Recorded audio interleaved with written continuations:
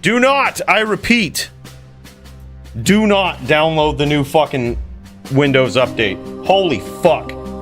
That thing literally trashed 2 fucking computers of mine. Like, if you start running, like, here's what it takes. Here's the trigger, in my experience. Run something in admin mode, and eventually, when I don't know what it does, but eventually your graphics card just fucking gets fucked. And, like, there you go. Runs your whole computer at, like, 1 frame per second. Like, it's so... Oh, man, it's so bad. Like, I don't know what they did. They're probably trying to compete with China about something now. And fucking holy shit. Yeah, it's so bad. Like, it happened before I fired up the stream, too. I was like, okay. I had, like, multiple versions of D2 going. And I was like, alright, no worries. We'll just give it a little bit. And then, shit, dude. As soon as we fucking bring up, like, something else that calls the video card, bam, that's it. Just to hopefully, like, I'm just gonna exit out of this just in case. Because holy shit, man. They better fix that shit. It is bad. It is bad. Alright, let's try this again, shall we? Let's try it again, man. Let's get in there. I hear some fights. I hear some violence. Oh, shit. Yeah, I hear it. Alright, let's get in there, man. No time for dicking around.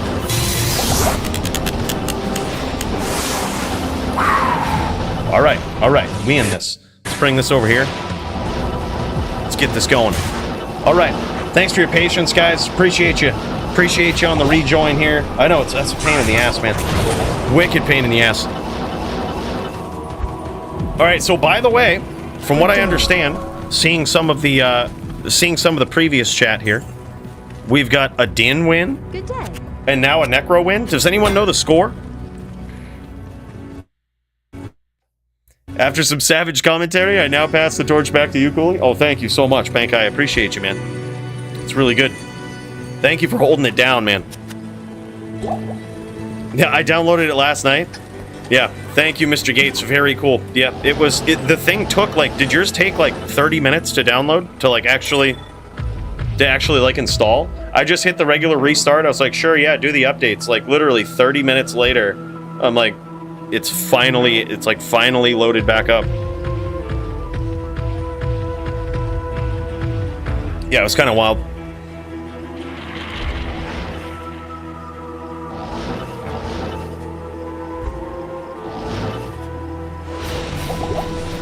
Alright, here we go. I get daily glitches on all apps on my PC. Yeah, it's crazy, man. Like, I think the trigger is running something in admin mode. And calling the video card. Like, it's, like, calling it on with, like, background processes, too. I think that's what it is. And it would make sense, dude, because ever since, like, the DeepSeek thing that's going on, it would not surprise me that Windows or Microsoft and, like, so many companies are just panicking. And they're like, all right, well, we got to do this. And they're gonna fry a bunch of shit. And come to find out it's just some big sham from a Chinese hedge fund. Like, go China, wrecking the United States from their own pride.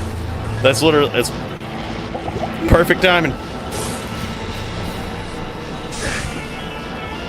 Yo, what's up, Paulie? Hey, good to see you, man. Holy shit, look at this. You know what's really impressive about this so far?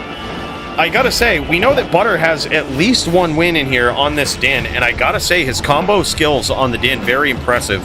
Like, he was very impressive on the Barb. But on this Din, dude, it's a whole different type of chain on the Din, right? It's, instead of just getting the telly lock, right, and recentering the cursor, you gotta do that, but you've also gotta set it up with a smite, comboed FOH, perfect timing, on top of recentering the mouse, right? It's pretty crazy. Let's see if we can cut over to Butter's point of view here. Let's check her out. Good old Din violence, man. You really can't beat it.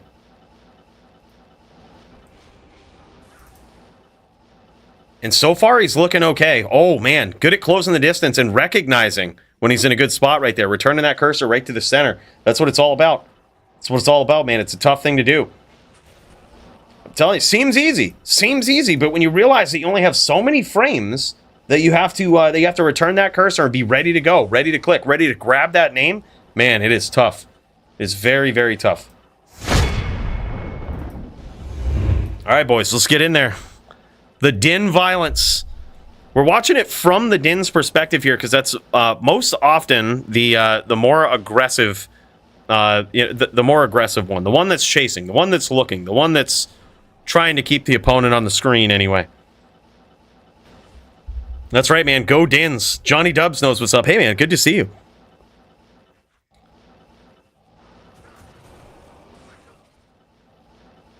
Oh, I think so too. In this particular matchup, the Barb would probably be a better one to bring to the table, right?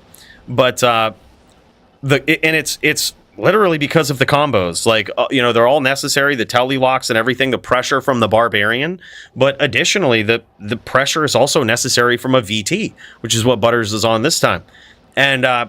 The pressure is different on a Din. It just, in a very simple sense, involves more clicks, right? It involves more clicks, therefore it's harder to do, right? It involves the precision, the timing, everything.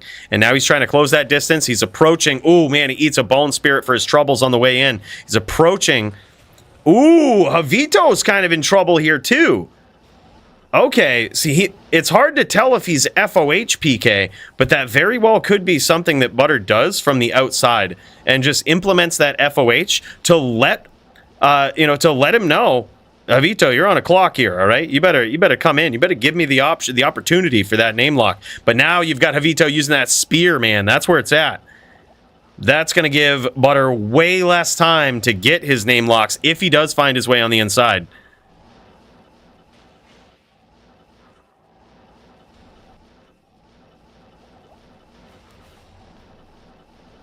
Nail biter here. Anyone know the score? I know that we kind of got clipped by the Microsoft update here, but I know that at least Butter has one, and at least Javito has one. Yeah, incredible spears. It's so powerful to get good with those spears, right? Start aiming them, right? Get good at predicting your opponent. Get good at up spearing even sometimes, just because the spears are so quick. Right, and most importantly, with a good, well-placed shot, they can actually pierce through that oak. Oh, man, a little close for comfort there from Javito. I love that Javito is not using the teeth here. He's turning this into a duel. He's turning this into a duel. This is a skillful duel. Much respect for Javito here. Oh, beautiful spears there. A nice lock from Javito. And there it is. I believe it's at least 2-1 in favor of Javito here. 3-1 now. Okay, thank you. Spear only is great practice versus Smiter. You miss, you dead. Yep. I honestly think that that should kind of... That might have to be the case. Right? Like, I think it is actually a way more fair matchup. It's certainly a more fun one to see when the Necro goes spear only. I think it really balances the tables a bit. Have considered that for this matchup. But this is also one where, you know, theoretically, depending on skill level and all of this stuff, and these guys, both of these guys are in the top 5, so it's pretty equal skill level. But, you know, sometimes depending on the skill level, you can actually use that use it to balance a matchup. You know, if someone's really good on a VT, someone's new on a Necro, unknown, or maybe even bad, you know, you can kind of give them that advantage. Like, by the very least, you can spam, you know. It looks like these guys, thankfully, these guys have done the mirror, all right? And by the mirror, I mean the FT3 mirror, Necro V Din. All right, let's kick over to Butter this time, or I'm sorry, to Javito, and see how this guy looks on the Din. See if he can do a better job. See if he can get that 3-0 on a VT here to really solidify this one.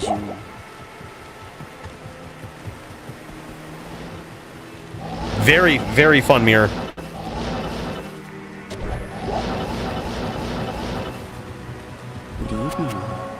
Oh, I think so too, Sound. Like, I think that's... It seems like a pretty fair way to do it. Like, in the DFC in general, like... You know how we limit certain things in certain matchups, like Shadow Master versus, you know, Barb, Din, and Druid? What if, like, we extended the gentleman's courtesy of the spear only to, like, other very, very bad matchups that are still pretty good for the Necro, but they're, like, way more exciting. They encourage better, like, more exciting up close and personal fights.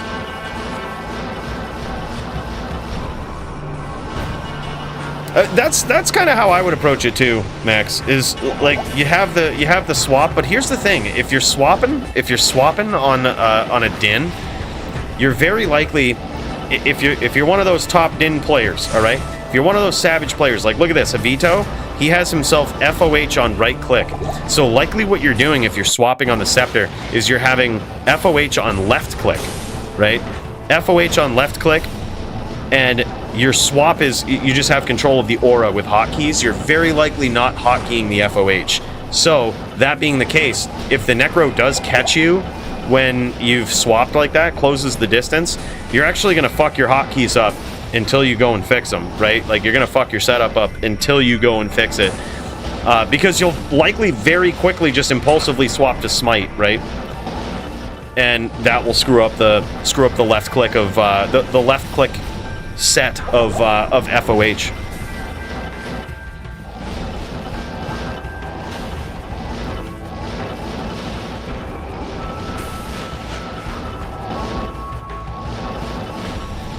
Oh, for sure. Yeah, and I think it all depends. It really all depends on the opponent, the skill level. But even so, I think in this matchup in particular, that could be a thing. Like spear only. A little bit of audiological glitches here. Don't worry about that, Bill. Bring it back. Just bring it back, Bill. Yeah, don't want to blow no eardrums. All right, don't want to. No, that sort of thing didn't sound like a Windows update. All right, that sounds like that happens in Discord all the time. Windows update is immediate, and your whole system runs at like 1 frame a second.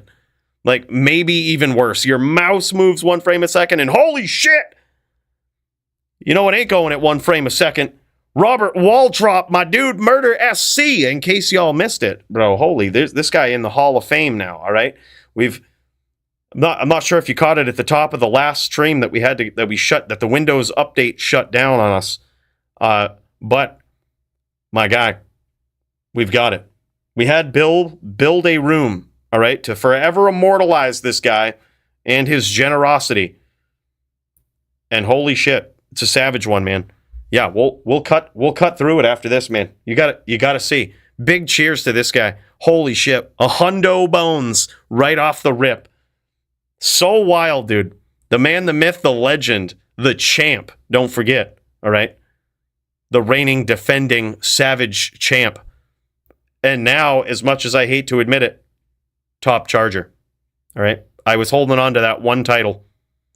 Beautiful chain there from Javito. This is Javito's home right here on a Din. This is where he feels comfortable. It should be somewhere around 9, I think, Max. Somewhere around, like, between 8 and 9. Holy shit, man. Another 50 drop. What? Holy shit. My guy. Wow. Dude, somehow, call me a savant, all right? I knew you were going to be here, Murder. We ain't even fucking around. Like, I was wondering what to bring to the stream for, you know, effective special cheers, right? We didn't fuck around. We were going to go with coffee, and then I said, Murder SC is probably going to be here, and regardless, when I see him, we're tipping one back with the maker's mark, man. We ain't dicking around. Big cheers to this guy. Thank you so much, man. 150 bones. Holy shit. Look at this. Javito has scored some nasty hits here. Likely some of this has come in from a little bit of open wounds, maybe a little bit of harassment from the FOH, but regardless, Butter in trouble, dude. Butter now is probably about 10%. Javito is very patient on this Din, man. Extremely patient. And now Butter backing off, doing these long range bone spirits here, trying to trap his opponent. Backing off, saying, okay, those locks are nasty. The timing is there. Holy, that was another close one right there. Butter teleported off, and that bone spirit was headed right for Javito. Hard to tell if he actually got out of critical range for it to connect, or if it just missed. But regardless, that was a scary one. Those bone spirits hurt, man. And now the problem is here, I think Javito, I was going to say, I thought he might have been out of Oak Sage charges there, which is really bad because that Oak Sage pays some big dividends. It is MVP for a lot of matchups, right? Sorceress loves Oak Sage because it just blocks shit for you. And in this matchup right here, it blocks those bone spirits that are coming in, right? If you make a bad telly, or hell, even if you don't make a bad telly, even if you're just coming back up from across the map, you don't know. You could have, 100 bone spirits just waiting right there that you're teleporting into. And it's something that you've got to be careful with. Oak Sage gives you a little bit of survivability if you just teleport into one of those. A little bit of lag there from Javito. He's looking to wait, be patient, wait for that ping to settle down a little bit. Beautiful bone spirits there. Nice little trap from Butter. But holy shit. Yeah, all right, Robert, you got to check this out, man. Bill, bring them through it, all right? Just bring them through it once, all right? Just let them know. Let them know what's up. We just got to let them know. Actually, hold on. There's something. I just noticed this. 1 second. 1 second. Hold on. Y'all can't. Dude, this Windows update fragged a lot of shit. Like, y'all probably don't hear any music going on right now on the stream, do you? Like, this. Holy shit, man. This is wild. All right, here we go. Now she's back. Wow. Holy shit. Windows update. Don't do it, man. You know who will never be in this little Hall of Fame? Fuck Bill Gates.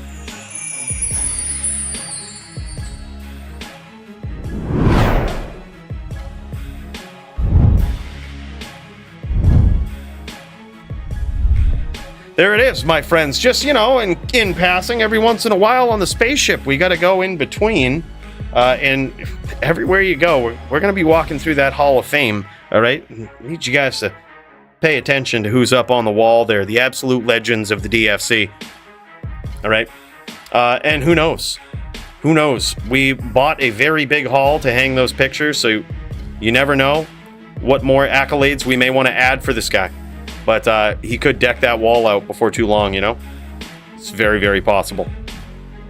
Main point, big cheers to this guy. Thank you so much, man. Really appreciate you, brother. Damn, son. All right, Butter's a little scared here. Butter a little scared. Throwing those bone spirits. He says, we ain't fucking around today, bud. I think he's got. I think he realizes. He says, "All right, Javito is nasty on this, as we know. I mean, we know these things, right? Javito is friggin' wild. He is friggin' wild on this Din. Damn, son, and those bone spirits are so unforgiving. This is the hard part in this matchup in particular for the Din, is that the Necro can just do this, right? They can just kind of stay. Oh my God! And Javito catches him. There it is, man. That's exactly what he needed. Because that right there, that is going to tie up the score. Okay, that's gonna make it so by the very least, now they both have a win on the Din. All right, that is the one thing Javito wanted right there. He didn't want this to go 0-3. But yeah, that's what the Necro can do, is kind of kick back and throw those bone spirits, and it's very, very hard. It's like the Din is rolling the dice every time he tries to close the distance and get in to exact some Din violence, right? You're rolling the dice, and 9 times out of 10, you're just one of your Oak Sage chargers are just going to eat one of those. You're probably not going to get a good name lock, and the Necro is going to rinse and repeat, right? So it's very hard to catch them. A lot of times you'll see players do some CT chasing. That's what I like to call it. It's where you bring up the C or T character character or skill tabs so that you can really cover a lot of distance. But the danger with that is, if you're not really paying attention when you're doing that, it's harder to see exactly where you're going. And if you're not paying attention, you could be teleporting right into a Bone Spirit train. So it's a little risky. But it certainly allows you to catch up, to catch the Necro so before they can really set one up, right? Give them the least amount of distance. And theoretically, when you do it well enough, when you do it aggressively enough, a lot of times the Necro will just change how they're playing anyway, because they feel as though they can't get out of it, they can't escape you. It's a different way to, it's certainly a very hard way to push the pressure on a Necro and get them to play different, but can be effective. Damn, Javito was going for that second lock there. Sneaky. Try to be sneaky with it. Butter just broke it as he teleported just far enough away from his screen where he couldn't stomp him. Yeah, this is the home for Javito, the build that made him famous. The VT, but he's also very good on a hammer. Then this guy is very well-rounded on a din. In all of the light magic of the din, this guy knows it all, man. Very familiar. And now he's being patient. He's noticing the absolute asinine amount of bone spirits being chucked around. He's being very patient. Just waiting for his way to get in. And now we see Butter using those spears, man. That is actually a clutch move. That is a clutch move. That's going to be what... Oh, man, and there it is. The IBS finish. Holy shit. IBS. So what it looked like there in the IBS finish was that the Din just had a violent bowel movement and shit himself. Well, while you might confuse that with IBS, what IBS really is invisible bone spirit. And this happens with all skills when you're far enough off screen or off the map of your opponent, and your opponent doesn't theoretically load you casting those spells. They also don't load the projectiles, right? So, but they're still there. They're server-side projectiles, so they're still there, but your opponent can't see them. And that's basically what just happened.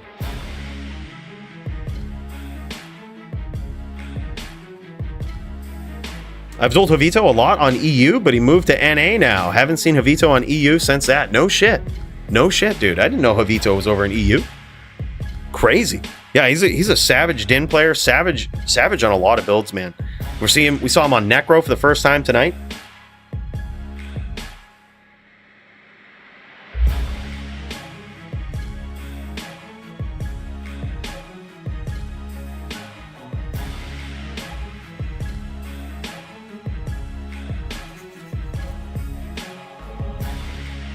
He's in fucking Patagonia or something at 400. Holy smokes, yeah.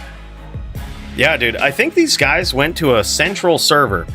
They joined the Primo central server, I think. Anyway, I saw some gold being made over in the corner and was like, yep, this is probably the Primo game. Primo just always coming in clutch, dude. Making a central game for people playing from all the way across the states, which is really cool. But you know what he also does in these games is he gets, I believe one of his children, the one that's grounded. All right, what he'll do is he will just make, the punishment is he has to make gold for everybody. So that's what he does, and the entirety of BattleNet benefits from it. That's only what I could guess. That's only how I could guess he's doing it. Very consistent. oh, okay, all right. Oh, that's what it was. Oh, okay. Yeah, the gold bot broke. Vendor got reset. Sag, damn son. Damn. Let me see if I can find you a grinding weapon. If I can fire up D2 without Windows denying me.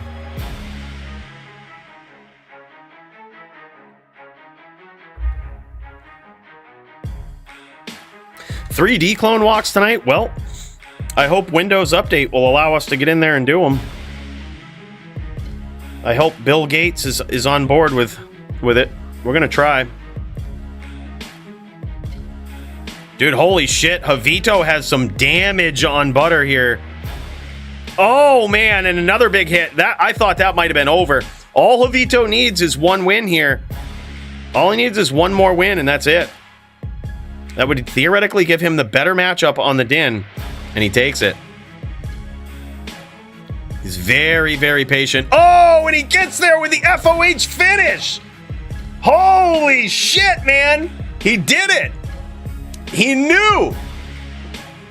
It's funny because when we last saw the life total check from Jovito's side, it looked like Butter was at somewhere around 20%, right?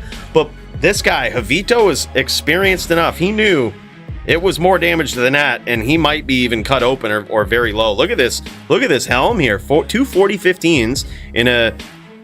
No, one 40-15, one 15-15 in a 220, two open socket helm for the Din here. And it also has DR7 on it. Like, that's a perfect roll. Very good versus the Sin. Oh, and a 65, 112... 100% perfect spirit roll. Holy shit, that's a really cool one. That is a sick spirit, dude. This guy has made some moves, some upgrades. He has a very interesting versus Necro setup. Thank you for showing this off, Jovito. That is crazy.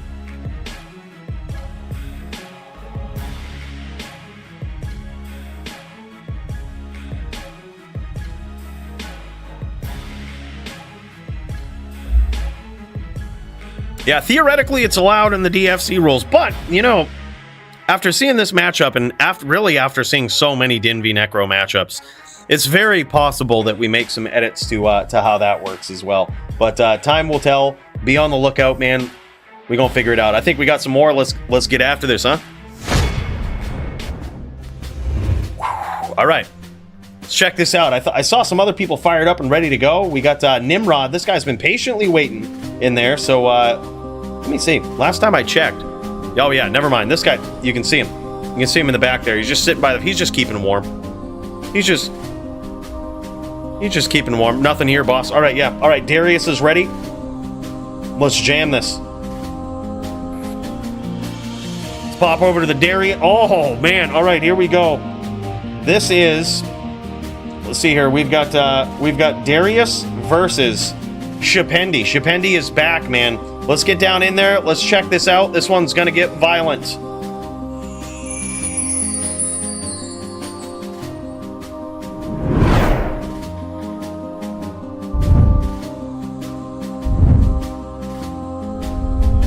Absolute legends right down to the wire here. And now we're gonna see two legendary people, shpendi back in the mix here, going up against Darius. And damn, son, it's now 1-0 in favor of Darius, it looks like.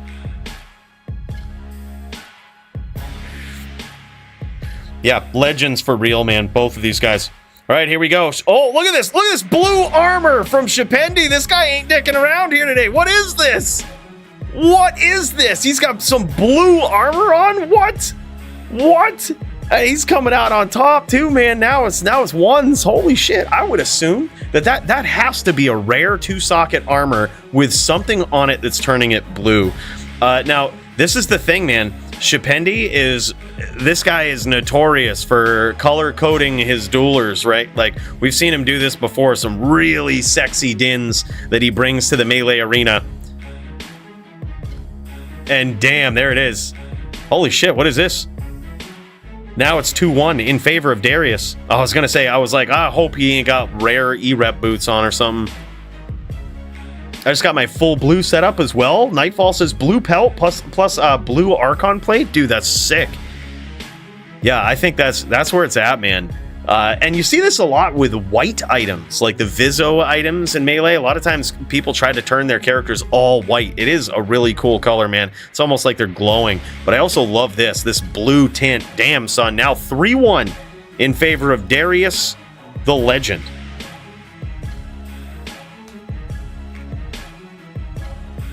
Coach and buddy fighting to the death? Hell yeah, cat.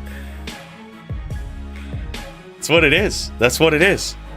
It's like Doc Lewis going in there, training mode. But this time it's for keeps.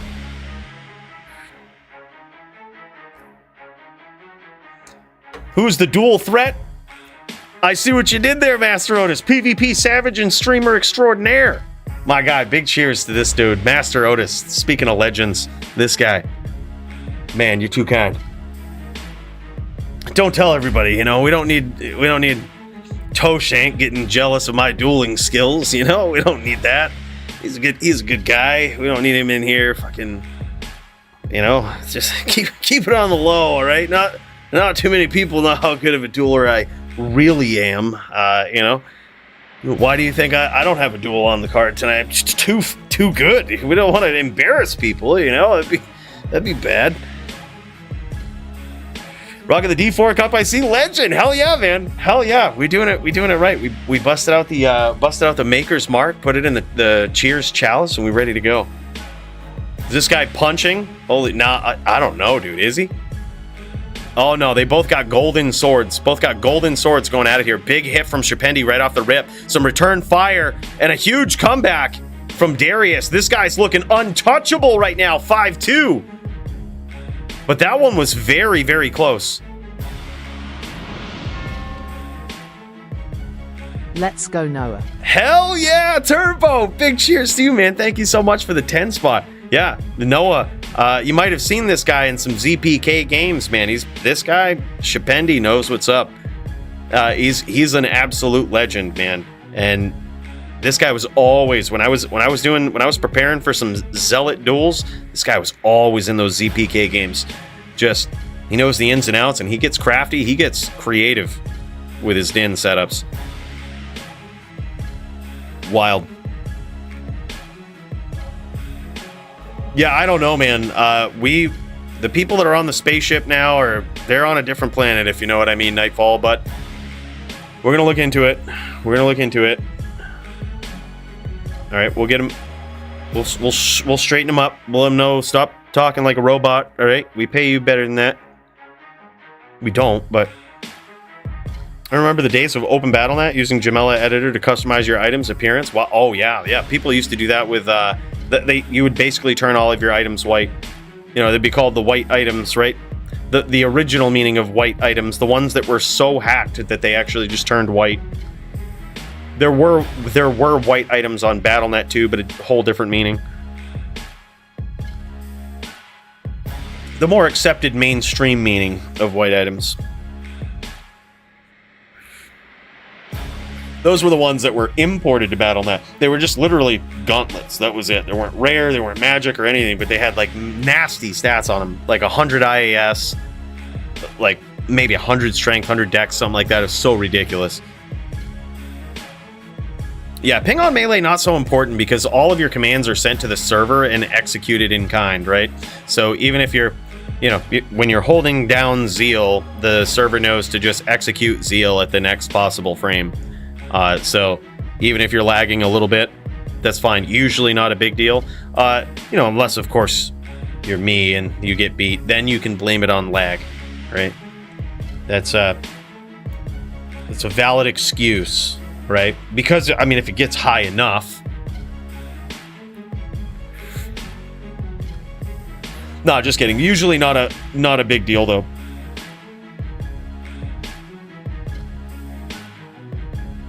Why play on the legacy? Probably it may be. Look, people do. There's a couple of reasons. Could be just to show off the look of the din, right? Sometimes the accentuations of the graphics, of the cosmetics of the players are actually more accentuated on classic and sometimes look better. Like I would argue armors like Twitch Throw look a lot better on classic than they do on like look at this. This din looks way more savage on classic. That's probably why he's doing that.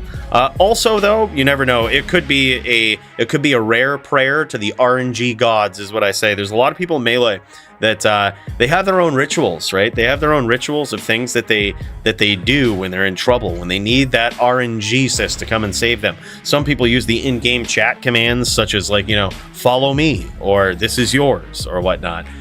You know, and they'll do that and hope that will bring them some RNG peace, right? Hope that it will bring them in the good graces of the RNG gods. So it could just be a trick that he's using for that. You know, a lot of people have different rituals that they do. But I would think it's probably to see both of these characters in legacy graphics, which, agreed, both of them look pretty savage. And by the way, for such a ridiculously powerful start from Darius, this is now tied up between these two. These guys absolutely tied up. It is now 8s. This is crazy.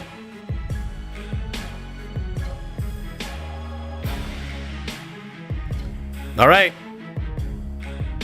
Shpendi off to a great start. Both of these guys, it's neck and neck. Now Shpendi, for the first time, is pulled ahead in this melee match. Yeah, exactly. Exactly. Click that chat, Gem Max. That's what it is. America and I are ready? All right, GG, man. We'll kick right over after this. Shpendi trying to get the finish, but Darius, he says, to hell with that, man. It's now 9s. It comes down to this. What shall be the final round in this ZVZ match? 9-9 right now. Epic. If anyone's placed any bets on this one, the only bet that's really coming true right now is I actually bet we would be shitting our pants over this duel. And that one certainly is coming to fruition. And here it is, the final round. Big hits early on from Darius. Return fire from Shpendi. And there it is. Darius solidifies the win. Holy shit, what a close duel. Yeah, we gotta check out this gear, man. Blue armor and everything. What is this? I think this one was a matchup of style points. Darius might have taken this, all right?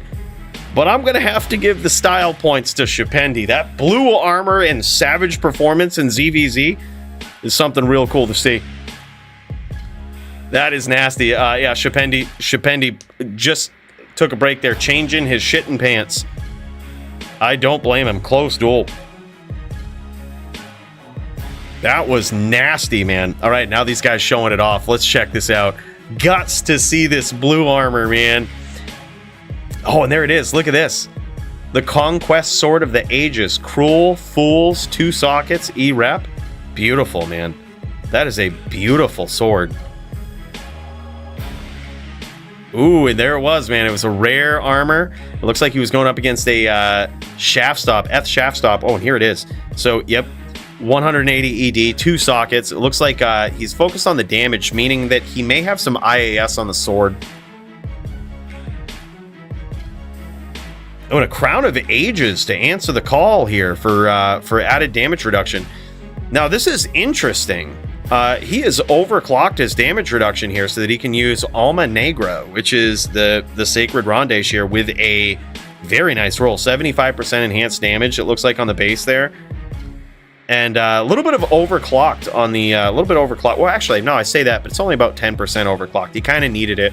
30% on the shaft stop, 15% on the belt, and he's got the Crown of Ages with a couple of jewels in it, meaning that he hasn't put the bear runes in there. He's just relying on the 15% from Crown of Ages.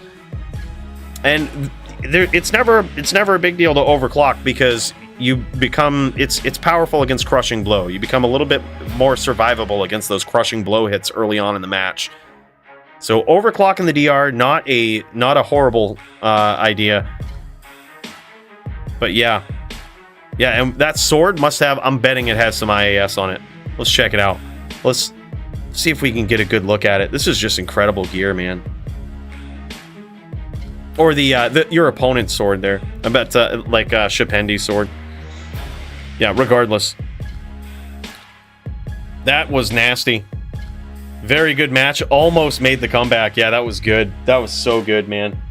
G fucking G. Well, boys, let's get over there. It's America versus Nightfall. Holy shit. Let's check it out. Looks like these guys ready to throw down, and we're ready to check it out. All right, so this is Nightfall versus America. And also, we didn't really talk about the sort of Ghost Druid changes here, but this should be an interesting test of these new rules. So, to give you the cap, it used to be that Druid block was limited to 50% versus barbarians, and that was its only block limitation. But now, Druid block in general is also limited to 30%, with the only exception being versus Zon, which is something that also the Sorceress shares on her newfound block restriction. So, this could potentially give the Barbarian a better shot in this matchup. Certainly more of an FPK style matchup when you get matched in the DFC. But you never know, man. Historically, this has been a very tough match for the Barbarian. And the more block you add, the worse it gets. And I can attest from someone who absolutely loves playing on the Brawler Barb in PvP. One thing, oh my god, a walk-off KO there from Nightfall. Did y'all see that? Holy, he's just sitting there, walk-off KO style, man. He just threw that NATO and knew it was gonna connect. That shit was wild. I say we go in there, we check that one out again, because holy shit. Let's go back to town real quick.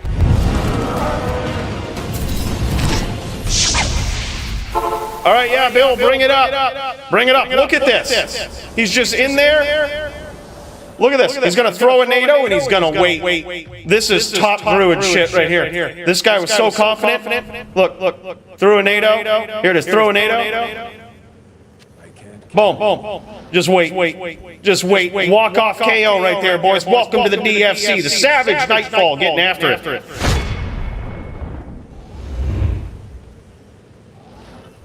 Holy shit. That was pretty ballin', man. Just threw the NATO and waited.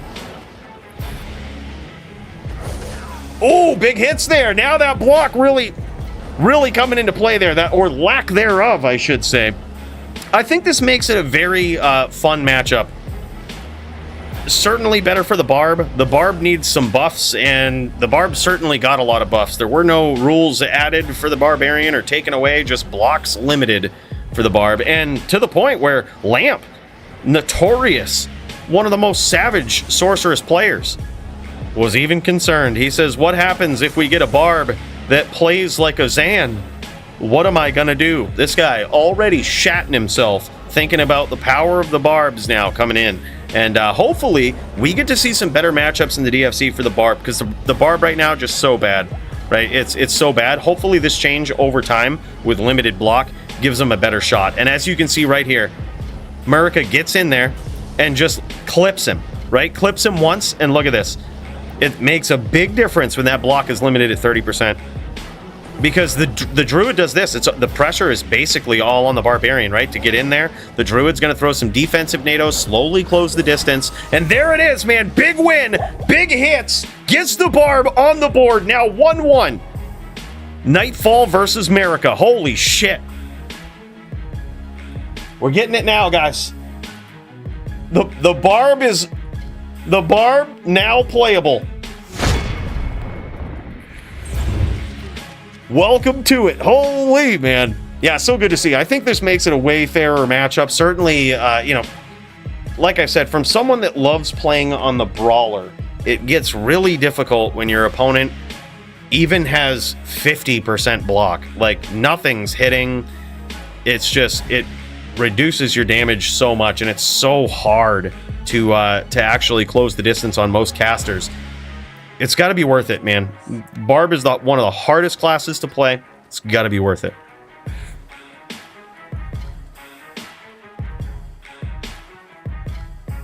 We want Jeff P. Yeah, free Jeff P.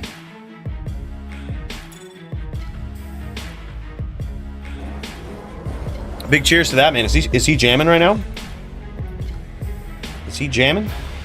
No, I don't see it, but I do see that SOB up in here, man. Newcomer to the DFC. This guy's got himself some matches tonight.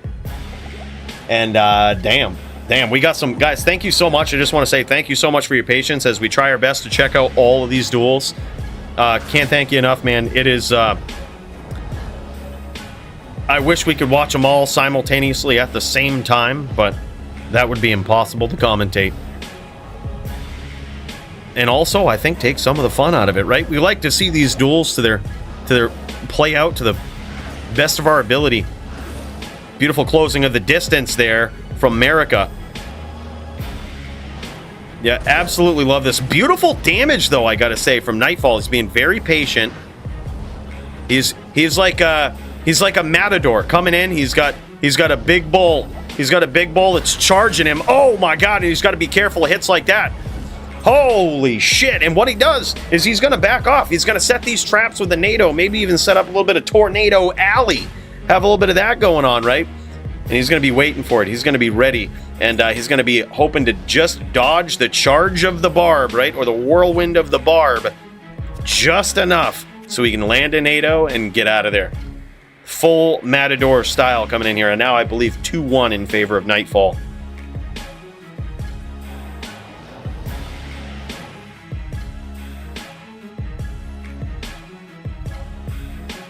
Oh, it's 2-1 for America?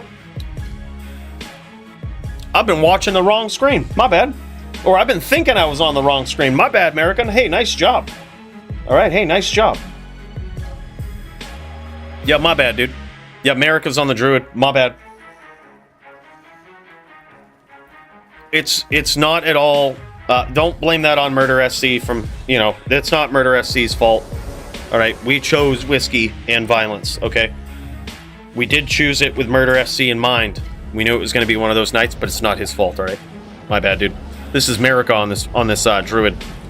So I gotta say, this is the first time in a while, then, that we've seen Nightfall on a barb. Very impressive, very cool. This guy has the skills to play on so many classes. The skills, the abilities, the items, the setups. This guy's got it all, right? And it's rare to have that and also have the capability, right, to go in, know the mechanics of each class, know how to duel on them, and that's certainly what you see here from Nightfall. Nightfall is the one on the barb. My bad.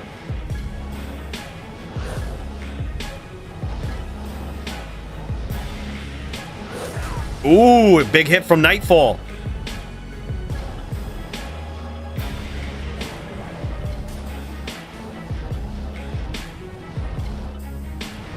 Yeah, I gotta say, man, it's hard to solve the problem for all the problems of the barb. I think when we got the FHR changes that came with, you know, they came in patch 2.4 for this game.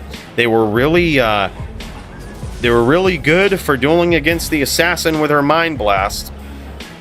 But for many other classes, the Din, the barb, they lost some crucial pieces of stun that used to put them on par with A tier, if not S tier duelers. And now we've lost that. The Din no longer has the stun from Leap. Leap has changed so much since the days of LOD. Now, people who are used to leaping on a barb in D2R here, you might not even be used to the animation of LOD. Back in LOD, you never had this mandatory leap height, right? You could do short little leaps that actually didn't take a lot of time to execute. And they looked more natural. They were a far better way to stun your opponent. We don't have that in D2R. We don't have the stun. We have what I like to call a gay leap, where even if you leap 2 inches, 2 pixels away, you're jumping 8 feet in the air. Strange. Oh no, granted, you could still do that in LOD. It was all about your cursor placement. You could still leap across the whole screen in LOD, but it would require your cursor to be placed across the screen. And then the barb would leap across the screen, right? You could still do it, but you could also have very short leaps, which was, you know, something that at least visually we don't see in D2R.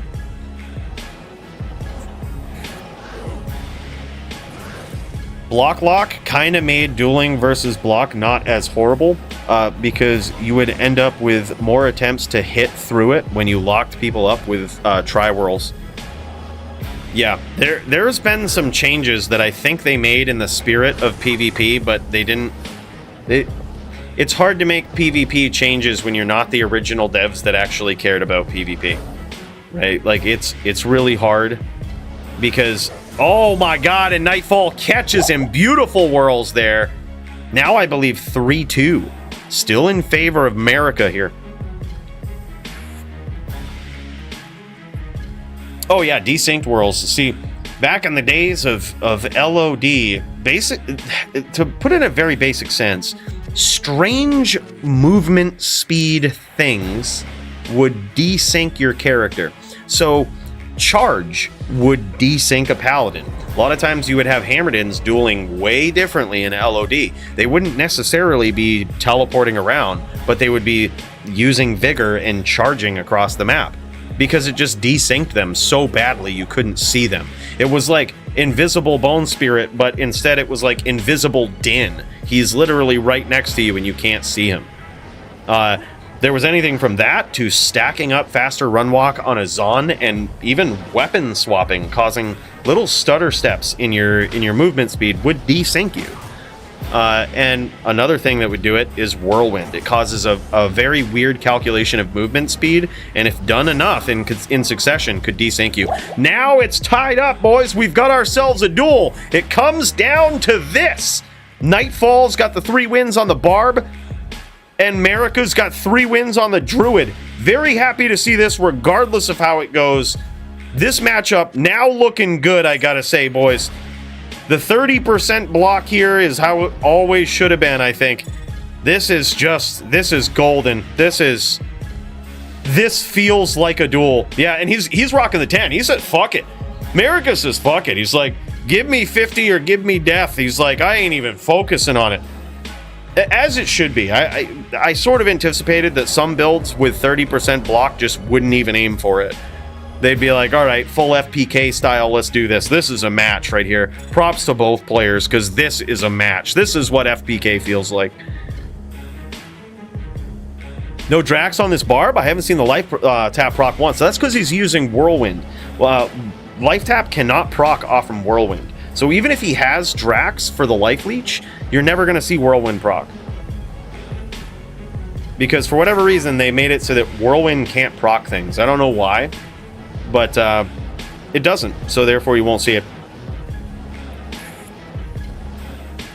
Yeah, and he could be using Trangs. The thing is, you don't usually have to worry about the cast frames on a Druid. They're usually pretty slow, but it appears as though, that being said, Marika has focused on the 163% cast breakpoint to stay very evasive, right? Oh, beautiful Tornado Alley from America to cinch it up. And there it is, 4-3, very close duel between these guys. Epic bout, man. Holy shit, good duels. That is a match I love seeing, man. That feels good. A little bit of a change we didn't talk about at the top of the stream, or I should say, in the other stream we did today, before Windows Update shut us down. You know, just how it is. All right, let's get in there. Let's check out some other matches. Big cheers to these guys. Savage match. Fucking right, boys.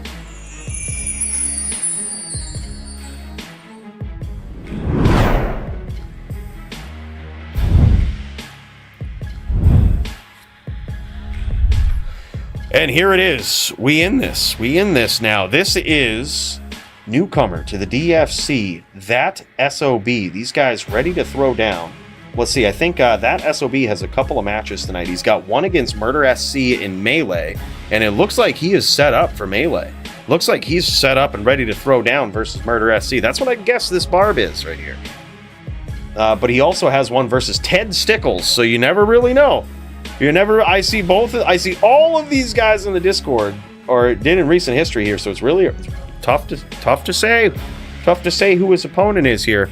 He could also be taking a shit. Could be AFK shitting. All right? You never really know.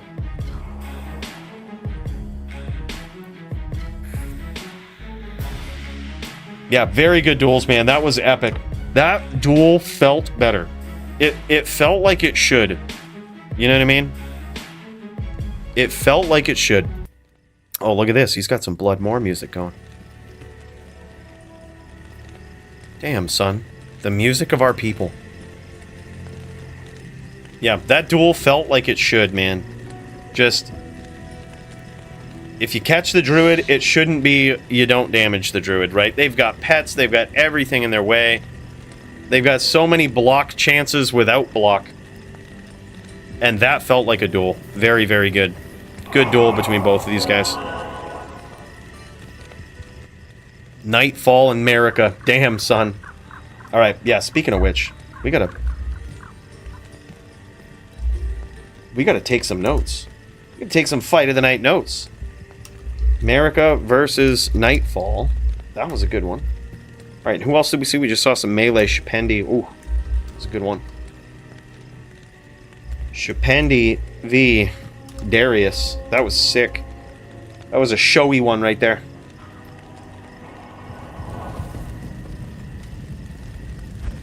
PvP on PD2 like a man. Yeah, mainly because I just like to keep my gear through seasons, and it's just whenever I make a huge investment in a dueler, I like it to kind of stay around.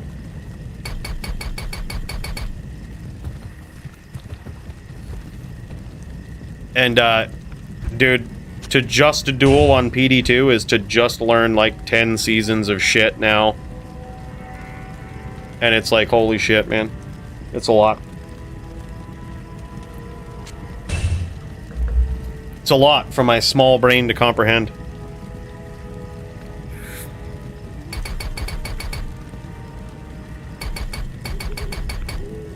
But I heard it's really good this season. I heard it's... Dude, you want to talk about a mod maker team that actually focuses on PvP? PD2. Like, these guys really do approach it in some way like the original devs who actually gave a shit about player v player. Like, that's nuts. I remember season 1, it was Mind Blast Sins versus Holy Bolt Dins. Those were the most broken things. PvP was in a weird spot then, but it was addressed. It was addressed. These things were thought of.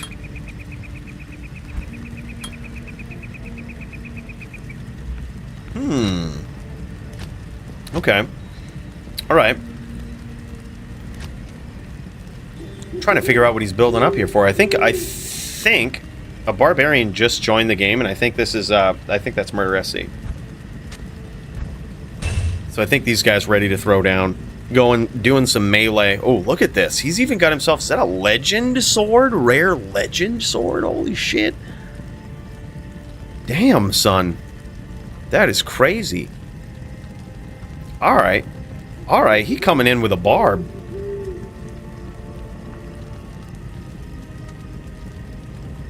Mind Blast pretty dead in PvP. Yeah. Good, I think that one was just asinine. In my opinion, Mind Blast should do no damage.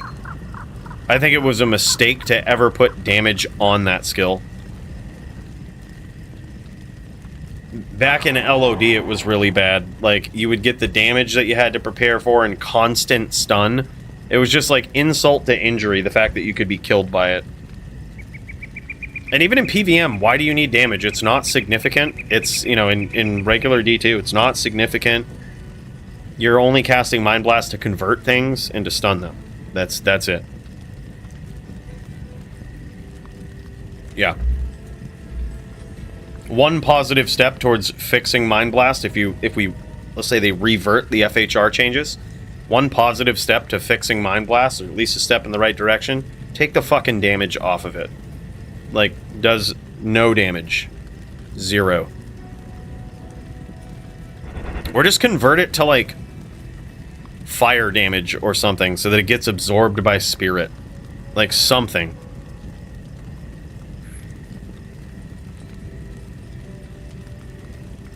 Yeah, I mean, it definitely can be IDR'd even still, but, like, it shouldn't have to be. Like, it's already a powerful and useful skill in PvP and PVM without it doing damage.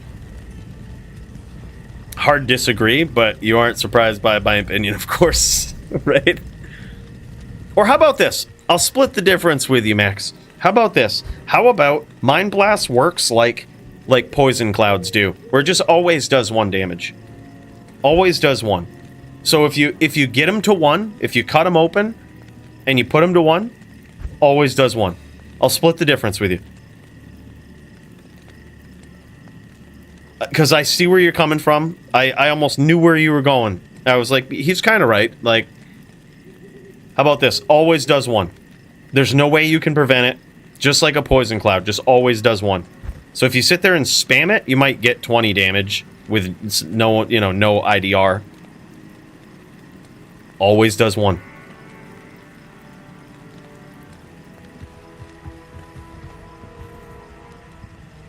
Yeah. Yeah, I could see that. I could see that. Always 1. Treat it like a poison cloud hit. Like, if you're an immortal sorceress and you're at 1 life with, like, infinite DR or whatnot, and you get hit by, and you walk into a poison cloud, dead. You will take 1 damage.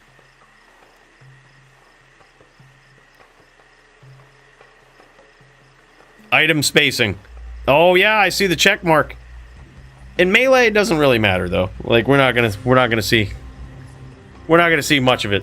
But I agree. I totally agree. Nightfall. What? New rules were fun. GGS. Holy shit! What a savage, my guy. Thank you so much, man. I appreciate that. I say, you know what? Let's get in there. Let's go through the Hall of Fame while these guys get this figured out. See what we're looking at. We got some cheers to do, man. Holy shit, that's wild.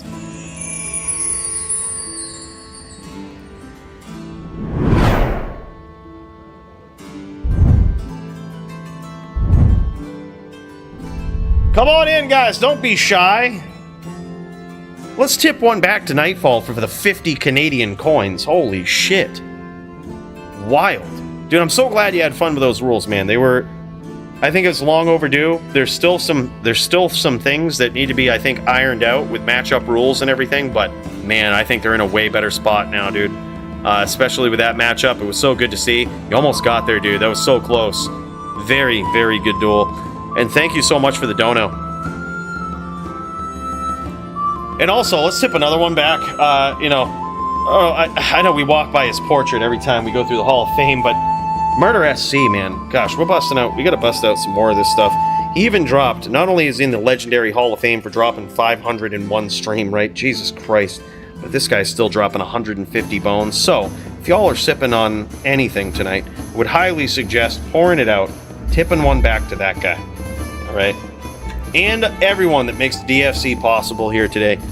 Nightfall. You guys are the shit. Turbo as well. Tipping one back for you guys. Much, much appreciated. Alright, let's check this out. I see Jeff P up in here. While we wait, I think these guys are still figuring out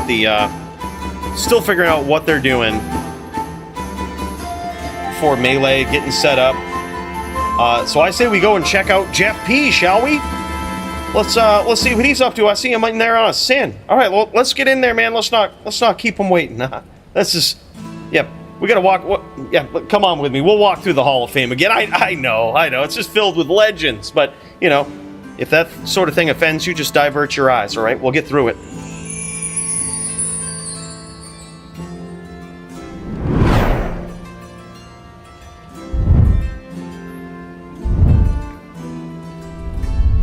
Jeffrey, there he is, man.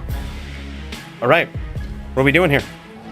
This guy on a sin. Now, he is going up against, I believe, Lamp tonight. Is that right? Am I remember this? Oh, yeah, it is. It's Lamp. New rules, too. And this is what happened with this matchup, okay? We'll kind of show this off a little bit here. Let's bring it in. Let's bring it in to the arena, shall we? Let's show it off. We'll explain this matchup as these guys get ready to throw down, because this one's pretty savage. All right, so this matchup in particular, as you can see, Lamp v Jeff P. Lamp on his notorious Sorceress, going up against Jeff P on the Hybsin, okay? Now, here's how it works. We set him up on a Hybsin. Even this guy is a legendary trapper, all right? This guy, FPK skills up the wazoo. He's a savage. But we put him on a Hybsin mainly because we figured, you might want to do that. The Sork now has the 30% limited block, right? So if you do have those claws, can close the distance, want to risk it versus a Blizz, could certainly be worth it. Getting in there, piecing them up a little bit, maybe cutting them open. You never know. But regardless, that is something that can happen, all right? Hybsin versus Sork, we're going to see how it goes. Very curious to see which one Lamp brings to the table, because the answer to that is if you really want to cut off the Juck fuckery with getting in there, cutting them open with a sin, you know what you can do now? You can make yourself an immortal sorceress, and that happens to be very good against sins.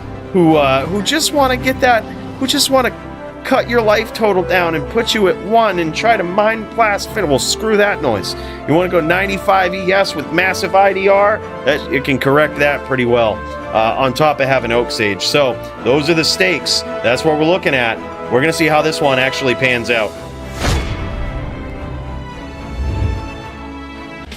Yeah, this is Jeff P's. He's probably still waiting for Lamp. Oh, okay. All right, thanks. Yeah, that's all right.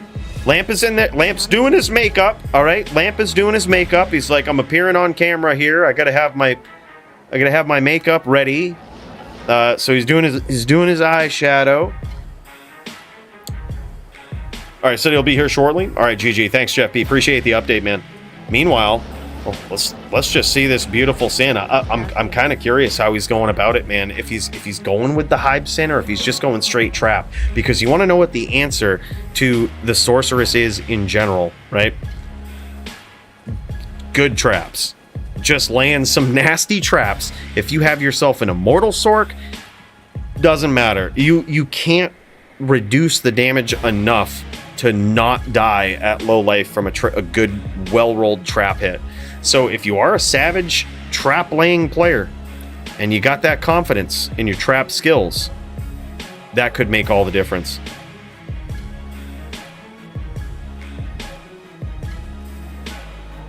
Yeah, now theoretically, this is going to come down to a duel of... It's a matchup of styles, right? How Jeff P is going to approach this is going to make all the difference, I think, to how Lamp plays. If Jeff P relies on the exquisite, beautiful trap-laying skills that he has, right? And the pressure that he can push from the outside, especially if he starts utilizing some nasty... Holy shit. Holy shit! Mooches, what? Bro, holy shit, dude. What? 499 bones and 99 cents. 1 cent. Look, we're gonna have to... Holy shit, man. That is so wild. My guy. Come on in, man. This is just nuts.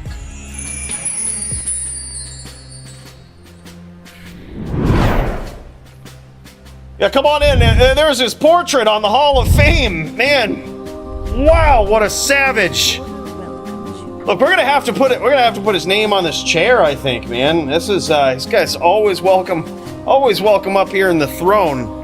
I don't know if the Hall of Fame's gonna be good enough, man. That's... Holy shit. Bro, thank you so much, man. That is so wild. Mooch is a very, very generous person, not only with these donos, right? That's almost beside the point. The prize support that we have for DFC and all of this comes straight from this guy, man. The nasty 320-20s, 40-15s, 25 small charms, and 451s. Guess who threw all those this way to give away his prize support in the DFC? It's all thanks to Mooches, man. I can't thank you enough, brother. This truthfully would not be the same without you, bro. Cash donos or not, you're one hell of a guy, one hell of a player. It's so good to have you here. You didn't have to do that, brother. Can't thank you enough. That's big. That's big. Thank you so much, dude. Big cheers. Let's jam it. Did I just see somebody join this game? Holy shit. Let's get down there and check it out.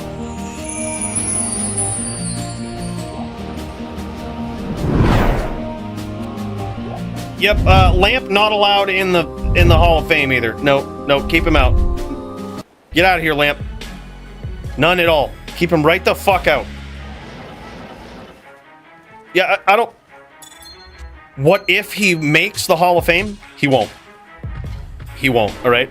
I'm pretty sure we would have to consult the rules already in place before that could happen. But let's say in the random event that he does make the Hall of Fame, he's still not allowed in the Hall of Fame, so he'll never be able to see it. So, I mean, it's just how it is. These are the things, man. We have anonymous donors. All right, that just have a big problem with that.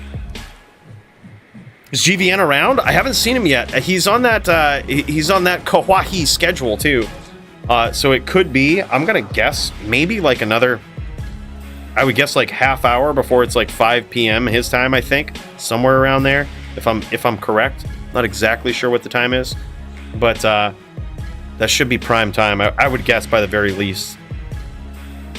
That's just me freestyling though. Not 100% sure, Murder. Holy shit, man. That is so wild, Muchez. Thank you so much, brother.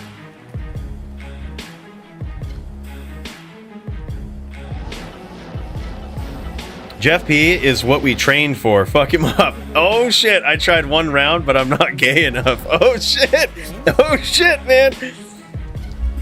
Let's go. He tried, yeah. He says, this is what we trained for. Going up with the lamp. He goes, he tried, apparently, I'm going to guess Wubbs tried to play like lamp for one round. Wubbs also a pretty savage cold sword player, if you haven't heard, all right? So these guys have been practicing. These guys have been training. He tried to play like lamp, but quickly realized he did not have enough gay to be able to pull it off. Yeah, did you do the short tellies? Were you attempting that? This Jeff P is an oddball from what I'm seeing. Uh-oh. Uh-oh. Oh my god, have you noticed what he's doing?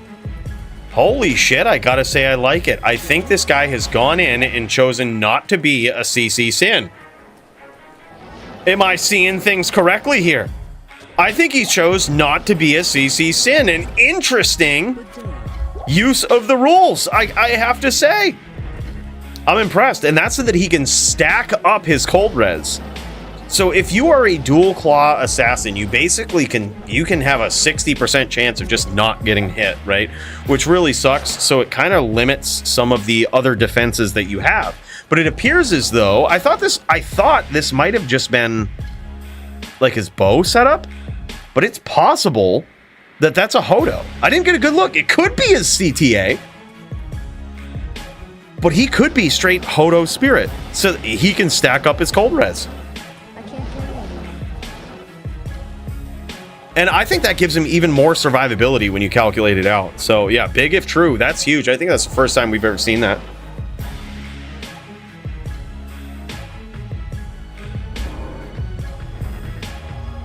Oh, okay. All right. No, that's his CTA side. Okay. And he also just flashed the cube with dual claws.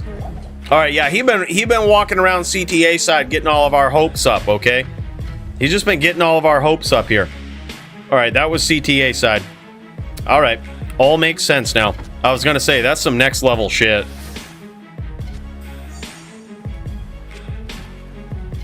Yeah, I mean, it's hard to tell. I think if your block percent is high, it's probably just better to rely on the claw block for the random blizzes that might hit you. And also, you probably want to abuse the new block percent of the Sork, right?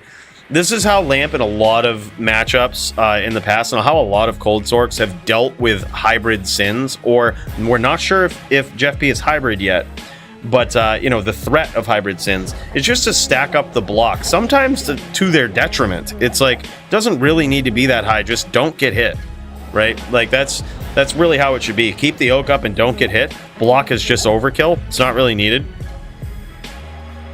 So this is going to be interesting. 78 ES. He's doing the ES, going with mana pots too. This is huge. This is huge. Lamp taking advantage of some of the new rules here too. Man, it's a great day to be a sorceress. Let me tell you, it's a different world out there in the DFC, man. It is very different. Let's pop over to Lamp's point of view here. Let's pop over to Lamp's. Oh, yep, my bad. He's got the stream on in the background, so we hear a little bit of an echo there. But damn, son. Oh, look at this. He's even got a little bit of a pre-buff ES stick in the inventory. Holy shit, man. Yeah, that's crazy. And he doesn't use the cube because the cube would take up the spot of a Grand Charm, which is essentially using to sunder things. I think he just muted the stream. All right, here we go. Yeah, so instead of using 4 spots for a cube, he's stacking the pre-buff orb Maras and Ring that he has in his inventory, stacking them up right on the side to maximize the amount of Grand Charms that he has. That's kind of crazy. Lamp taking advantage. What a surprise. Well, I'm curious, man. It certainly changes the matchup. I think this makes the matchup more enjoyable, regardless of what Lamp does here, whether it's, you know, ES with mana pots and all of this. I think not having block really just, it makes things different. It makes them very, very different. Oh, and he closes the distance there. Again, we haven't seen a whirl yet. Beautiful trap there from Jeff P. And a nice blizz from Lamp. And there it is, the whirl, man. Jeff P online with the whirl girl. Cuts him open. Now Lamp is in trouble. There it is, baby. Ooh, and he clips him again. That time, no cut. But damn, son, that is big. Lamp tries to teleport right back into his blizz there. Actually, beautiful play. It doesn't look like he has Oak Sage. It probably would make sense. Oak Sage gets blown up so easy in this. Oh, no, there it is. I was going to say, I could see him doing it, but it makes sense to kind of block some of the whirlwinds there. Like, by the very least, just having it to block those. Oh, nice traps there from Jeff yet again. Nice blizz from Lamp.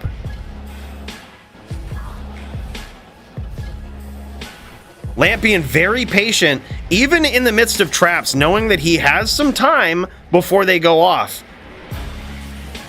Now trying to kite Jeff P into these nasty blizzes.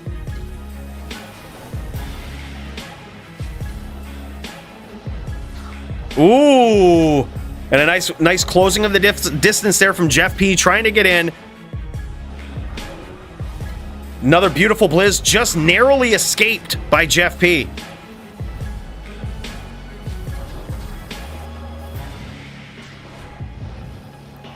Lamp very patient. Almost waiting for him to get froggy. Waiting for him to get froggy with these whirlwinds and not have traps up, right? That's what he's waiting on. He's like, all right, man, you want to bank on that? That's fine. Wisely, Jeff P sets up some traps before he goes in for the whirlwind, trying to take advantage of how patient Lamp is being here.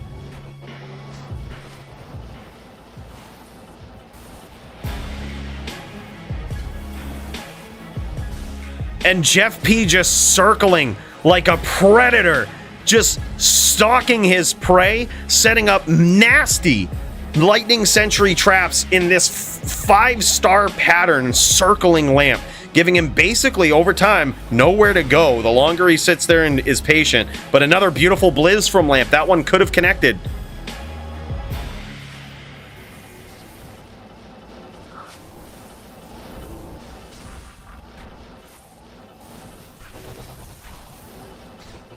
That one certainly did.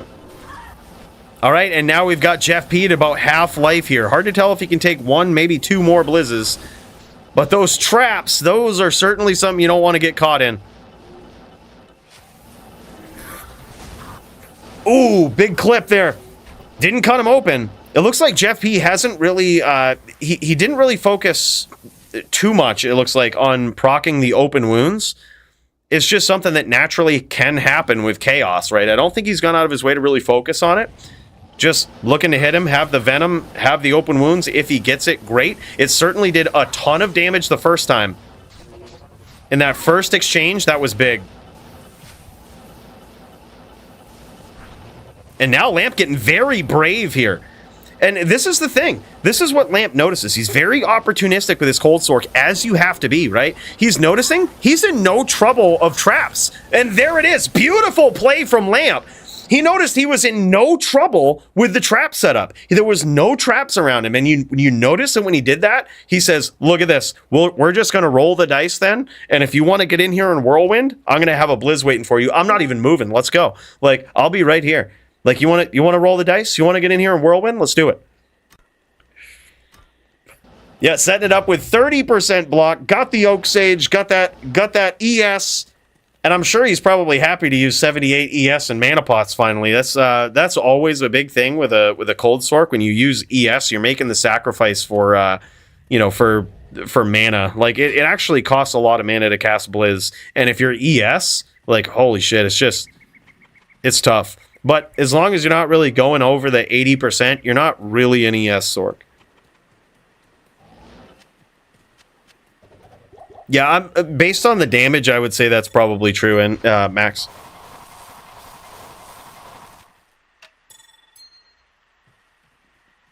I thought he would too. That was an incredible start from him.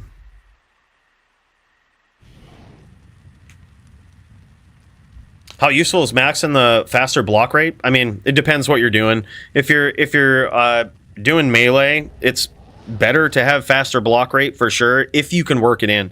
A lot of times it's hard to work in though because you have so many breakpoints in melee, like breakpoints that you're trying to hit from DR to IAS to defense and AR, that it's hard to work block rate in there too. But yeah, the more the better. And an early hit from Jeff P, that is going to do some serious damage there. And it looked like another one. He might have cut him open again. Yeah, every time. No, that was once. So it looks like every time that's going to do about 1,000 damage almost. There it is. He hits him again. No cut, though. Now Lamp at about half life.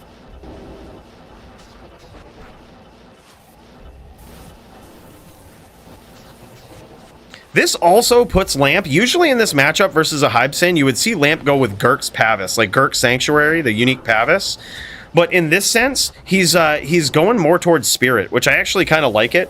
Oh my god, cut him open that time. He's going to one, boys. He's going to one. Now here's the ultimate finish. He could actually get Psychic Hammer finished. Nope, unfortunately he can't. Actually, he's got Spirit. That has 8 Magic Absorb. That'll make it so he can't get Psychic Hammer finished. So forget that. But regardless, now Lamp at 1.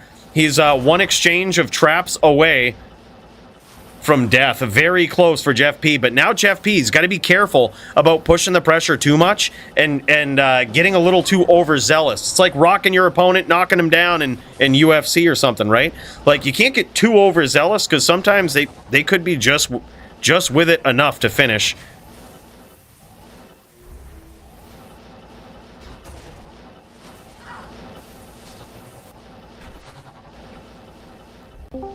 Damn, son.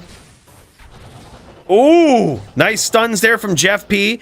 Lamp drops a Blizz as Jeff P was kind of standing flat-footed, but Claw Block for the win, man. Just isn't able to get it off. Isn't able to really do much there, Lamp, with that perpetual stun of that Mind Blast, just locking him out from whatever he's trying to do. Now it's on Jeff P to land some nasty traps, though. He's got him low enough where if he does this anytime soon, where he catches him in like some array of traps, it could be over for Lamp. But I think that's the play. As crazy as it sounds, right? Like that you should get in there with a Whirlwind. Sure, if they're 1, I think you should probably try. But now Lamp is going to say he's repped back to like 300 life. So Whirlwind at that point may not be the way to finish, but at least to try to get him back down to 1. Yeah, damn, son. 2-0 in favor of Lamp so far. Yeah, and he doesn't... It looks like... I think he just flashed his IDR there. Doesn't actually have much. Yeah, 40 rep life. Perfectly fine. Yep. And it looks... Here's the reason. People overreact about 40 rep life on a Sork. You're either 1 or you're not, if you're ES. The rest of your life doesn't matter if you've really focused on ES. Like if you're 95 ES, if you're either above 1 or you're not.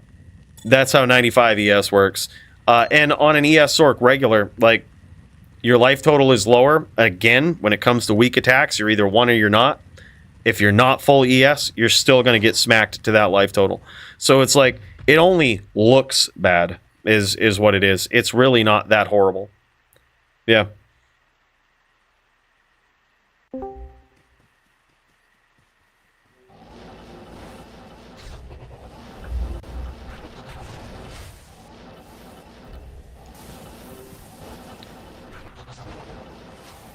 Crazy, dude. Jeff P trying to get in there. Ooh, catches a Blizz for his troubles, though. And Lamp gets away scot-free, just standing right in the middle of the moor saying, look, this is my arena, baby. Come on in here, try to take it from me. Beautiful blizz there from Lamp. He's getting quick. He's getting quick at finding the name, dropping it and popping it, dude. Then just getting out of there. Nice traps from Jeff P. And a hit, but no cut. He's not bleeding. These blizzes are very well placed, though. And Lamp actually goes out of his way to try to drop a blizz not necessarily on his opponent, but below them.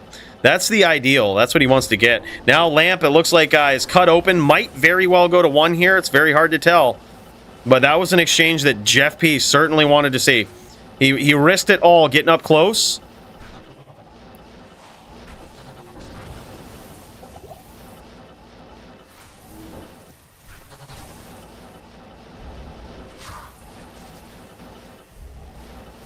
It's also possible that with a very high trap roll here, that Lamp could actually die at 300 life. It's possible. It would take a max roll on this and possibly multiple connections. There it is again. Now he's going to 1. Now Lamp is going to 1.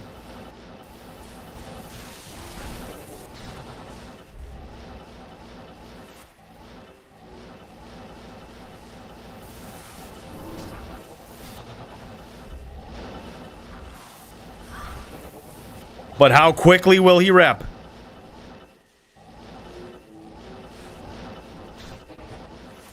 Ooh. Jeff P narrowly gets out of the way. Let's cut over to Jeff P's standpoint here. Check this guy out. See how he's looking.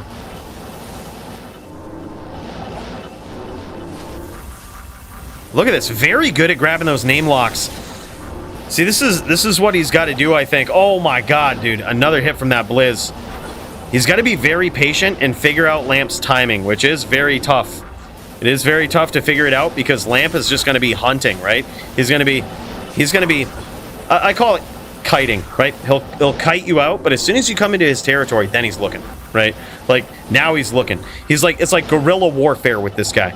He's kiting you out of your traps, and then after that, he's going to be hunting, and he's so quick at dropping that blizz right below where you're at. Oh, man, beautiful play there. Beautiful play there from Jeff P. Almost got him. Oh, man, and he gets hit by another blizz. Jeff P is in a lot of trouble here.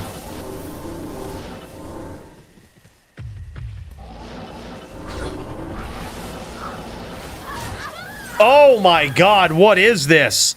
Holy shit. Clips him with that whirlwind and gets caught with that blizz. Damn, son. The cold shield killed him? Yeah. I was going to say, I actually, it didn't look like a blizz. I was like, was there just a blizz waiting there? That might have been cold shield, yeah. Deflight him? Yeah, definitely could do that.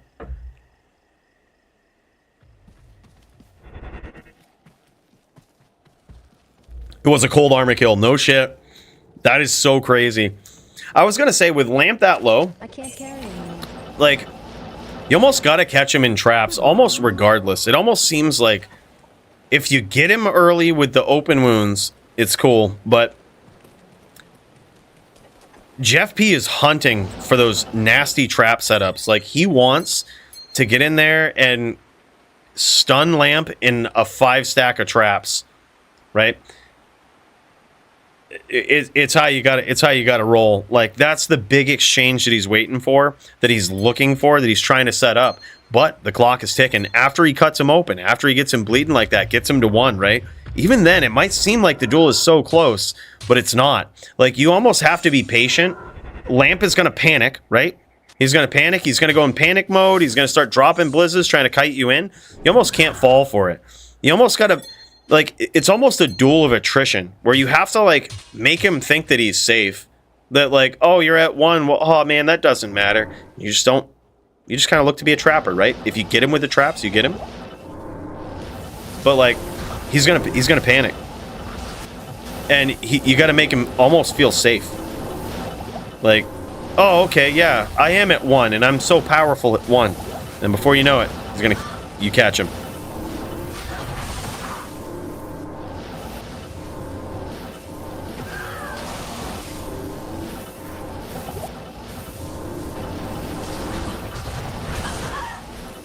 I'm not sure why there's no fade.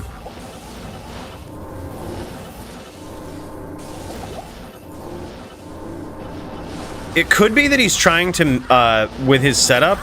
Oh my god, beautiful play there from Jeff P. Beautiful aggression, gets him. It could be that he's set up his build where his IAS breakpoints aren't necessarily, He basically, he must have a setup that requires him to have burst of speed, because he does have a lot of charms in his inventory, which I'm only assuming are cold resist charms. So he's meeting his cold res cap with charms instead, and relying on burst of speed to hit certain IAS breakpoints, which could make sense, especially if you're on like a, you know, if you're a whirl girl.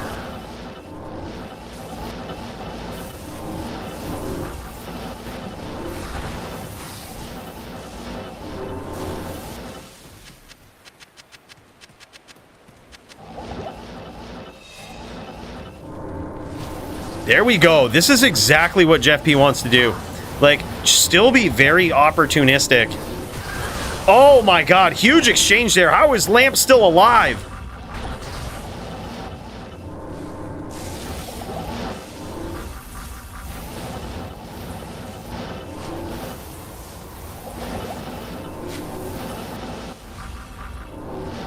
Beautiful Sin play here from Jeff. He's playing so well.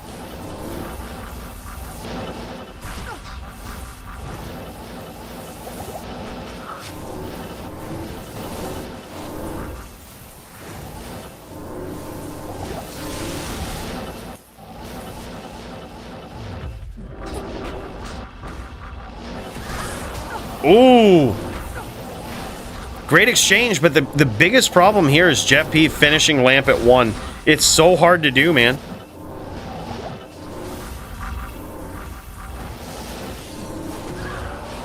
Ooh.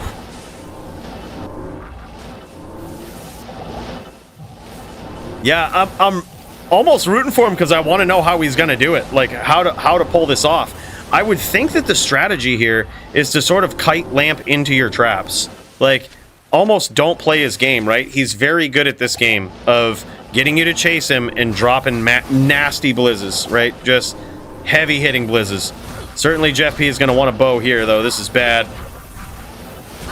Oh, shit. He says, nah, screw that, man. We got a nice little lock here. But that's the risk you run right there.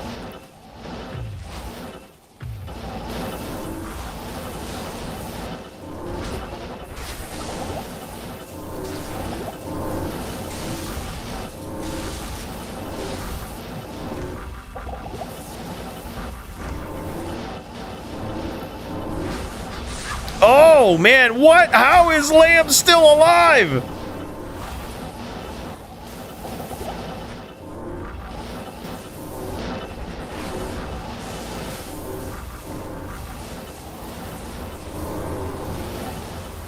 Holy shit.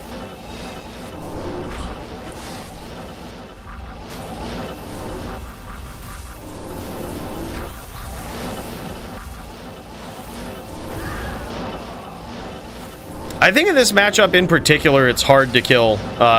You basically need trap damage. Like, the Whirl Girl approach is good for wanting them or getting them low, but I think it comes down to trap damage. Like, that was always, even when I was on the Immortal Sork, just well-placed traps. Getting trapped in some traps was just the way to finish it. Also, Fire Blast is very effective.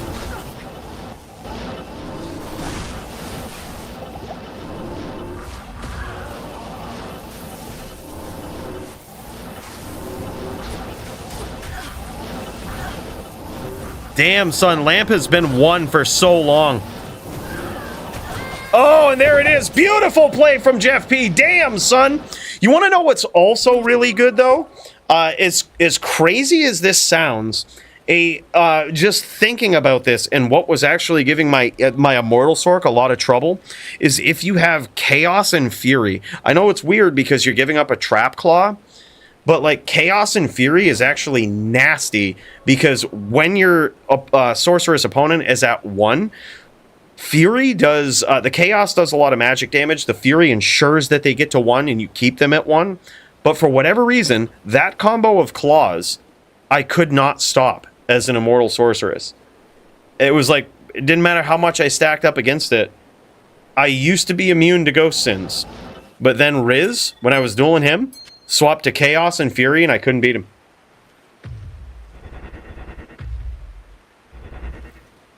I can't carry anymore. Yeah, that's crazy. It's now, what is this, 2-1? 2-1 in favor of Lamp.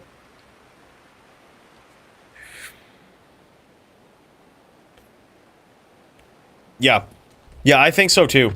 I think so too. It's, you've got to outplay. I think of all players that have the capability to do it though, I think Jeff P. Like, it is tough. It ain't easy. But damn, this guy is a savage. Relative newcomer to the DFC, but this guy has really shown improved so far. This guy's got what it takes. Top tier gameplay, as you can see here.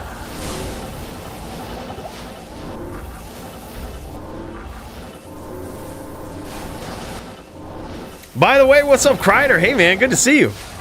His name is Jeff. Yeah, exactly. That's what I've noticed too. Is like if you try to force it, nice hit there from Jeff, and he's probably wondering. He's like, all right, did I cut him open here? Doesn't matter. He's still gonna play the same way. Patient, keep the distance with the traps, right? Don't go inviting that Blizz from Lamp. You'll eventually catch him. There it is. He did. He caught him open, and now Lamp is relatively low. Oh, a nice Blizz there from Lamp.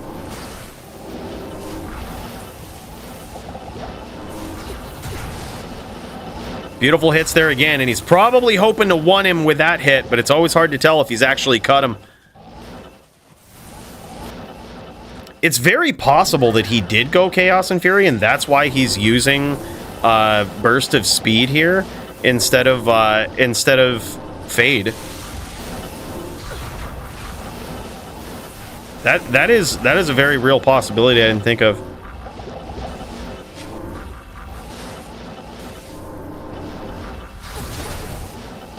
Lamp stomping, closing the distance, no fucks given. He just says, all right, man, it's on. It's on, let's do this.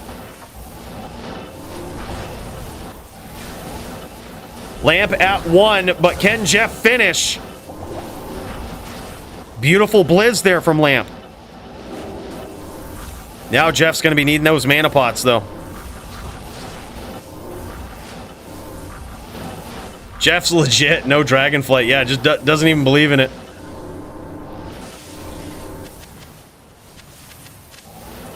Setting up the guard with the traps there in case Lamp tries to get him at the mana pool, which he definitely did. Those traps certainly paying off. He probably didn't know he was going up there to re-up.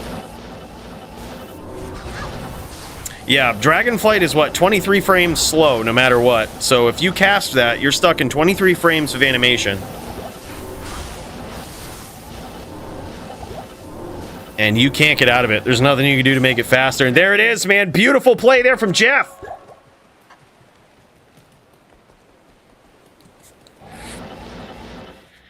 Immortal Jeff. Oh, damn, man. Yeah, it was crazy. I believe now 2-2. This is nuts, man. Jeff P versus Lamp. This one really living up to expectation. This is wild.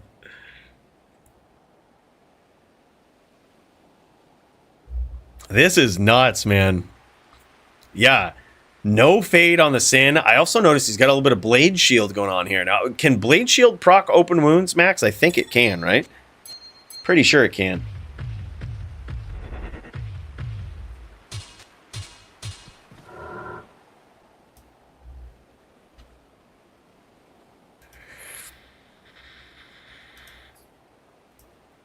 Damn, son. Wow, what a duel so far.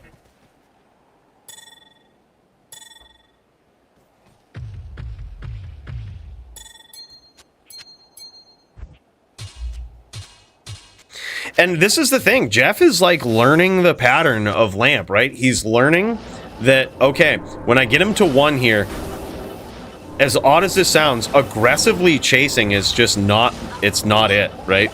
Like, you have to outwit, outplay, right? And you know the game plan that Lamp's going to be on when he's at 1. He's going to be on the back pedal. You got to make him engage, right? And like, the way to do that is just to be patient. Show him how powerful those traps are, right? Just maintain, almost do the exact opposite of what he expects. He expects you to get up there, get close the distance. Instead, you just CT cast those traps, look for the name lock, keep your distance. And he's like, well, what the fuck? Well, I got to get in there and drop a blizz.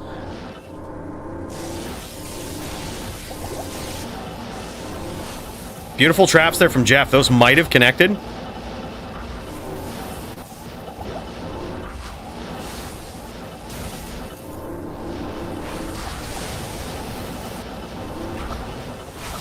Oh, beautiful hits from Jeff. And he wisely doesn't get too greedy, he just gets out. And nice blizzes there from Lamp.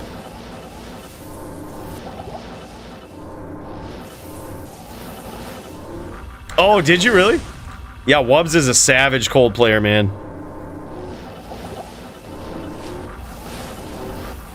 That's true. We haven't seen a lot of the CT trap placement from Jeff. And I think in this matchup in particular, and especially with Lamp as your opponent, it really makes a big difference.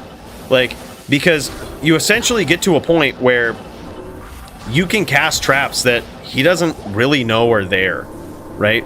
Like, right now, Lamp is realizing the pattern here. He's realizing that as long as he's somewhere close to Jeff's screen, that there's probably going to be a fair place that he can assume that there's traps. But now just imagine if Jeff CT casted some traps to the left right there, and like Lamp is just out in danger zone right there and he doesn't know. Like, that's the thing too. It definitely pays some dividends, but certainly not necessary, right? You can still play the game without it. It can end up being a longer game. Oh, beautiful traps there, almost connected from Jeff P.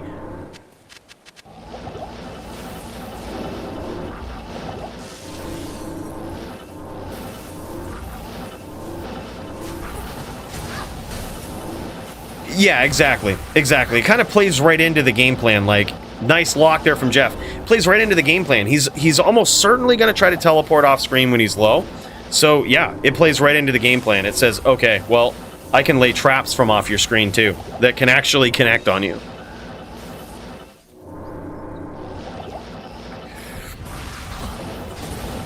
Beautiful hit there again, and I'm sure Jeff P. hoping he ones him with this. Hoping that 1 is at 1. Not quite, though. Didn't cut him open. He certainly did there, though.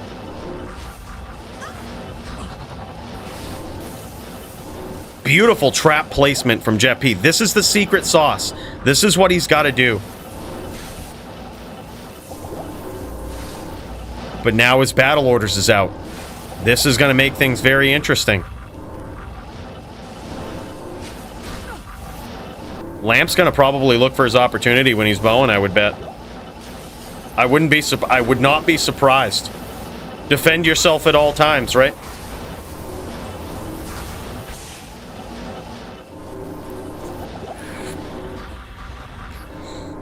Hey, so good seeing you, Crider Shot. Man, thank you so much. 3 a.m. is when you're going to work. Holy shit, brother. It's gonna be a short night, no matter how you slice it, brother. Hey, thank you so much, man. So good seeing you. I hope you enjoyed your spot in the Hall of Fame, brother. Forever.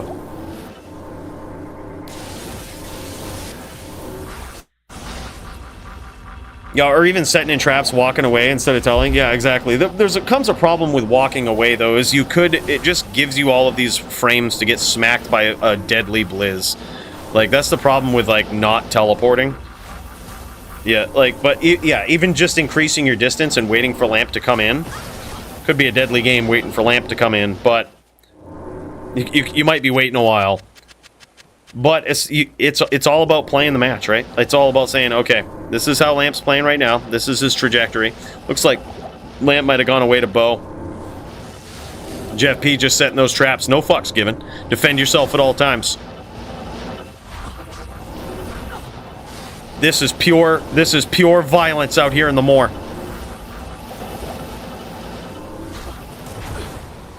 Yeah, I think it's wise, honestly, to use Orb in this matchup. Oh, beautiful play there from Jeff! Unbelievable! Now 3-2, I believe, in favor of the Hybsin player. Damn, son. All right, now this is where we're gonna see, though. Mark my words. I think we were seeing Lamp dialing back a little bit. I'm not even lying to you. I think he was dialing back a little bit. I think he was toying with him. I think he was trying to play with his food here. Now you're gonna see full Lamp style, and this is where Jeff P's got to be ready, right? He's got to be patient. And he's got to say, okay, even if I get him low, all right, I just know I have to just be a good Sin player. That's it. Now at this point, I've just got to be a good Sin player. Simple as that.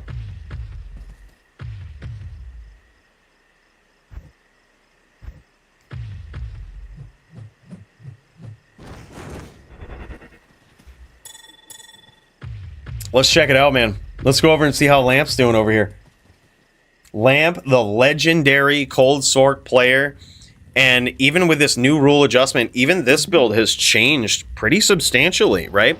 I'm sure Lamp is happy that he can use ES and mana pots now, as long as he doesn't hit a certain percent. That's certainly been paying off for him a lot in this duel. So one might think that, losing block is just... I think he was very worried about that. The calculations have been done, my friends, and it seems as though this is still just as survivable and way more fun to watch, right? Like way better of a match to watch. Yeah, I think max block on an ES Sork is just, that's really what leads to the miserable matchups. The original limitation of ES had everything to do with the matchups that we don't want to see, right? Which are just miserable, unwinnable matchups. And really that comes down to, in a lot of cases, block, right? If your block is low, you give every class a shot at doing something, right? There is an answer to it. There's a shot to do something. And there it is. Early hit from Jeff P, taking 1k health from Lamp. Now Lamp going into full Lamp mode here. He's going to make him chase him. But that's okay. That's okay. Jeff just needs to be patient. There it is. He cuts him open again. This is going to one Lamp very early.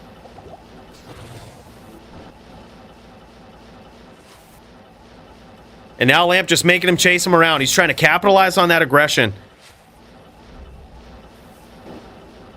But this is where Jeff P's just got to be very patient. He's got to know that he's got his early work in. He's mission success, right? Now just set those traps up. Opportunistic whirlwinds. That's it, right? You can't get too overzealous.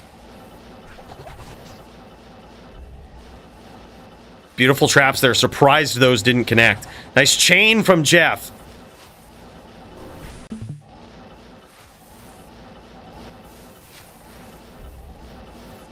And Jeff wisely realizing where Lamp is apt to drop his blizzes now. And certainly dancing around them a lot better. But that one was nice.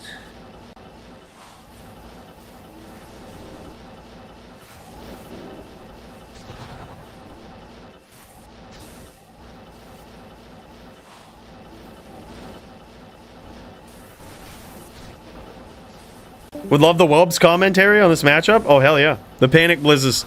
Yeah, Wubs is a whole different kind of sword player. And Lamp won again. Now he's going to kick back. He says, all right, this is the full Lamp mode, boys. This is the full Lamp mode. This is what Jeff P is ready for. Oh, nice chain from Jeff yet again. Nasty pressure there.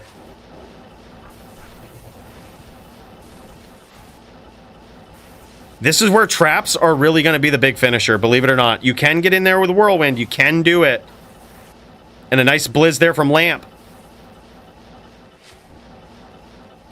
Lamp moving upwards in this sort of zigzag pattern, trying to make it seem like he's not teleporting far away, like he's just within reach, but he's just painting this map blue with blizzards, dude.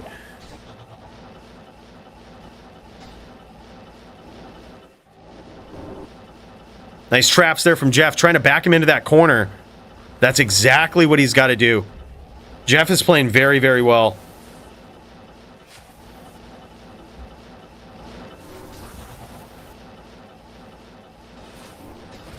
He's being opportunistic with his chains, with his whirlwinds. and relying on those traps, that's really where it's at. It might seem counterintuitive, like when you get a sorceress low, you just want to whirlwind them and get that damage in there.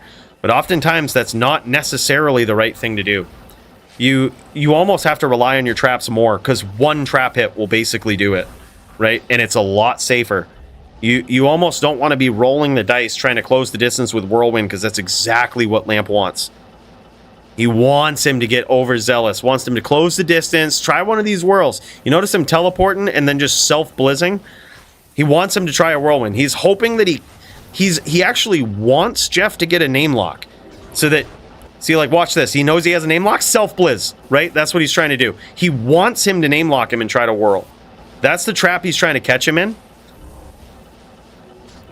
So what Jeff has got to do is exactly this. Get him walking around, get him thinking he's all right, and then having all of these traps set up.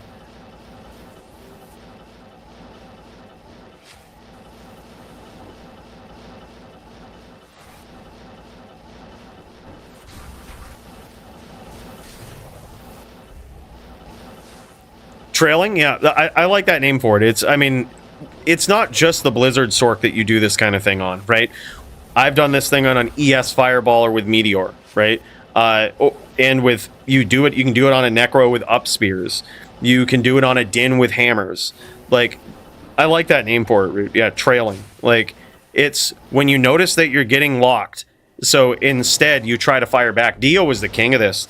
Dio was the king of this with up nados on the Druid. He's noticing that someone's pushing the pressure, getting him locked. So what does he do? He feeds into it, lets you lock him, and up nados you. Yeah, it's a legit strategy. Lamp is just going to catch a lot of hate because it is Lamp, right? And because he's banned in the Hall of Fame and everywhere, right? He's banned not even like the Spaceship Lounge. This guy can't go anywhere. You know, but that aside, he's a very smart Cold Sorc player. We have anonymous donors, Darius, that have just anonymously said no Lamp. We can't really release the names or anything, but yeah, just they donate to the DFC and they banned him from everywhere. The bar, the lounge, Tiki Lounge, Spaceship Lounge, Hall of Fame. Yeah, I mean, we've got donors we have to keep happy, you know, and we have to respect their wishes. Yeah, Root also banned from the bar. I don't think he's been banned from everywhere. Yeah, actually no. Yeah, just I got no problem with him. It's just we have to, you know, we have to respect the donors.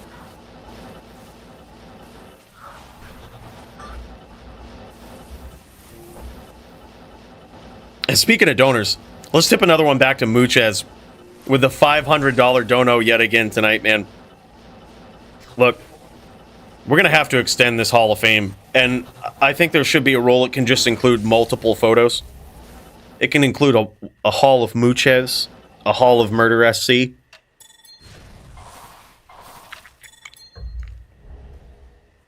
Yeah, that's the nature of it, man. Put it this way, would it make a difference if his life was 1 million? No, you just wouldn't see it stacked up so far. He would still be at the same life total.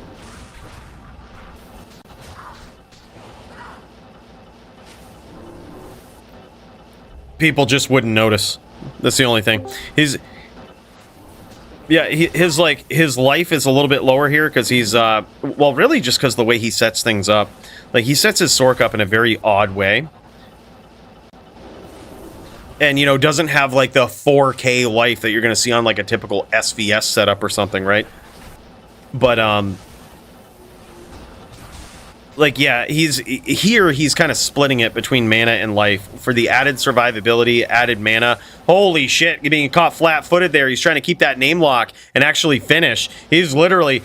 Lamp isn't even scared at this point. He says, all right, man. All right, we getting in here. He was literally sitting there flat-footed, hoping that Jeff P came in. Keeping that name lock, just waiting for it.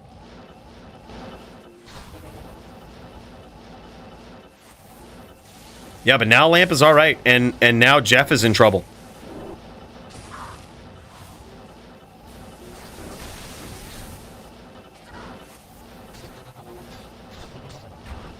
First Lamp name lock in 2025.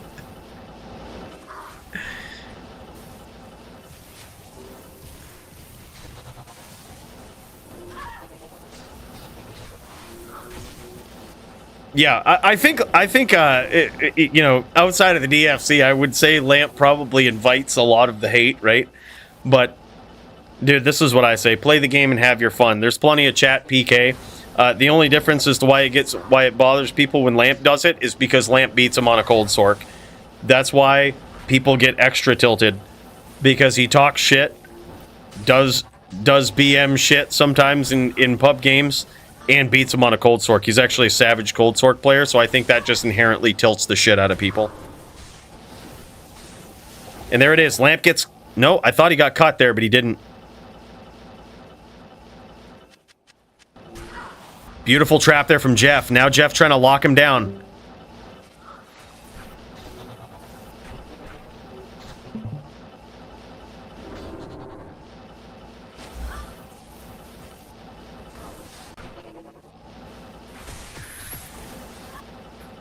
Oh, Jeff P dancing on the... Dancing with death there. He is at a sliver of health here. Still closing the distance. Still looking for those opportunistic whirls, but they're extremely dangerous. Oh, and there it is. Beautiful blizz there from Lamp. And down he goes. Now the score is tied up, boys. All right, I just want to do a quick check to see who's on deck for the next duel. Looks like possibly Murder SC. Let me see if this guy's... Oh, yeah. In fact, this guy is just throwing down. This guy is just throwing down right now. This is versus that SOB. It looks like that SOB is on a just a traditional melee barb, and we've got Murder SC on the wolf barb over here. I'm not sure if this is official, if these guys just getting some reps in, but look at this. This is some back and forth hits right here. This might be one of the longest melee duels I've ever seen, and we just popped in halfway through it.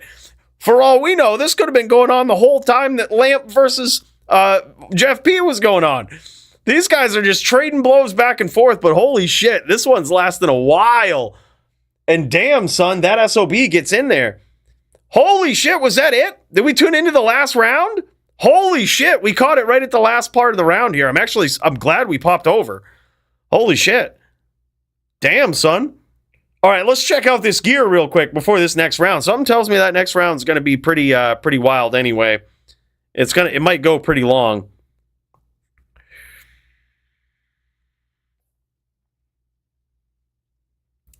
Damn, that's nuts, dude. That actually looked like a really good match. Surprisingly, it sucks we didn't catch more of that. Sorry about that, Murder SC and SOB. That looked good. Like, the fact that we were sitting there watching a melee match for probably 30 seconds or more is actually rare. Doesn't happen often. But look at this. He's got his fanged knife here with his wolf barb. This is a new meta right here. So he might actually be bugged. SOB is bugged. He's probably trying to pick up his belt and put it in there. Yeah, there's gonna be an item that you pick up. It's probably your belt, and it's gonna break the trade screen or something. Yeah, that could be what it is.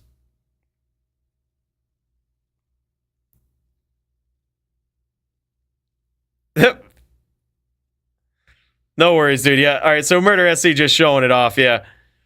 He's just like, all right, man. Well, fuck this noise. We just gonna show it off here.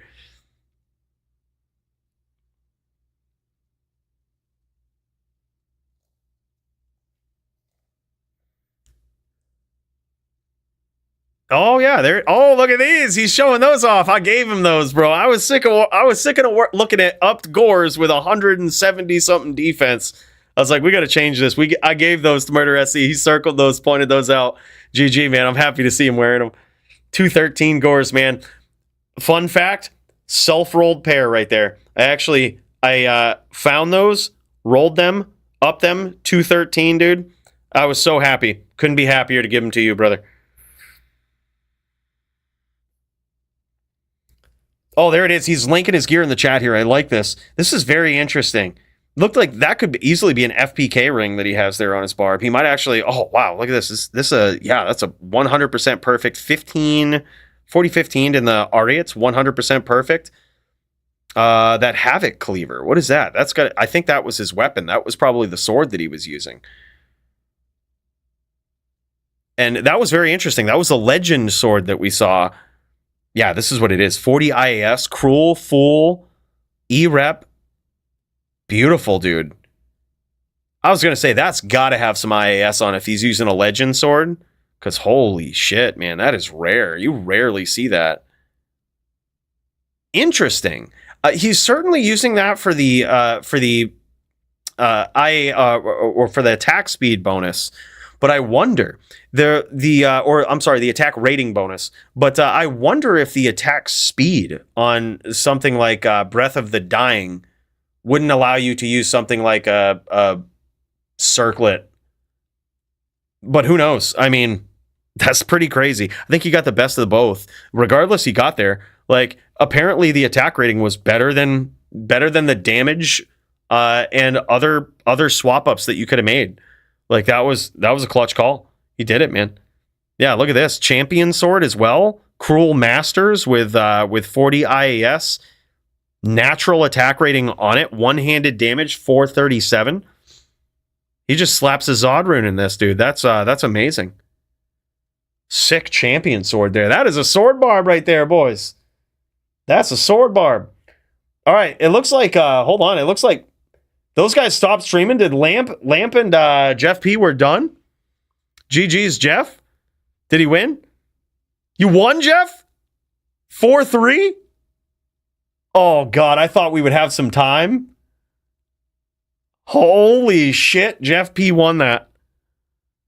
I thought we would have some time before that final round. Those ones go long, so I was like, all right, we got the final round of this. Damn, son. All right, but I also see, you want to see Melee here. You know who I also see throwing down? I see Wolfbarb up in here. And look at this, Wolfbarb and Nim.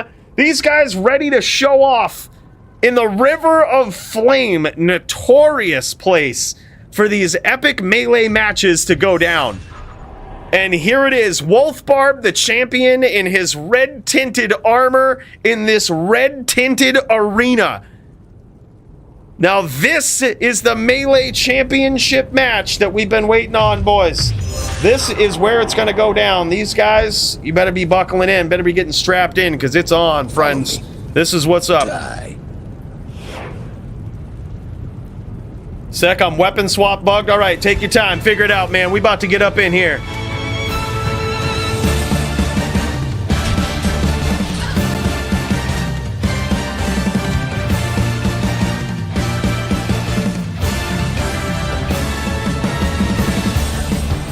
And here it is. In this corner, we have the reigning, defending, dominant Melee champion Wolfbarb on his signature build. And this guy had a little bit of weapon swapping glitching going on. Had to rejoin the game, but here we are. That's all right. These are the things that happen, man. And these guys are taking it to the most scenic championship Melee bout arena in the River of Flame. This is so sick, man. I'm so glad to see it here.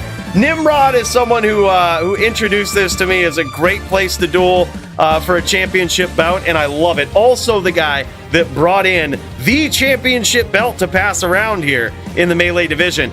And he's off to a great start. Taz, my dude, thank you so much for the 5 gifted memberships. Holy shit, dude. Big cheers as Nimrod starts this off 1-0 against the reigning champion.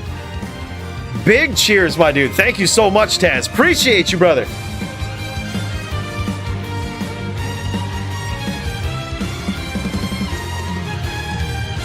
Let's tip one back to this guy, huh? And 1-0, boys. Let's get after it.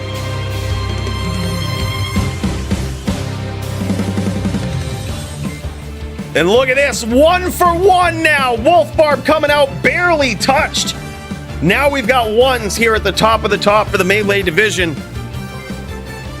This Wolfbarb's so pretty, dude. Look at this.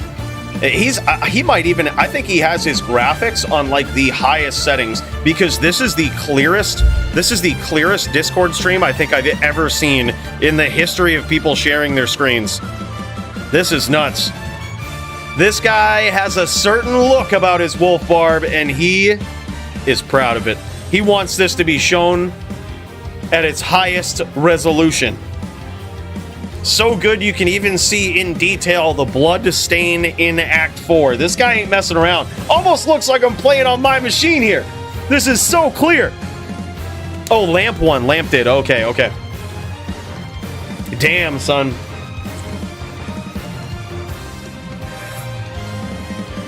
Good match, though. Well played, Jeff. Well played. All right, now the champion is in trouble early on, trying to land these hits versus Nim. Nim is an absolute tank. So hard to connect on this guy, and when he connects on you, it is some savage hits. Hits like a Mack truck. I mean, it's barely, you know, in this particular matchup, you might not notice it as much. And that's because Wolfbarb has a very high life pool. Not only is he a barbarian with the inherent battle orders that he can cast, but when morphing into wolf form, his life total also goes up. So now, this guy's in a spot where these Mack truck worthy hits still look pretty heavy, but you gotta figure this is probably on a barb with 6k life here, not your average melee dueler, certainly almost double the life total of most of them. Yeah, 6.5, 6.7k life. Certainly double some people's. So when you see Nimrod landing hits like this, man, just know these things are savage. But look at this, Wolfbarb trying to come back. Nimrod praying to the RNG gods, but is it going to pay off? Wolfbarb landing some heavy hits. Nimrod returning fire, and down goes the champ in round 3. Now 2-1 in favor of Nimrod. Or, yeah, I think it's 2-1.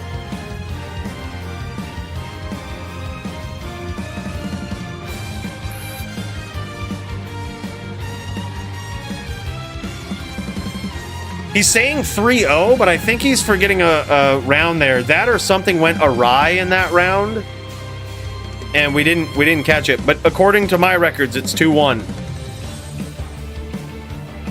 2-1 in favor of Nim.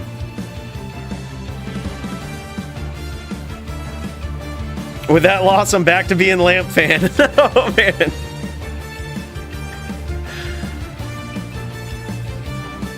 Damn, son.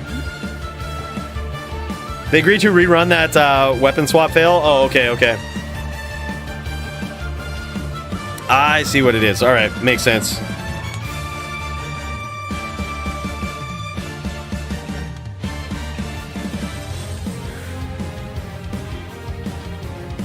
Beautiful inventory here from Wolfbarb. This guy, 3 1920s. Those are the way to go, man.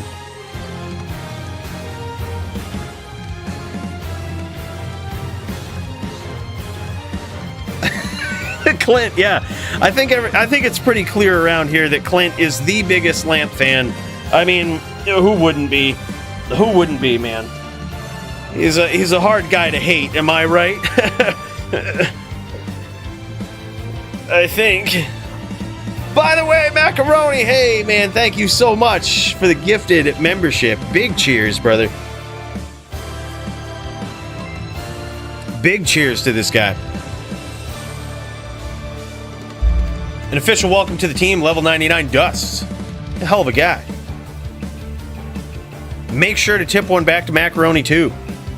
Super generous of him.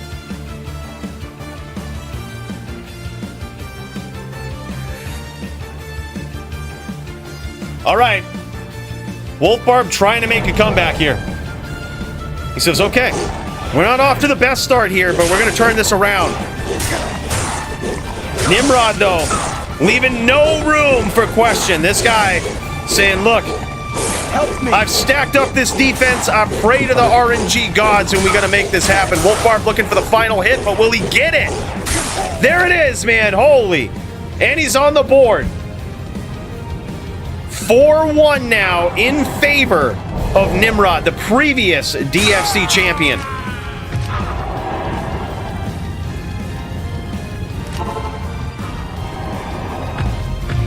I can't carry anymore.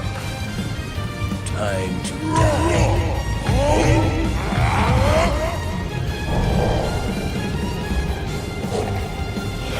I can't wait to see that, Bruno. I can't wait to see it, man. All right, big hits from the champion early on, but he's gonna need to keep it up. He's gonna have to hope that the RNG sys rolls in his favor here. Every time you swing in melee, you're rolling the digital dice. Your AR versus your opponent's defense, right? And the Paladin is so good at stacking up both. Not only AR to fight back against the natural defenses of the Barbarian, which they have anything from, you know, the Iron Skin skill, the passive defense, to the Shout battle order, right? Or the Shout war cry, giving them even more. Holy shit! Early start for the champ. Big damage. Nimrod in trouble, looking for a comeback. Damn, son. All right, now this is on. 5-2, baby.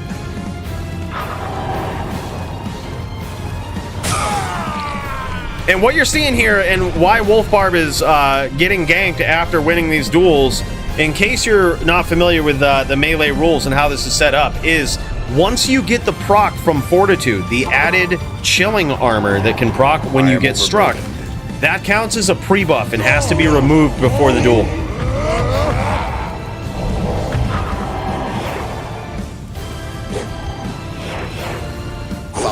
All right, here we go, man.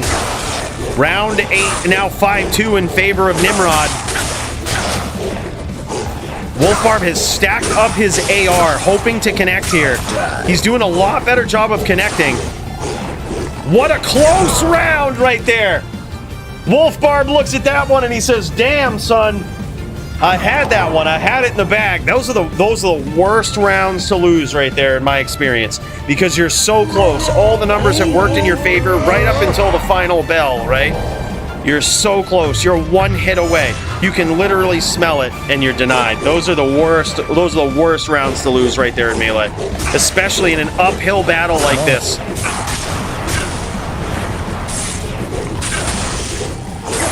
Big hits and low rolls from the champion. RNG sys not working in his favor for the beginning part, but at the end, closes it out, makes up for it. 6-3, holy.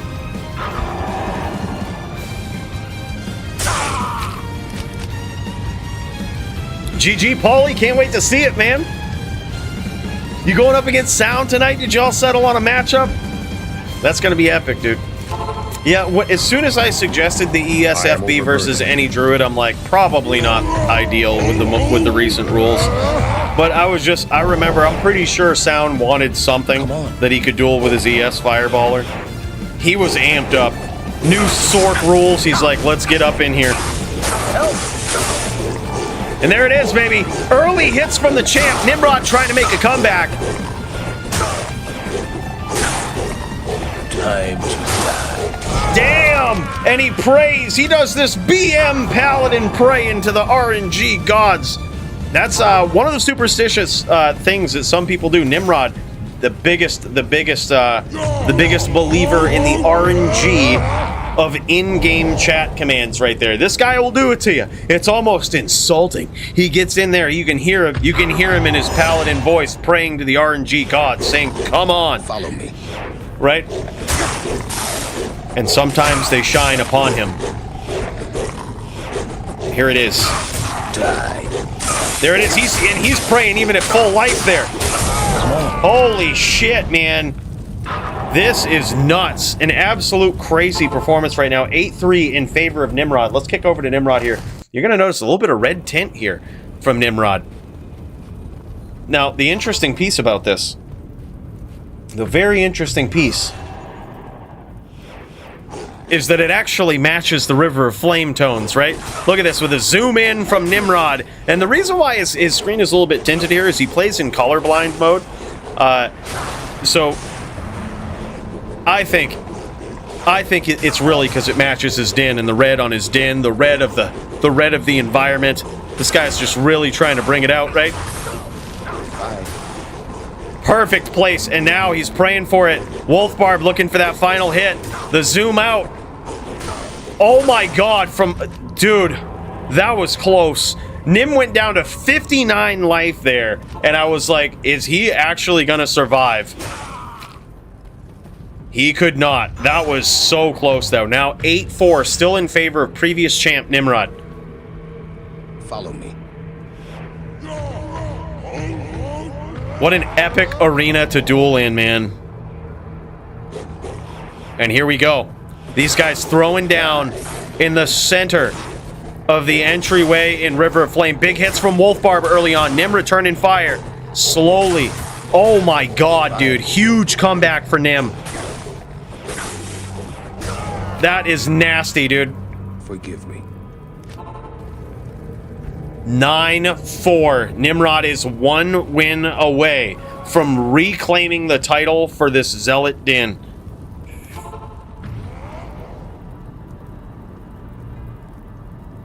Are Din's OP in melee? I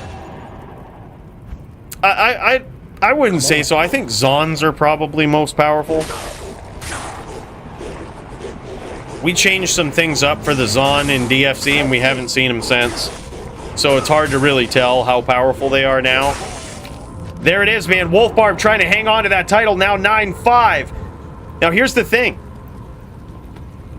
It's win by 2 for the title, right?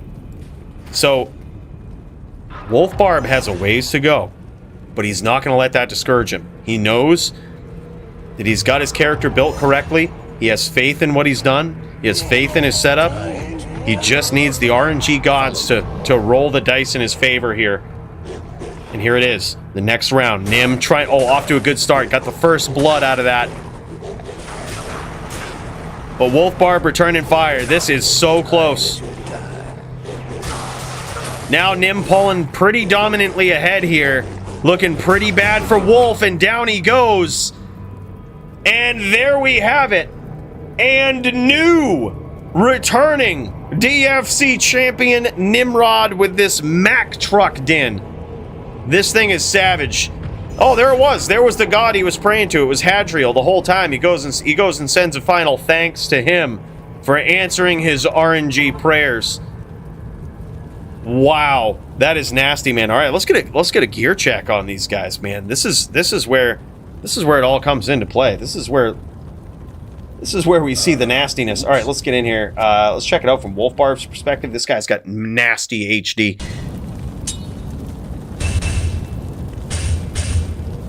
Damn, son. Yeah, using those Hadriel buffs. We're gonna have to talk with him about that for partying with Hadriel there. We're gonna have to mention it to him. Say that the fans saw that, man. Pretty BM. Holy shit, 100% perfect. Nimrod's EDC F Death Cleaver. 100% perfect. Named Zotted. That thing is beautiful. Now he's circling this. I wonder why. And this also, I believe, is 100% perfect. 180 enhanced defense. Damage reduced by 15 is perfect, I think, on an F Arcane's Valor. +2 to skills, too. That's nasty. That's so good. That's the signature Nimrod armor right there. I gotta get me one of those. That's apparently really good. This guy's been...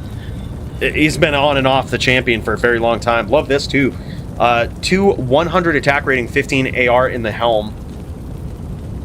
And 100% perfect named Gore Riders. 3 2020s. This guy went from budget din to holy shit. Nim is just where it's at, dude. 2020 torch, 3 2020 charms.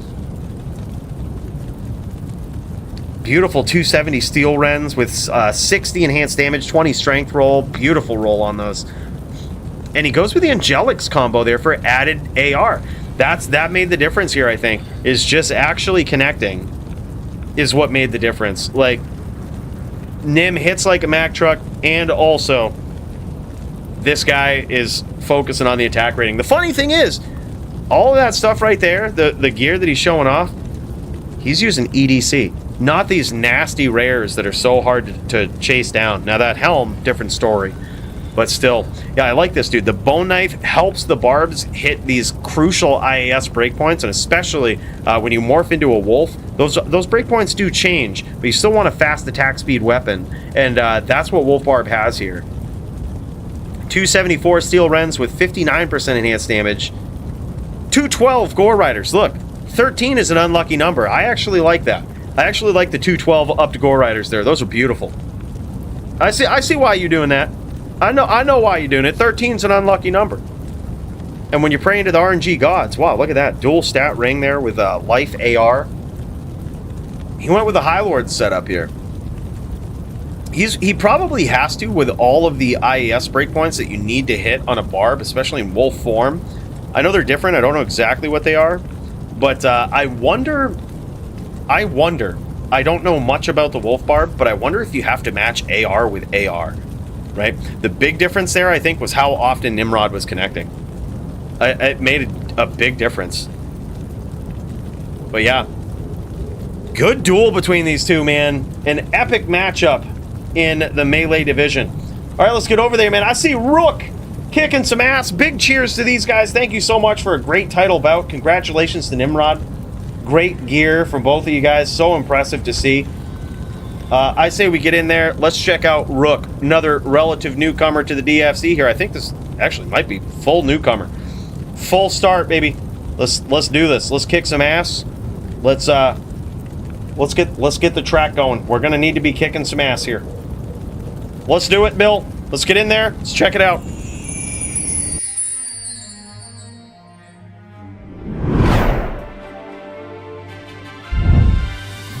Oh shit, is Rook playing on what? What is this? Here we go. Here we go. Rook on the din. Okay. Okay. Just double checking this matchup here.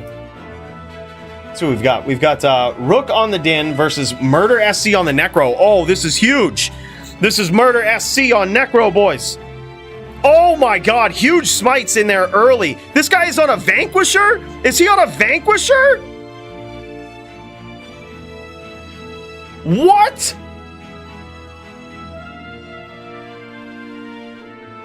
Bro, what was that? That or... Yo, that or Rook is a Sogi Smurf. That or Rook is Sogi Smurf. Sogi? Dude, his smites were just hurting substantially there. So which makes me think he's on a VT. However, he gets in there and he starts throwing those hams. So either Rook is Sogi Smurf or this guy is on a Vanquisher. Which means Vanquisher is a hammered in that can smite. So that's pretty wild, man. Let's get over there and check out Murder SC's stream, man. This guy, so pumped to play on the Necro. I'm so happy to see it. Holy shit. Yeah, okay, so he's getting in there. He's landing these hams. Oh, dude, he might be a mage, too. He's getting in there with FOH. He's got all the tricks, dude. This is crazy. So this is going to be interesting. Rook is very clearly a skilled din here. So Murder SC has his work cut out for him. What I think he's got to do at this point is he's got to keep his pets up first and foremost, right? Those hams are going to be getting in there. Those hams are going to be doing some damage. He's got to keep his pets up, and he's got to keep that distance. Chuck those bone spirits, keep your distance, let that din run right into him, right? Don't go looking for trouble, because you're going to find it versus the H-din.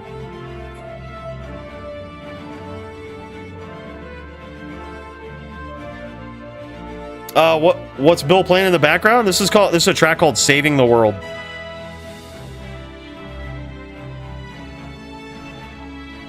There it is. Beautiful, beautiful hits there. He's got to keep these pets up because now Rook is looking. Rook is like, all right, I see no pets. I'm going in. Beautiful hammer hit there. Another thing that's going to pay some big dividends in this Necro matchup is the spears, right? It's going to cut right through that Oak Sage. So far, dominant performance here from Rook. 3-0 so far in favor of the Din player Rook. GVN and I are ready for our last week duel. All right, GG, thank you for the heads up, Nightfall. Also, I believe GVN's got a title against this guy right here. I love the fact that Murder SC is coming into HLD. This guy has now dipped his toes into every single form of dueling. Now, this is the first time we've ever seen him on HLD Necro right here. This guy is an absolute LLD phenom. This guy making some waves in melee. And now, dipping his toes into the Necro. But Necro is way more of it, way different of a class, right? Like this, Necro takes some time. Right? But I gotta say, Murder SC off to a good start. He's got some good gear. He's got the right setup. He knows that Bone Spirit is powerful. But there it is. A solid, swift 4-0 victory for Rook.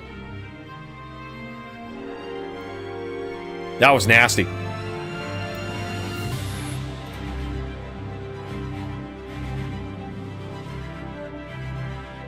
Rook POV, sorry about that, dude. We wanted to check out Murder SC on this Necro, man.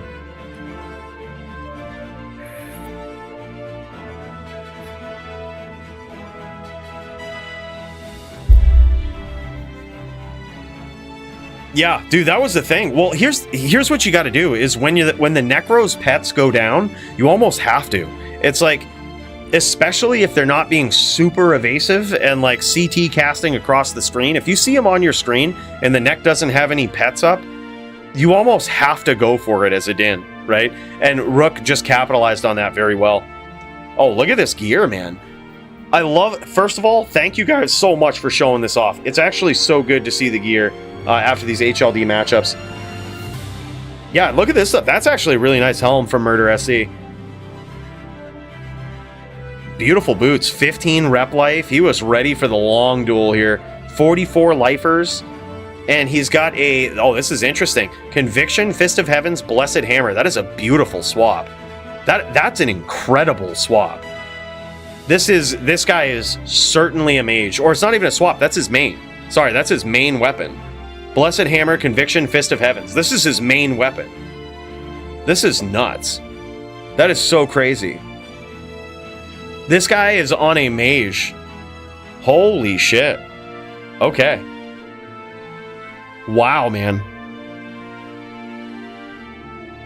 Rook brings a mage to the table, and damn, son. That is the most beautifully built mage we've seen in a very long time. Yeah, he's using an FOH stick on his main for the minus light res and everything. This is crazy. Beautifully built din. Boys, let's kick it off. We've got GVN in here as well. Good duel from you guys. That was very quick, man.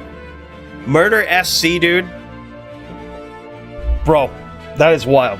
This guy, multifaceted dueler, stepping in, not only being an LLD champ, but this guy making waves in melee, stepping into HLD. I couldn't be happier, dude. It's a whole different world. Murder SC comes from my neck of the woods, right?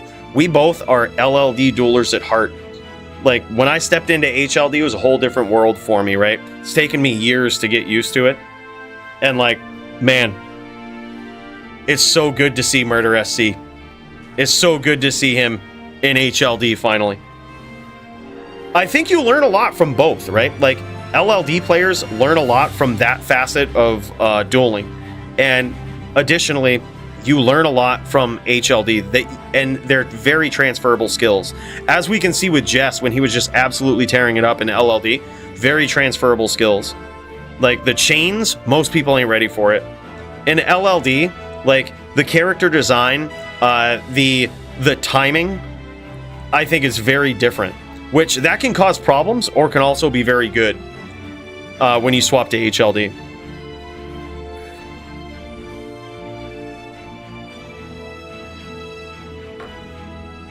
Yeah, very cool setup. That scepter is probably one of the coolest ones I ever found. I actually found one magic finding the other day. I found a, it had all of the skills, Conviction, Hammer, and FOH. I trashed it though because they all rolled 1 with like 2 on Hammer. And I was like, all right, well, you can just buy one better than this for like 50 cents. Or 50 forum gold probably.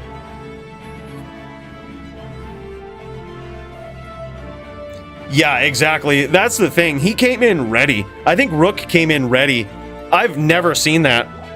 I'm sure Murder SC, when he practiced against Dins, was not practicing against that type of Din. Like, that type of Hammer Din, that type of anything. And look at this, dude. GVN coming in on the Necro here. He's going up against Nightfall in a traditional NVD matchup. And Nightfall off to a solid start, 1-0 so far. This is a duel that they're making up from last week.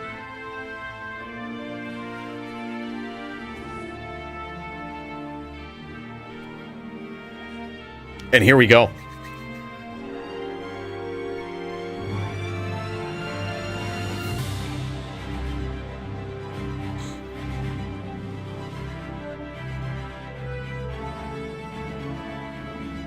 Oh yeah, when one is just, yeah, look at him. Look at him. Lamp is just on the bridge, staring into the distance, right? Plotting his next move. So that will probably secure Lamp's spot in a title shot next week, I would say. One of the things he probably should have had it this week, but we had a delay in the title shot. So what could happen is that whoever wins it tonight, the HLD title, has Lamp next. And here's the problem with making matchups for Lamp. Whereas there was a delay, this guy has literally dueled just about everybody in the top 10 pretty successfully. Like everybody else. And he is such a, you know, for all the hate he catches, this guy has, I gotta say, had his back against the ropes for so many times. He had 2 duels in the last couple of weeks where his opponent wasn't limited by cold stack, and he still won. Like, and now this week with the new rules, no block versus a hybrid sin, or 30% block versus hybrid sin. And he puts on a pretty savage show. Ekes it out barely versus a savage sin player. Yeah, same here, man. It should theoretically be happening. I know that Jess had another duel at 8 p.m. and he says, if I'm not done with that, just give it to just give the title to Dazer. I'm gonna make him earn it though. I'm gonna make his ass earn it. If Jess ain't gonna do it, I say we duke it out. I'll bring in the Din. I hate to show how easy it is, but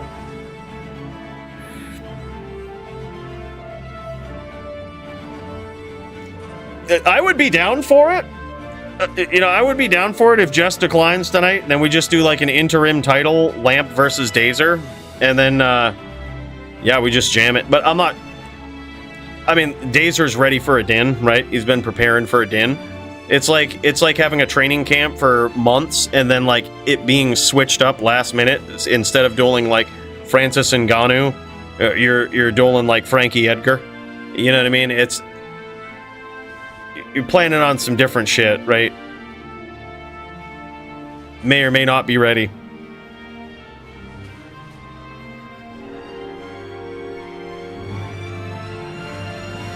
Damn, son, nice spear there from GVN. GVN is very good at looking for these name locks. Beautiful spear, and down goes Nightfall, tying up the score, now 1-1. Damn, son, beautiful play from GVN. That was savage.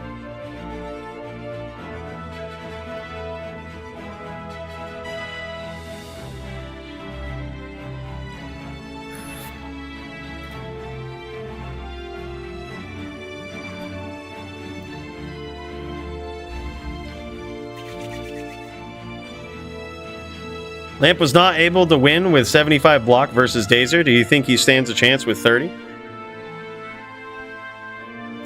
Lamp adapts, I think, pretty well. It's very clear that when Lamp loses, he doesn't just lose and that's it. Like, Lamp learns from all of his losses, as any good player should do, but certainly as any good Cold Sword player should do. But the thing is, versus Dazer, he will have 75 block. Because in the rules, if you're going up against a Zon, you can have 75 block. It's the only class that is the exception to the rule for just about everything, with the exception of Necro.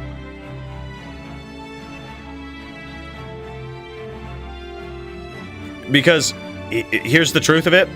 Zons are just in a really good spot. There's nothing people have been able to do over the last several months that have really put Zons in check. And the answer is not to nerf Zons. Zons are in a great spot. They have all of the tricks up their sleeve that they can use just about. And so the answer must be somewhere else, right? That was another reason behind like some slight adjustments to this. There needs to be other classes that keep Zons in check, and that there's like this balance. And I think an Immortal Sorceress will keep a Zon in check. Like, I think an Immortal Sorceress build is bad news for a Zon. Because suddenly you don't really care about the guidance. Like, you get to 1, you don't really care. It's like, yeah, okay, that's fine. I'll just telly around, drop Blizz. You're gonna have to catch me. So, like, that's another thing. Is it's not a easy win. It's not like, but it's one where the Zon is gonna have to think differently. You might see Tribrid Zons. You might see people actually using Poison Clouds now, because if you clip an Immortal Sorceress at 1 with those, they're dying.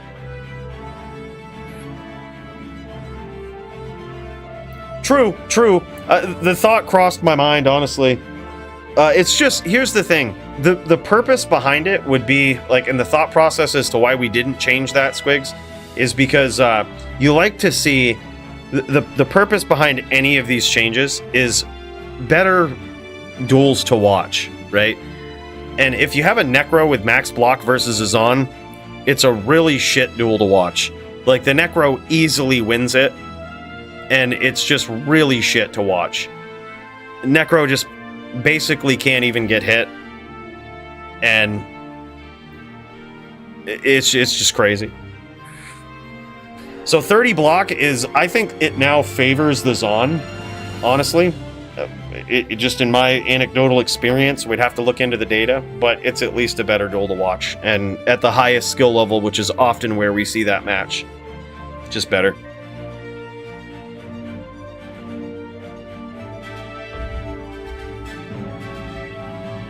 That's what it used to be. I think it used to be 42. I think that was way back in the day what we had. Looks like these guys just, these guys are talking it out in the Moor. They're saying, look, our clans have been at war for many years now in the Blood Moor. Do we really need to do this? Do we really need to continue the Necro v Druid violence? Or is there a better way that we can settle our differences? The answer is probably not. It just has to be this way. You know, we have to figure it out with pure digital violence, and I say we get it.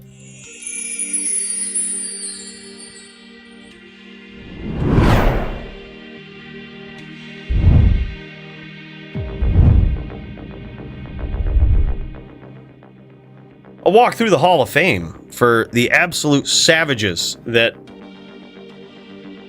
have shown so much love to the DFC, and even Muchez dropping another 5 hundo tonight. $499.99. Look, I think that he did that so that he wouldn't, maybe he wouldn't have another Hall of Fame spot and make people, you know, and take up another Hall of Fame spot that could go to someone else, but we're actually just going to do it anyway. I think we're just going to throw it in there, and we're also going to get another one for... We're gonna get another one for Murder SC, because this is fucking crazy, man. Holy shit, thank you so much for the 20 spot. What? Bro. Man, that's so crazy. Big cheers, Murder SC. My guy, that's so wild. Yeah, that Hall of Fame, man, I think it needs more spots. And look, there's no rule as to how many portraits you can have in the Wall of Fame, I don't think. So I think we got to make it happen. All right, these guys. I think he's AFK for a bit. I'm gonna cut over to Jits. I think these guys are dueling too. Oh, and look at this. Oh, he's got that beautiful Bloodmoor music. Bill, give it to us. Give it to us. Oh, this is some SVS.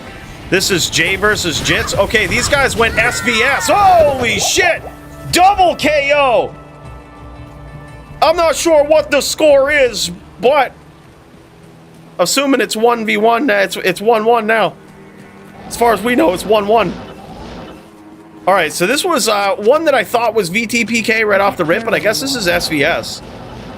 And yeah, so this is what, cold v fire, maybe? Light v fire?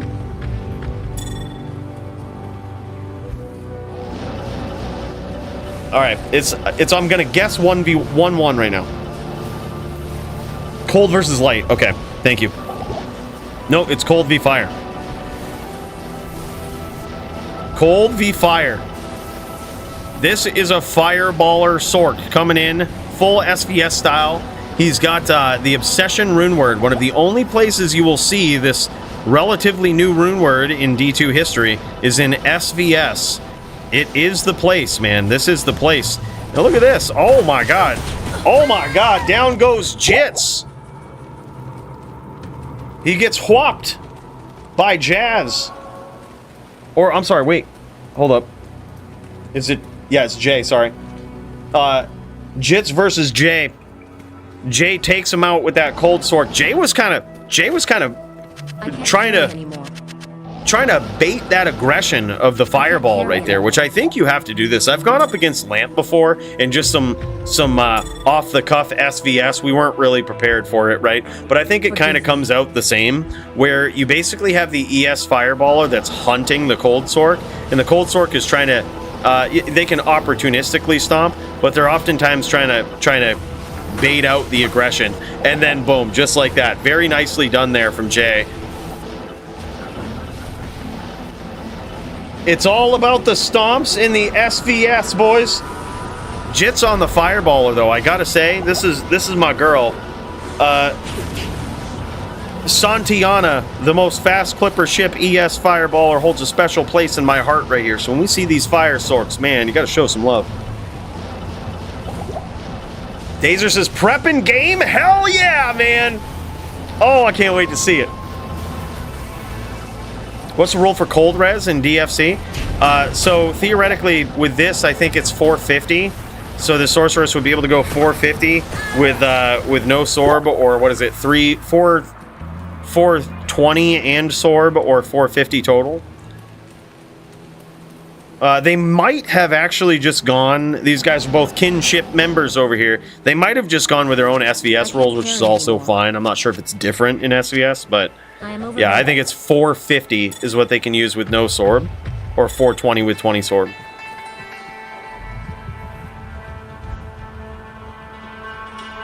I really wasn't either on him. Usually doesn't win those exchanges, but when you get a good lead on your opponent, you might land a Blizz or something. That's when the Cold Sork is gonna look for a stomp, right? Because you want to get that initial damage, because you're right. Theoretically, they shouldn't win that exchange. They won't win it likely at full life.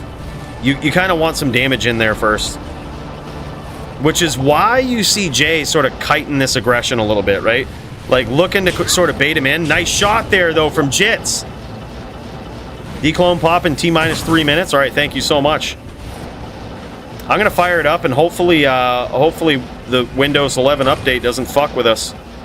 I think we have some games waiting. I'm gonna go check. I'm gonna check. It's possible we have them. It's possible that oh no, never mind. The other computer. The other computer also shit out.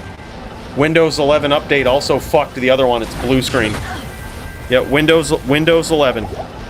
Gotta love it. Nice job, Microsoft. Nice job, Bill Gates. You guys are doing great with your updates. Makes me feel real good about selling a fucking put on your company today. Wish I would have seen this update first. Beautiful blizzes there from Jay. Hey yo! Ladder Turnpike tournament this Saturday, 10 KFG, no buy-in. Holy shit, Derek Do, hey, good to see you again, man. He's throwing that 20 spot out there to let you guys know. Ladder TPK tournament this Saturday, 10K forum gold, no buy-in. All right, where can they go for this, man? Where can they go to sign up? Gotta let them know. Big cheers, bro. Thank you so much for the 20 spot. Huge. Huge.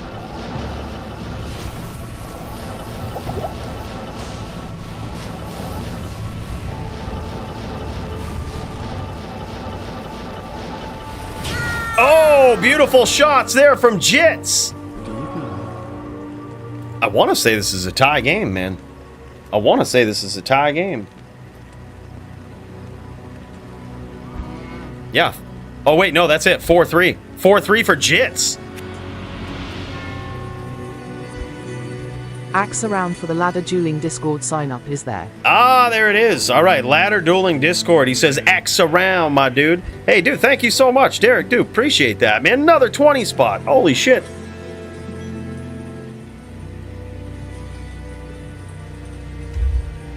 Huge, brother. Huge. 10K pool on that. No forum gold, no buy-in. That's nuts. There it is, man. Jit's coming in with the savagery. That is crazy. I believe, though, look at this. Is this it? Are these guys throwing down? Oh, shit. Wait, nope. GVN. All right, here's what I'm going to do. I'm hoping we don't get blasted here. I'm going to try to fire up. If we start dropping frames, boys, we might have to just be patient, all right? It might come out of it. It might not. Windows 11, though. Here we go. I'm going to fire up. I'm going to fire up D2. Here we go. Let's swap over. Let's see what happens. Let's see what happens. We're going to see if we can go in.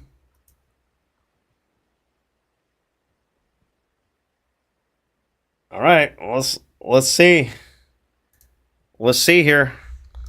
There's going to be some more declone pops. I wish I could load up more games, but it doesn't look like we're going to be able to.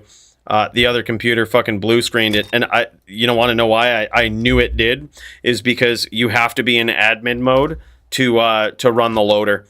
So in my experience with the new Windows 11 update, in case you didn't catch, like, there's 2 streams for this, I was running a program in admin mode, and that apparently is a big trigger for the new Windows update. If you start calling the graphics card for a lot of shit, just blue screens your computer. Like, it's... Don't do it. I would highly suggest, if you're still waiting on the Windows 11 update, don't download it. Uninstall. I might actually just go back to Windows 10 if I can, or like maybe revert to another version if it's possible, because that literally fucked everything. Like, can't run something in admin mode and call the graphics card anymore. That's ridiculous. Just stupid.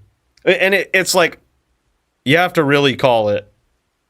Like, I think we were calling it with 2 copies of Diablo, and when we fired up Discord, it bricked it.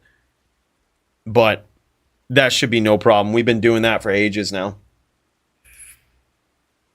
Been doing it for ages, man. Shouldn't make a big difference at all. All right, we're waiting for the next one. I thought we had some other games up, but apparently we don't, man. It's too bad. All right, let's get back in there.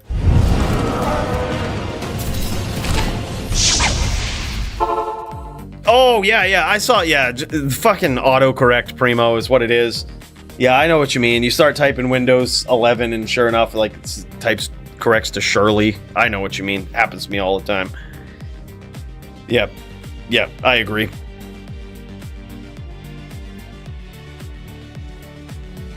Yeah, I knew it was going to be bad. I honestly, as soon as I was downloaded it, I think I downloaded it at like 4 p.m. today, which is like kind of just before the DFC starts, right? When you think about how long it took like 30 or 35 minutes for it to install. And I was like, perhaps I shouldn't have done this. Like, immediate regret. I was like, ugh. Something doesn't sit right with me about a huge update like this. Yep, crazy. Yeah, he says, what's going on, Gavin? He might have got called away for, like, that. For him to go straight AFK in the blood more like that, that almost screams like emergency something happened. Like, I hope everything's all right. Like, something must have gone down, dude. Something really must have gone down. Because, yeah, he just, like, went AFK in the moor.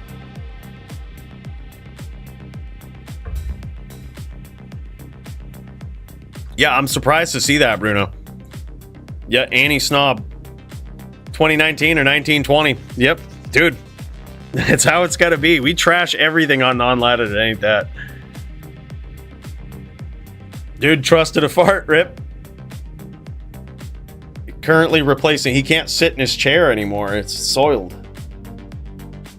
Thing's fucking soiled, man. Yeah, no worries. We're chilling here. We got Dazer firing it up right now. We've got Lamp just sitting, staring off into the distance, plotting his next move.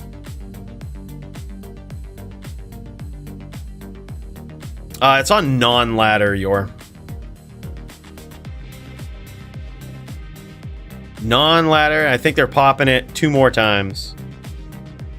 But yeah, that is rather discouraging. I'm gonna have to look into that. But again, I have very limited experience with the new Windows 11 update, literally just hours now. but in my experience, if anybody hears anything, please let me know. In my experience, running a program in administrator mode and then running like 3 things that call the graphics card, like, and I mean, my computer is kind of old at this point, I guess, like, you know, but it shouldn't fucking matter. Like, that wasn't happening before. Like, it's a pretty good machine. It wasn't happening before, right? And then, like, suddenly after this Windows update, boom. And it's almost confirmed that it has something to do with admin mode, because my other computer that I had with like 6 versions of Diablo 2 up, which usually does that, like, it taxes it out, but it's like no problem. Like, it'll do it without crashing, without like dropping any of them, losing frames or whatnot. And that just blue screened, like, about the same time that we did too. So strange. All right, and here it is, man. Still no reply from Toshank. I'm ready, but waiting. Okay, thank you, Dazer. I think he had some other duel going on. Here's what'll happen. I think this duel is like, we had a long delay on this one right here, but what we'll do is, if you're up for it, dude, I'll provide some resistance for you on the din. And if you win, you're the champ. If we don't hear from Till, I'll get in there, provide some resistance on a din, and that way you earn it, you know, because clearly, like, I'm pretty sure that people would agree with this, that if it's not Toshank up in there on a din challenging on an H-din, it should probably be Cooley. You know, we're pretty close in skill level, I would say, on the din. So yeah, I think we'll duke it out for the title, and then the winner next week takes on Lamp.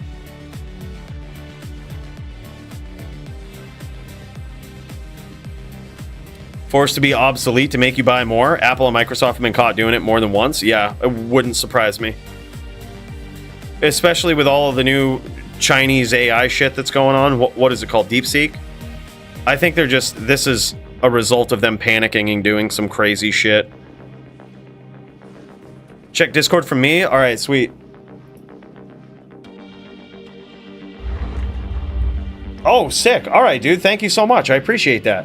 Appreciate that, dude. Beautiful spears here from GVN. And this is... He's doing Nightfall.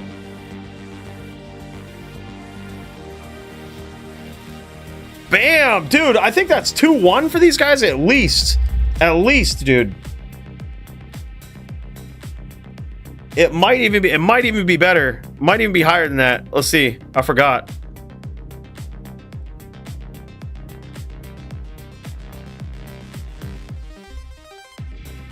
Yeah, 2-1. All right, that's what... Memory is on point. In the traditional NVD matchup between these two.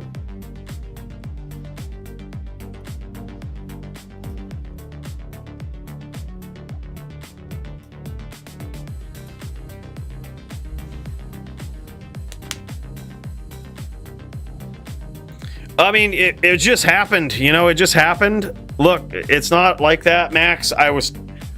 It wasn't even me, it was the guy, it was the matchmaker of the DFC. He says, look, we've got an emergency, we need the top din, we need a top din in there.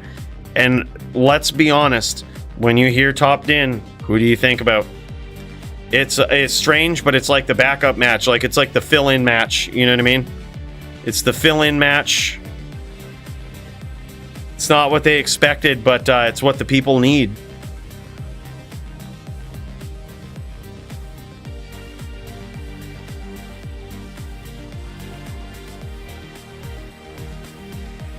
Yeah, it's a shame. I gotta say, I'm honored that they thought of me.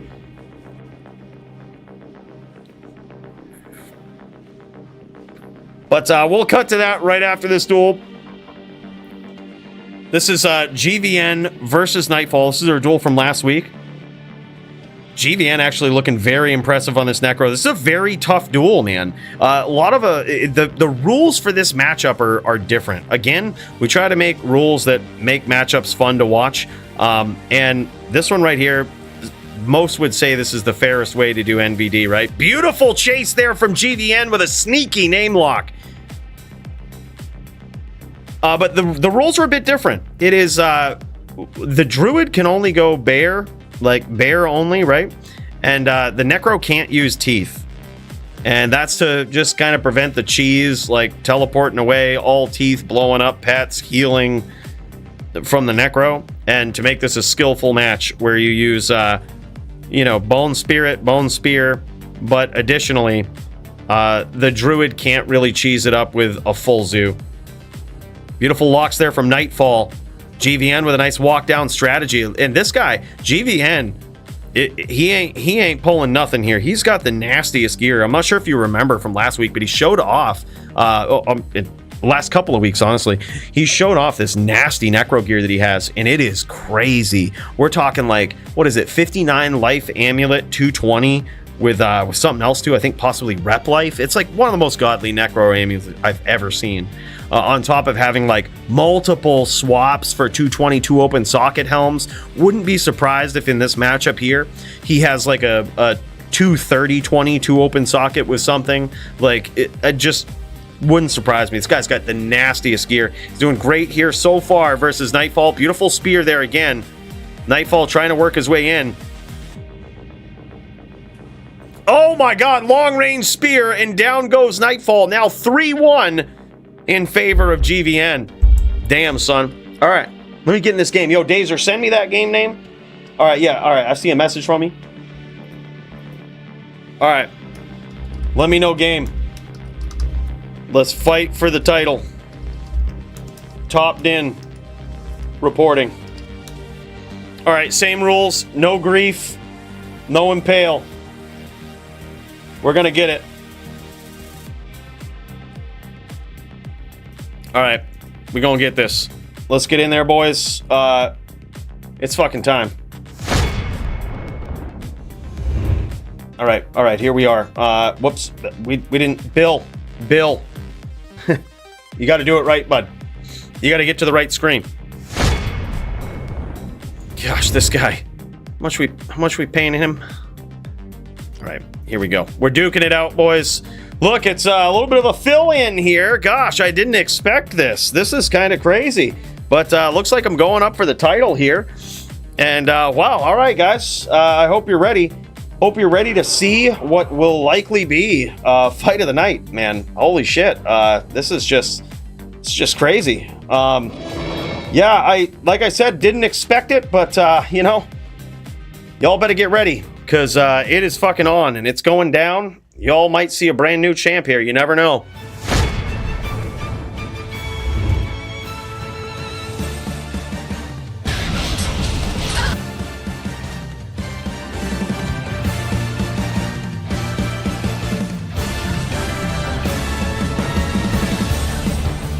All right, in this corner, we've got the topped-in player. This guy was waiting and ready to fill a spot, and you know he's gonna have to get in there and really exact some violence against such a savage Zon player like Dazer. I don't even know if he's really ready for such chuck fuckery, but we're gonna find out, man. We got to get there some way, and holy shit. Wow, I did not expect it, boys. I don't really even know what to do. It's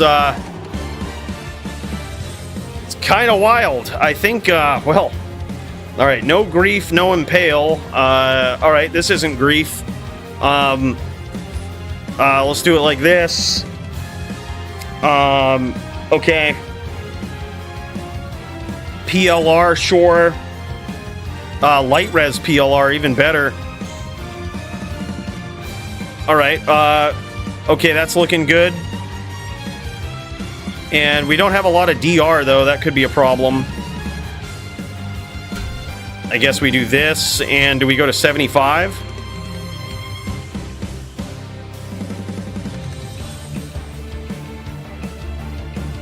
Yeah, I think we go to 75. All right, so we do this, swap this out.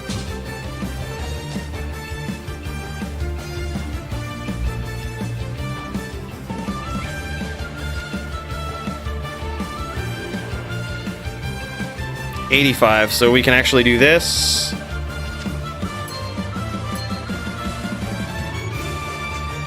All right. Well, this is gonna be an interesting one, boys. This is gonna be an interesting one. We're gonna hope to get there. We may get floored. We may get flatlined.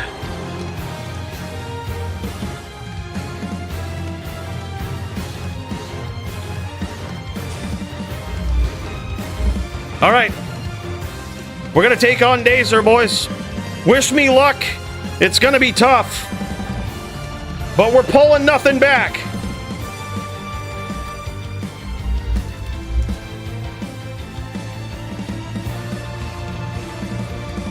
Sounds good. In search of sleep ASAP. Boeing. All right, here we go. All right, let me show you how easy this is. I hate to embarrass him like this, but...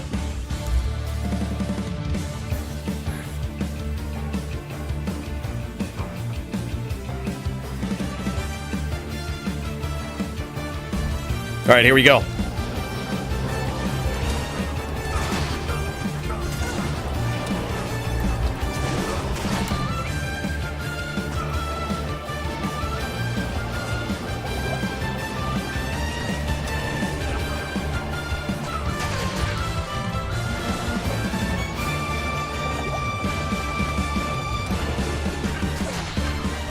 Oh, all right, good duel, good duel.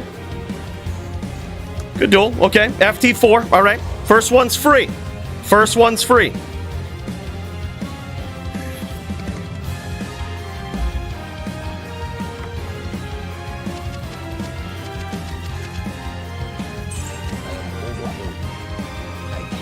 First one's free, boys.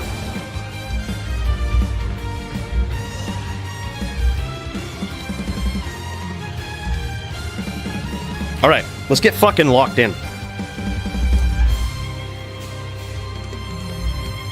Let's get fucking locked in.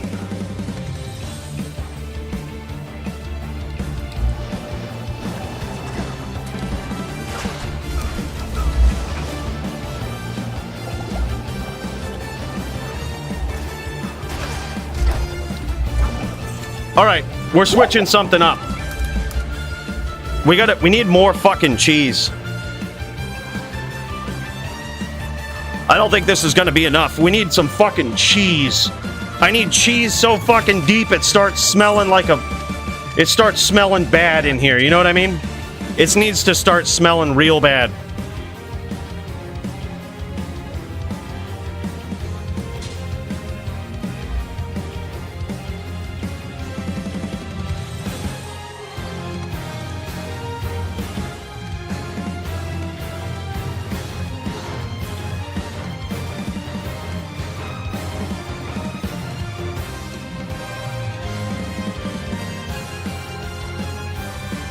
All right.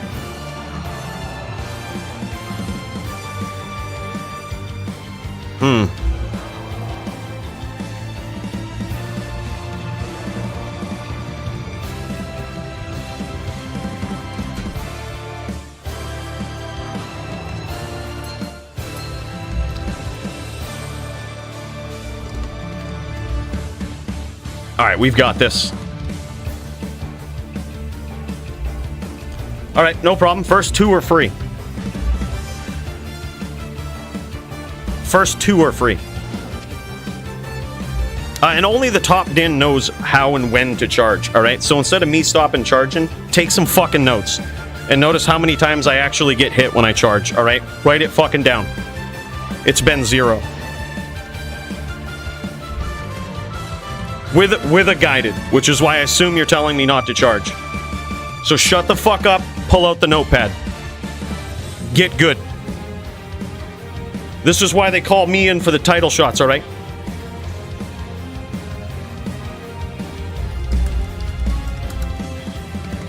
This is why they call me.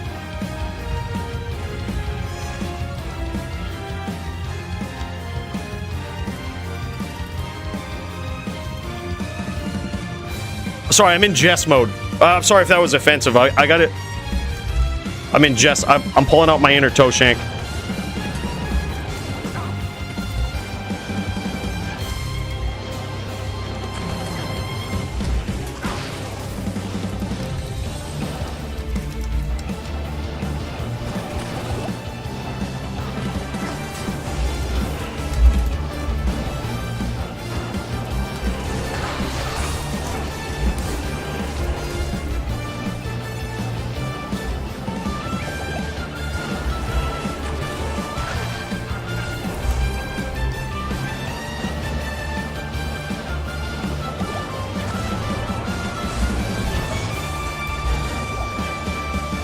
Take some fucking notes!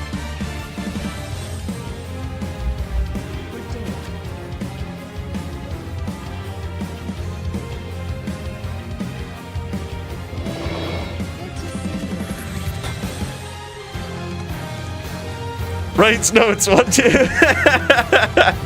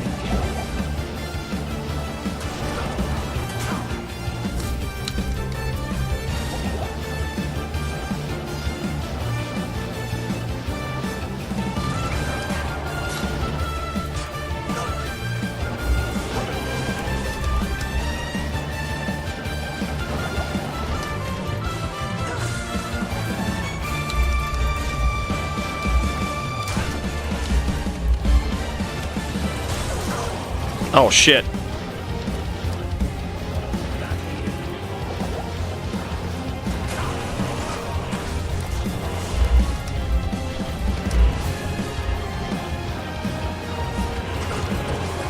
Damn, son.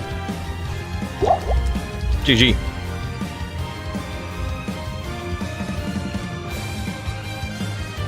Yeah, he towned. Yeah, should have been a DQ.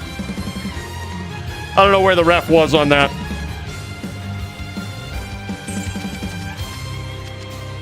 I don't know where the ref was on that, man.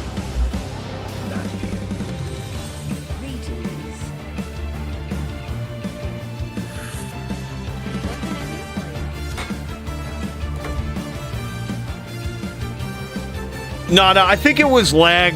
Hold on, what's the ping in here? 63, holy shit. Get rid of that, I don't want to see that. 63 ping. That's not ideal, man. Ideal is 0 ping. Alright, go, bro.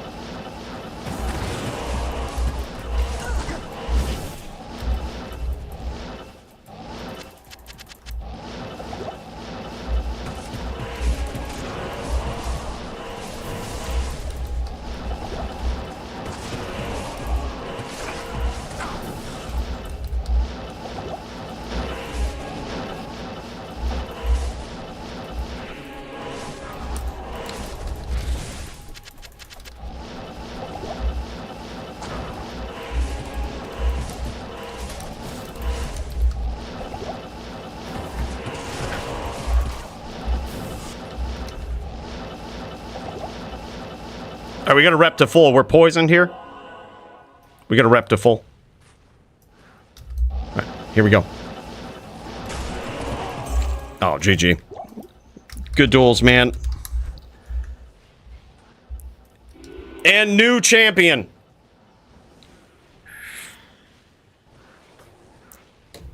Dude, that's crazy. That's crazy. There was a couple of good plays. I just, you know, I had no training camp. I just wasn't ready. I wasn't ready. You know, Sure, man. Yeah, let's jam it. We might hear some audio in the background here. Hold up. Let me just do this real quick, and then we'll bring over. All right. Let's bring this over. All right, here we go. All right, one for fun. All right, let me pull out the... All right, this is... I'm going to try something different. I'm going to go... Let me see if this brings me to... All right, yeah, 125. All right, here we go. Greetings. All right, let's do this. One more for fun. This is... All right, double... No, I was going to say double or nothing. I don't think you'd go for it.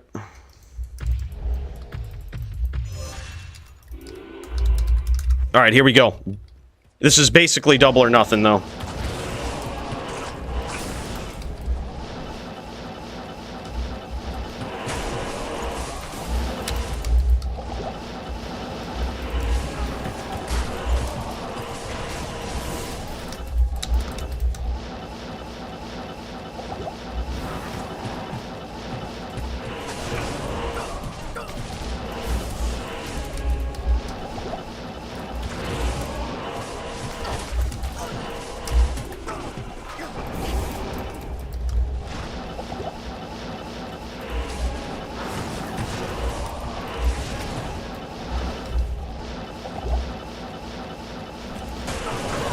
Oh, man.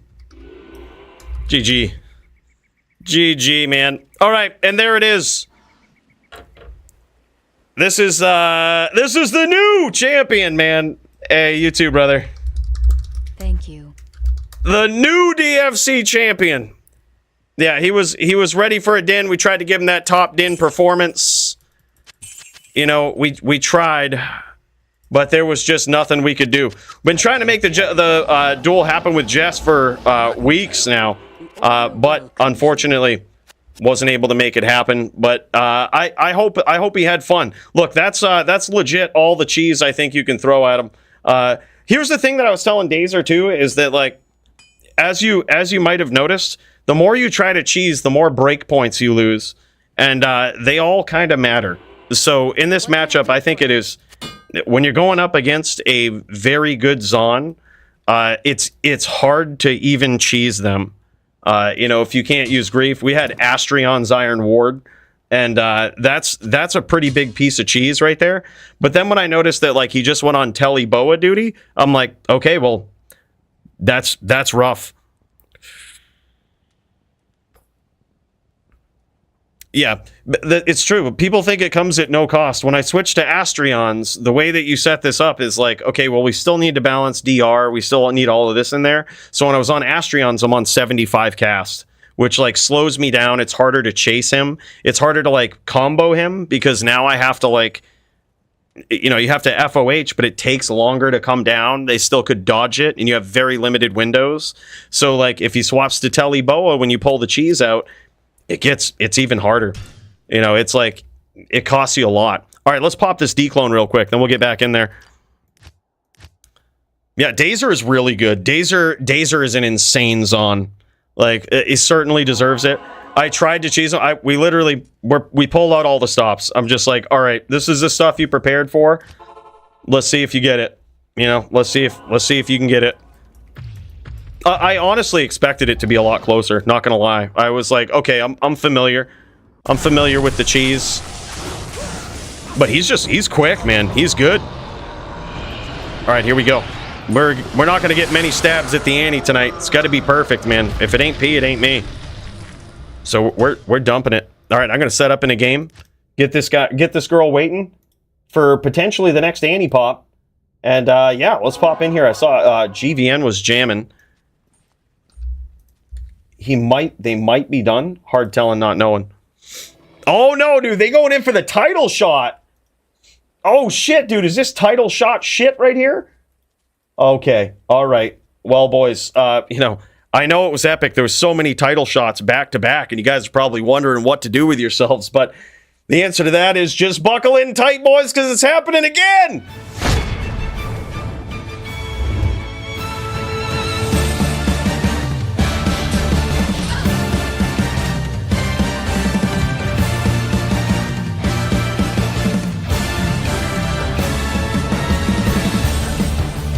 Hell yeah, and in this corner right here, we've got GVN, Savage Zan player, versus the reigning defending champion. Whichever class Murder SC brought to the table, you know it's going to be wild. And he's got the championship belt on the line. LLD champ Saigon Rap throwing it up there to let people know this is for real. And that thing is beautiful, man.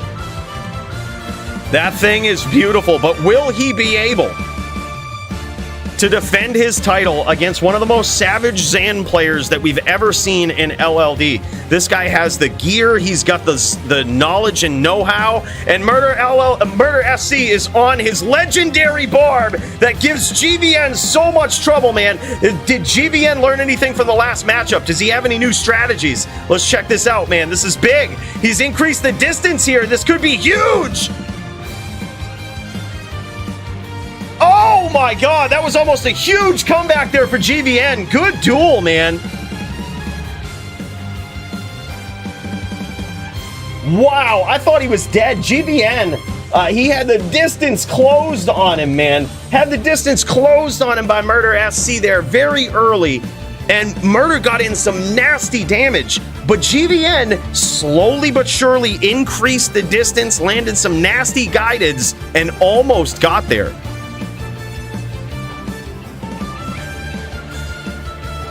Well, he's also enjoying, Bruno, the range of those axes. I believe it's the same as Berserker axes with Nagas, so he still has some pretty nasty range. I don't think there was much desync going on there, though.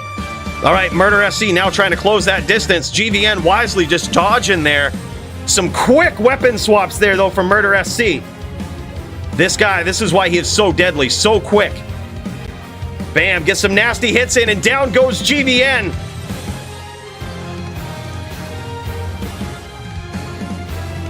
Why is he not wearing Sword Shield? Yeah, this is LLD. Yeah, this is, that's a good point. Level 30 fight here. Not necessarily what we've been seeing for the rest of the night in HLD, right? This is level 30. So these guys are dueling on a whole different plane. It's why Murder SC is swapping to a staff to teleport. He has a teleport staff that basically affords him the ability temporarily to teleport. And in that time, he needs to close the distance on GVN and get the job done. But GVN is doing a great job at managing the distance here and trying to escape. He's staying very, very evasive here. Getting some pretty big damage in. This is exactly what he needs to do. Oh my god, and down goes Murder SC. GVN coming out, getting on the board. Certainly in a better spot than he was in their first matchup. See, this is exactly what GVN needs to do. It works a little bit different than it does in HLD, but in essence, it's really the same, right? The Zon has to stay evasive. She has to stay out of the way. Now, in HLD, she can just sit there with a Storm Shield, tank all the hits, and just chuck them jabs, especially against a dual-wielding Barb. You can't necessarily do that in LLD. However, if you are good at managing your movement, getting out of the way, the damage that you can do on a Zon in LLD is pretty significant. And he's just got to do it a few times. He's just got to make Murder SC take those long whirls. He's got to afford himself the opportunity to increase the distance between him and Murder SC. Interrupt those teleports with some beautifully timed hits. And that's it. Just like that. Very nicely done from GVN. But the price that he pays for Murder SC closing the distance is huge. So he needs to keep him at a very, very safe distance. And it's hard to do. He's going to time those shots, interrupt the teleports. It's pretty tough. Did a good job there, except for at the end. Got caught with the bow out, and that was it. I think there might be one more. I think, Bruno. Maybe at the top of the hour.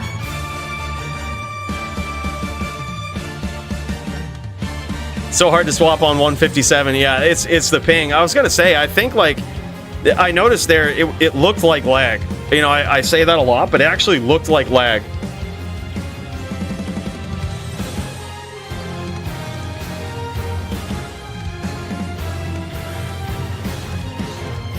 Yeah, LLD Charger's fun, man. I can teach you some tricks, Bruno.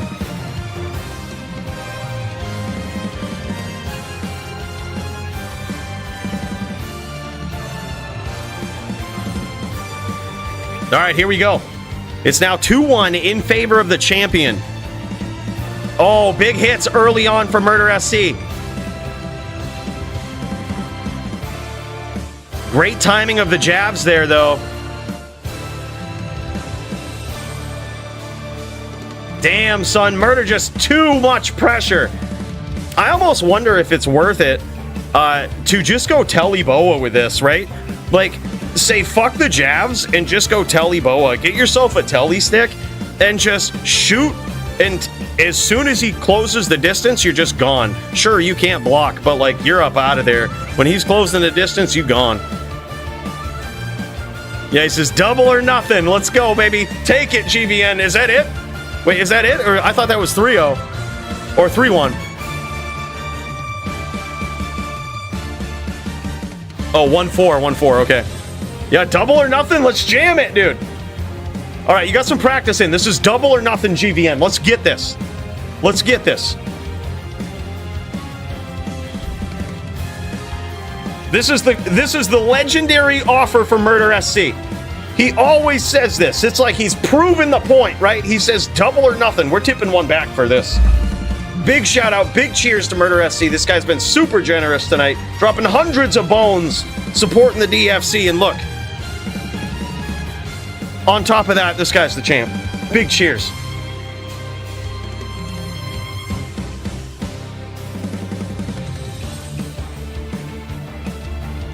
Oh, I say you guys go 1-4. Oh, you guys go FT4 again. Fuck it, let's jam it, dude. This is fucking awesome. Oh, nice hits there early on from GVN. He almost has to walk in this unpredictable zigzag pattern is kind of what you have to do. You have to keep the barb guessing as to where you're going to go. Very nice jabs.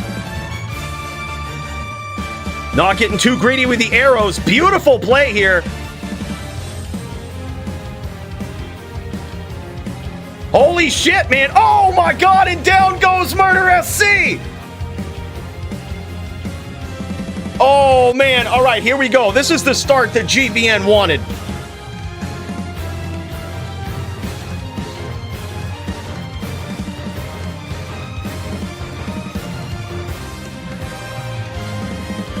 How hard is the jab, though?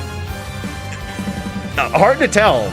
Oftentimes, an LLD Zon will focus on a couple of different things. You're either focusing on +4 jabs. You'll more likely see that with like CS Zons, but they could focus on that. Or you could do the same thing that you do in HLD and just get some pretty nasty, heavy-hitting physical damage javelins. Oftentimes, they'll come in the form of ceremonial javelins. Hard telling. I don't know exactly what GVN has, but if he has the latter, it's probably, I mean, it's, oh no, he's got poons. Oh, that's what it is, harpoons. Okay, there we go, yeah. He focused on the heavy hitting, significant damage harpoons. Those are really good. Extremely good, really. So the jab is probably significant, but here's the thing. You're also battling the defense of the barbarian. He has the iron skin. He has the shout, right? So you're taking your 1900 attack rating and you're trying to jam it up against the defense of the barb, which is probably somewhere around 2K, I would guess at least, right? So there's a 50% chance that you're going to hit with those jabs. And it's not really worth the trade at close range. All right, here we go. 1-0 in favor of GVN.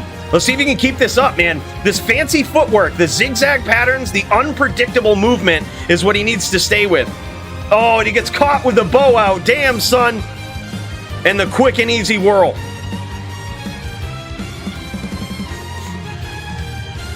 We didn't hear from Toshank, so I actually just dueled Dazer for the title. I tried to cheese him, tried everything I could do.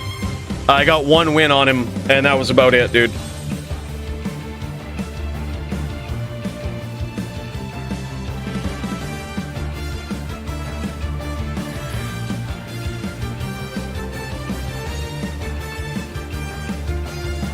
Yep, so Dazer, new champion. Yep. We just can't wait for that matchup for much longer. But next week, we are going to see Lamp versus Dazer for the title. It's going to be fucking wild. Oh, look at this, dude. Murder SC just stalking him, walking him down here. Oh my god, look how heavy those hits are for Murder SC.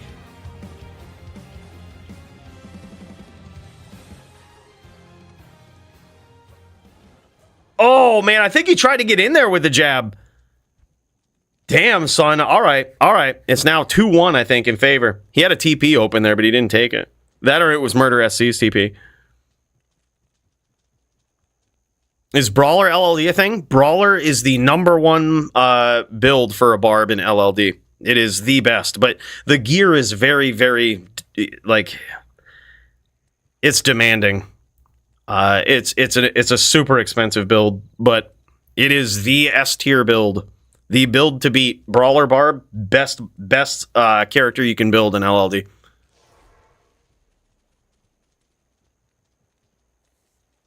It also relies on a good pilot, right? You got to be a good pilot. It's very high skill level, but it's a very good build.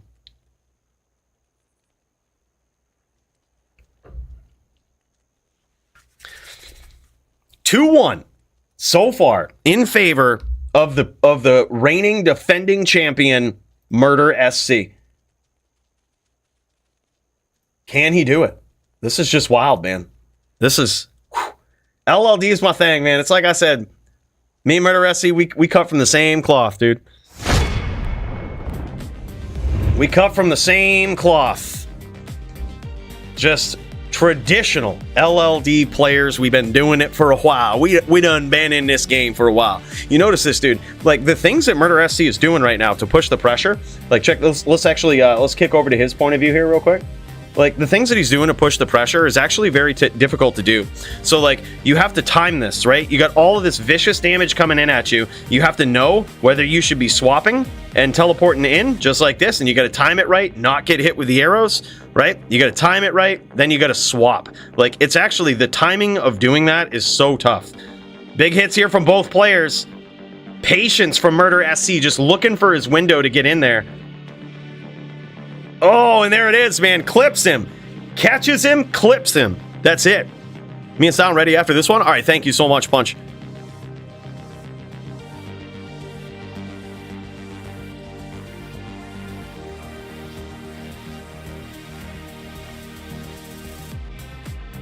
Yeah, y'all see that from Muchez, right?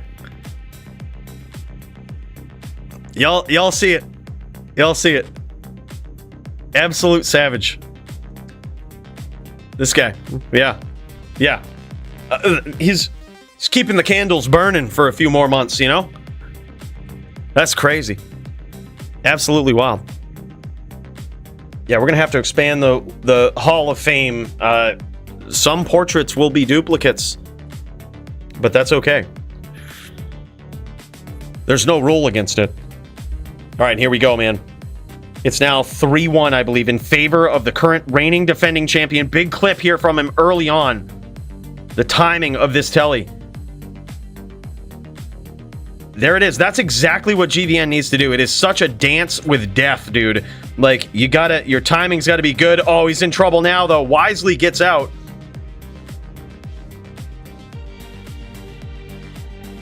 Oh, and there it is, man. Reigning, defending, and double or nothing proving LLD champion, Murder SC. This guy, absolutely wild on this. Here's the thing, man.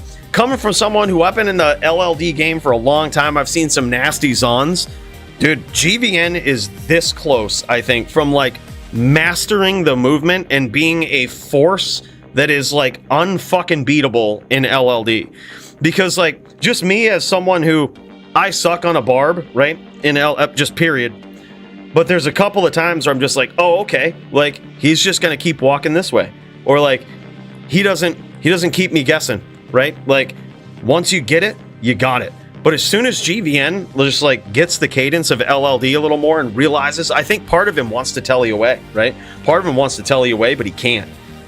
So like once he gets the cadence down and just like is comfortable in that zone, dude, he's gonna be a force to be reckoned with.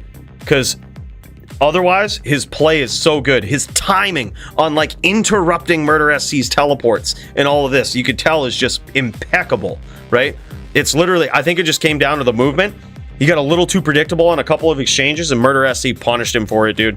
Yeah, and here it is. This is the legendary barbarian. Look at this. This guy's got likely 2 honor axes that he's rocking, some beautiful rings, arguably 5.5 to 6 point rings there, depending on the class. But yeah, look at this, dude. 15% honor nagas that he's rocking for that deadly strike. Beautiful amulet here. 60 life, 10 cast, 2 masteries. That is the better one to go with instead of barb skills. And look at this helm, man. This thing. 4 to battle orders, 2 sockets, 60 life on the base, 6-9 dexterity, ED jewels in there. God damn, those are expensive and so beautiful. Yeah, just a beautiful 11 min damage AR. And he keeps that armor on for the cast rate. He's got to be able to catch these evasive characters. Just an incredible setup, man. Much love, brother. Much love right back to you, bro. Holy shit, this guy is insane. Super generous. Way more generous than he ever needed to be. And such a good representation of LLD and what it can be. It's an honor to see this guy duel, man. So fucking savage. GG, dude.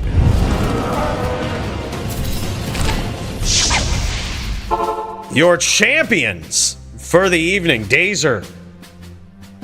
Murder SC. Nimrod. What a shakeup at the top. And now we've got a couple of more people throwing down here. We've got Punch throwing down. Let's pop into this here real quick. Let's see what's going on. This duel is, let's see, we've got Punch versus Sound in some SVS. This one right here, you can never see enough. A whole different form of dueling, a whole different culture in and of itself. Let's check it out, boys. Let's kick some ass.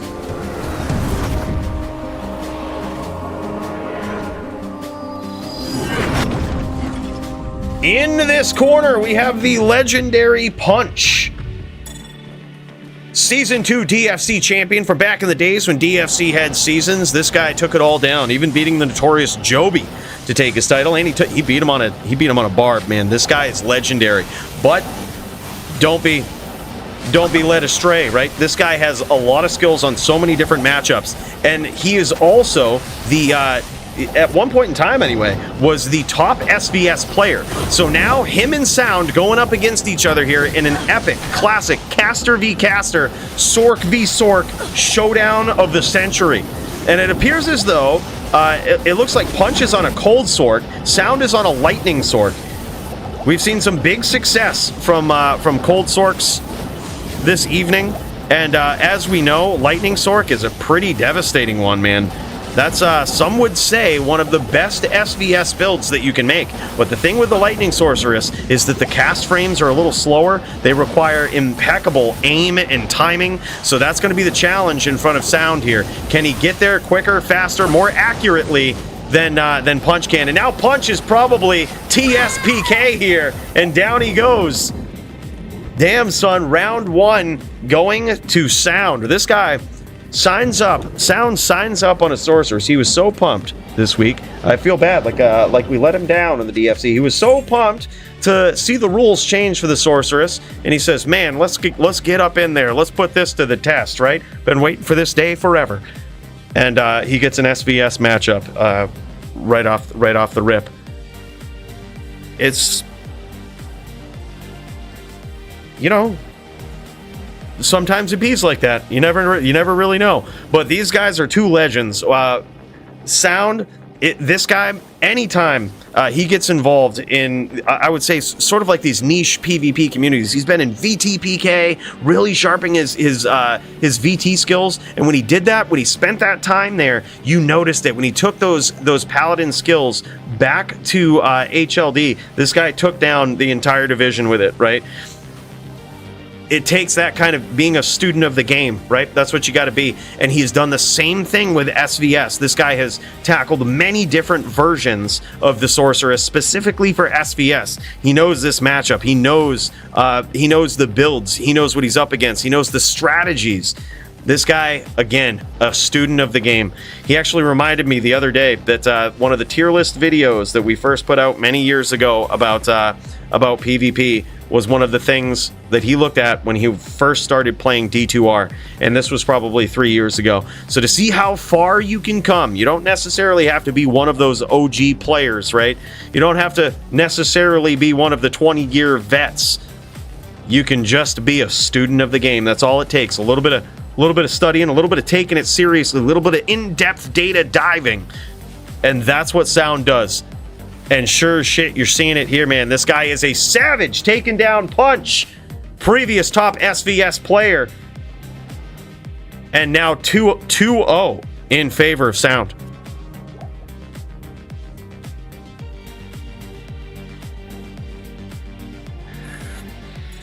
Oh, it's really nice of you, Wubs. That's really nice of you, man. Yeah. Yeah, Joby is, yeah. Yeah, she plays D2. She's all right, you know. Does okay. Now, Joby was a Season 1 winner of the DFC, man. Legendary VT Savage. And carries those skills with him into D2R as well. This guy's just legendary. One of the top VTs of all time, in my opinion. You can count them on one hand the number of VTs that are actual threats and standout players over time. Joby's certainly one of them.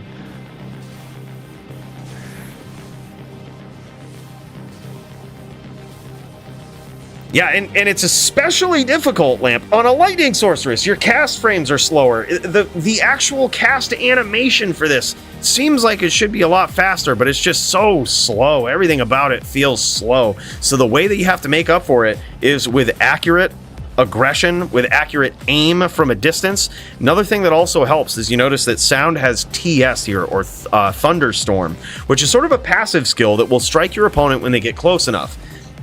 It's really good, but usually only makes a big difference when your opponent is low. It's just residual damage that adds up, can certainly help in the stomps, but this Sorceress right here is all about your accuracy. You gotta be aggressive, you gotta be accurate, because it is in your best interest to do so. The more you close the distance, the better that TS is, and the better you are at aiming. Look at that from so far out, dude. This guy's just covering ground. You notice as he stalks, right? He's launching these lightnings in sort of like this V pattern upwards as he's stalking in a certain direction. That's to basically keep his opponent from moving. If you move, like, you're gonna get hit. But if you stay right there, I'm gonna close the distance, and I'm gonna punish you for it. And now, though, he's in a lot of trouble. Punch has landed a lot of damage early on. Punch has a sneaky name lock right now. Oh, there it is, man. I can feel it. I could feel it. Whenever you notice, especially in duels that often involve a lot of teleporting, when you see your opponent standing still, that's a pretty good sign that they have a sneaky name lock, right? That's something I feel like a lot of players don't know that, because we see it happen a lot in the DFC where sneaky name locks really pay off. Sound certainly noticed it. I think he noticed it and tried to capitalize on it, but Punch was just a little quicker.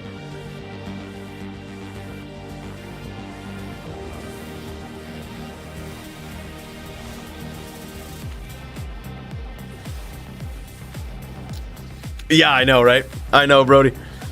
I figured, I saw that, I was like, Brody's trolling, but I was like, I bet there's some people who don't know who Joby is. We talk about him all the time. He makes fun of me in my videos. He was the guy at the end of the most recent video that's just like, sit in town, you're ruining our XP here. That's Joby, dude. That's him. He's been in many videos over the years, come to find out. Been the subject, the butt of many jokes.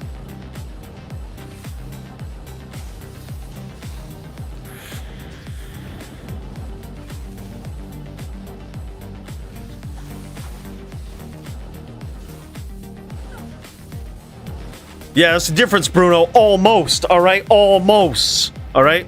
Never got there, all right? Almost. It only counts. You know what they say. Only counts in horseshoes and pregnancies.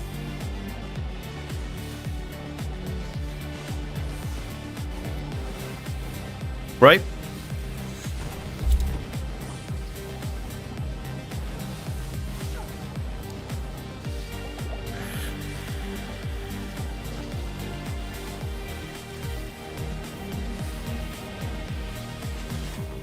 That's right. You got to keep them fearful right now, Bruno. That's what you got to do. You got to let them know you're there.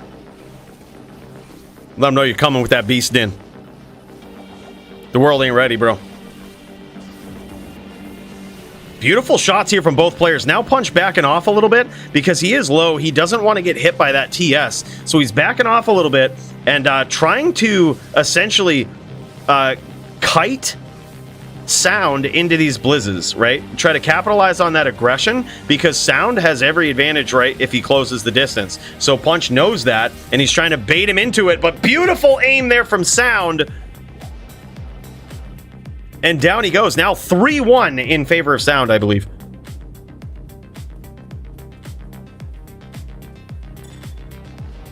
I don't know, probably, dude. I don't remember.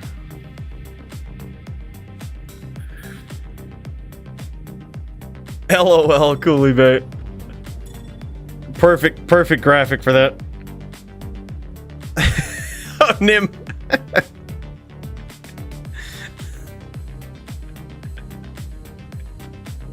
I didn't even know that was an emoji. That's fucking solid, man. That's solid.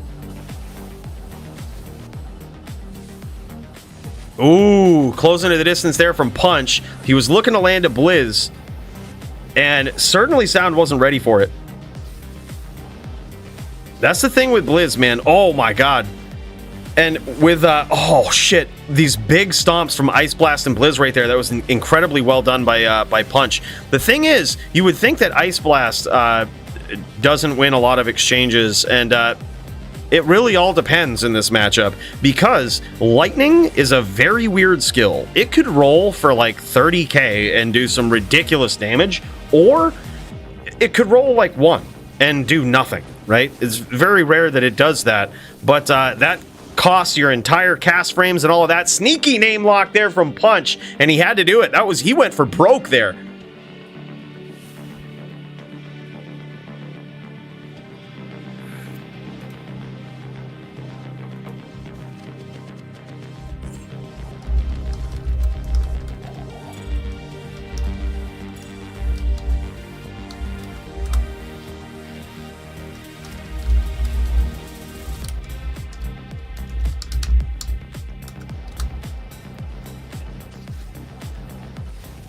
All right.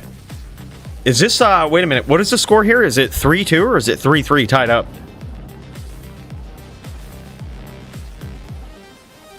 So I looked at another screen to take notes for Fight of the Night and totally forgot. Sound is resounding.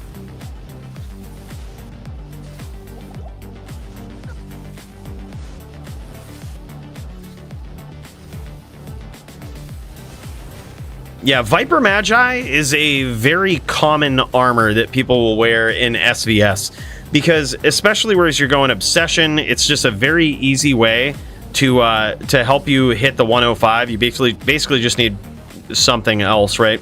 And when you figure that a lot of times SVS players are running helms that give +3 to skills and 100 life with 2 sockets, like literally magic helms is what they're wearing.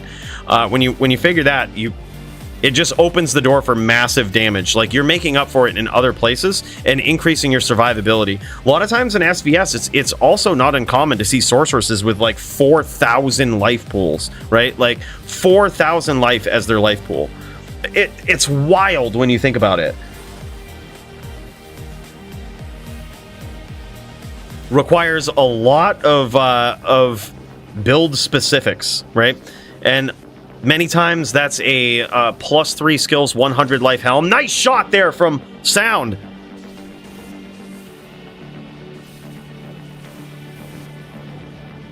Sound on this lightning Sork, man. He's a different player. He's a different player. Let's see if we can kick over to Punch here real quick. Swap the perspectives.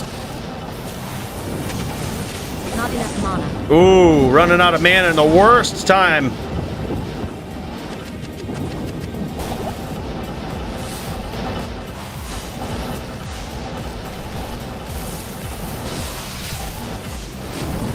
Beautiful name lock there for Punch, and you can really see the skills when we swap over to his perspective.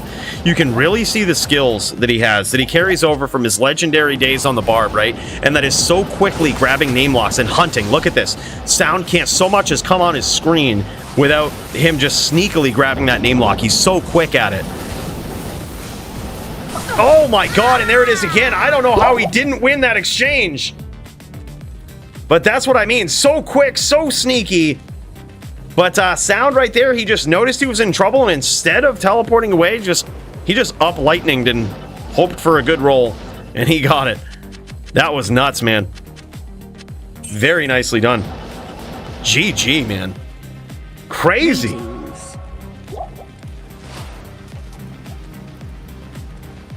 Not here. Probably the Necro.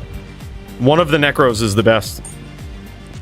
Yeah, GG. That was nasty, dude. Good duel between these guys. So cool to see SVS, dude. So cool to see it. And at the highest level like this, both of these guys very experienced with these builds on Sound showing off some gear here. Or, I'm sorry, Punch. Punch showing off some gear. This is what I was talking about. Look at that, dude. He's got a 320 caster helm with 2 lows in it. And so many different swaps. One thing that you'll also see is that SVS players often use ethereal gear, especially when they're using Spirit, right? Costs less strength, and ethereal gear can't get damaged when in SVS. Your spell damage doesn't actually cause durability loss. So that's why you'll see that. Sometimes people using F Viper Magi's for the style points, F Arachnid's Mesh, like crazy, crazy stuff, man. Really cool to see. But yeah, maybe we'll pop over to Sound, see if he'll show off some SVS gear here too. I know this is probably new to some players. But yeah. Oh, thanks, man. There he is. Oh, look at this, 450. Yeah, this guy's decked right out. This guy knows what's up. Yeah, here it is. Look at all of these. Those are 1034 Viper Magi's too. Those are very, very nice. Oh, 220-60 life amulet there, a 1034. And what I mean by 1034 is it's a perfect upped Viper Magi. Upped it to a Wormhide, rolled perfect defense. He's got 3 of them. He's got the one he's wearing and 2 in the stash. That is so beautiful. 50 life ring there with massive cold resist. What is this? You got 3 perfect Viper Magi's, but you got 73 Trangul's gloves, 73 defense. What is this? 45 lifer charms, 20 11s, and 73 Trangs? Someone help this boy out, man. Someone's better help this boy out. That's crazy, man. Yeah, that's the SVS setup. Thanks for showing that off, Sound. I appreciate it, dude. Wow, that's incredible. Do I see Squigs up in here? Who dat? Wait, who dat?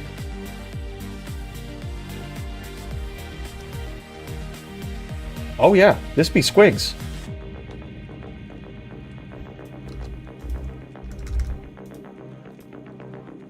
All right, Squigs has got a duel versus Riz tonight. Oh my god, that could be huge.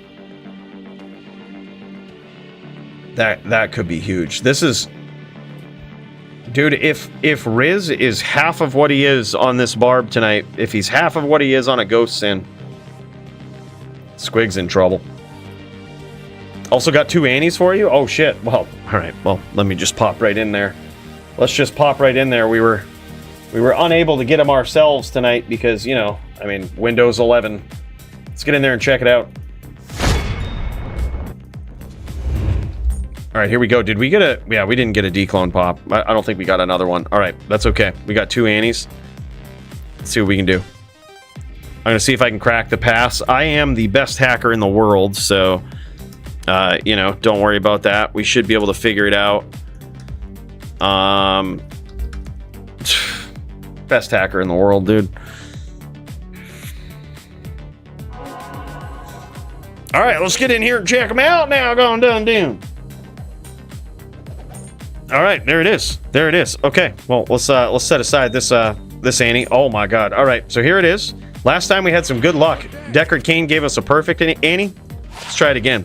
Now look, we didn't re-equip our gear, but this still could be perfect. You never know. Oh my God, it's 1920. It's actually really good. I mean, that's keepable.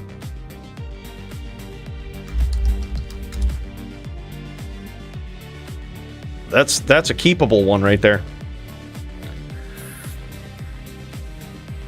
Sick, keep it. All right, it's probably going on an alt account, but we're keeping it. All right, that's a pretty good one, dude. All right, see, I told you, Deckard Cain, this guy doesn't fail, all right? Look at this. We didn't re-equip the gear. It could be another 1920, or it could be a 10-10-5 again. What are the odds of that? The sound gives us two Annies and they both roll 10-10-5. Oh, this one's shit. This one's unfortunate shit. He goes... It's unfortunate shit is what that one was. But, hey, one keepable one, dude.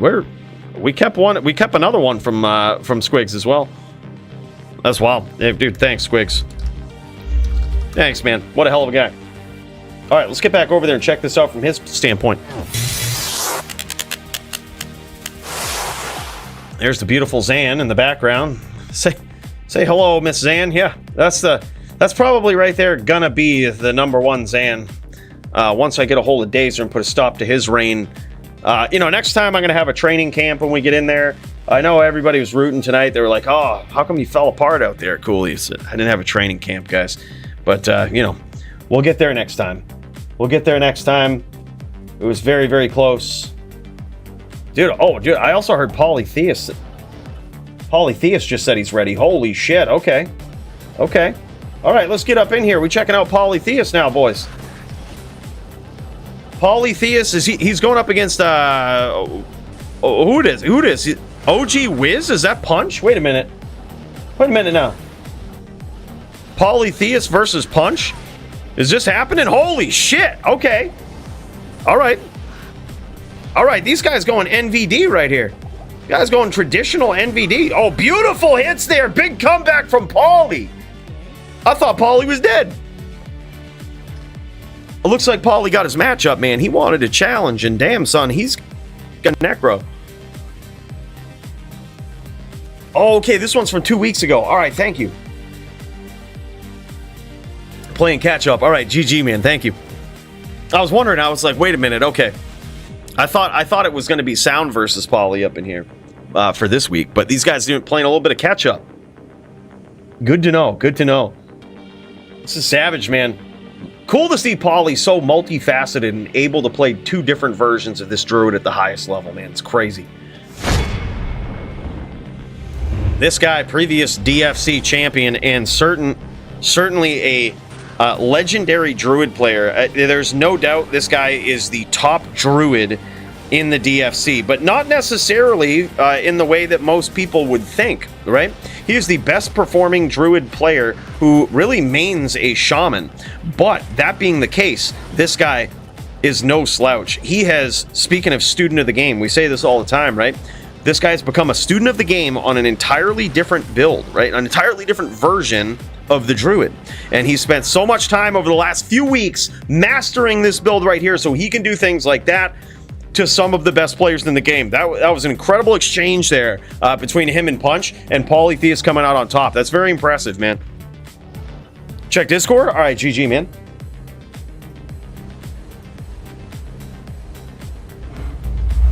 Double champ match tonight. I'm tired. I'll be away from DFC for a few weeks. Oh, all right, shit. All right, so basically what he's saying is he wants a shot. He wants a shot against the champ. All right, but look, I'm gonna tell you this though, bro. If you're calling me out, Murder SC, I ain't taking it easy. I'm bringing out the king. You know what I mean? I don't think I can be beat on the king. I don't think I can be beat.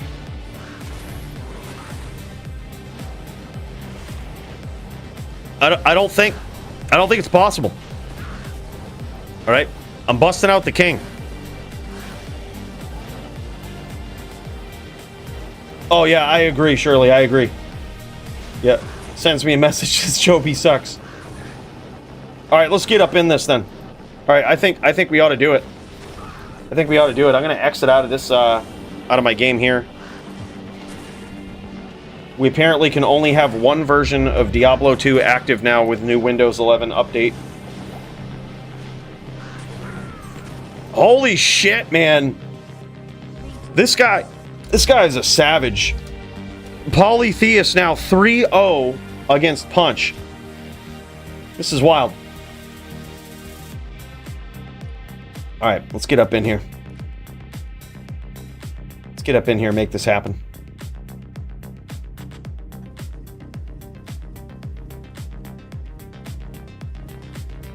All right, firing this up now, Murder SC. We coming in. Actually, I'll leave it up to you, dude. Do you want me? You want me on the Charger, or do you want me on? Do you want me on the big boy? Do you? All right, all right. I'm coming in with the big guns, man. I ain't fucking around. We coming in. We fucking big dick in this, man. We coming in with the king.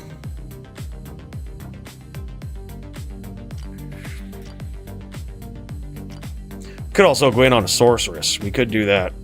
I am a pretty savage Sorceress player. All right, here we go. We going in on the king. We doing it. All right, this will be Jack 1, password 1. We're gonna make it in normal. We're gonna make a level difference 29. And yeah, here we go. Jack 1, password 1.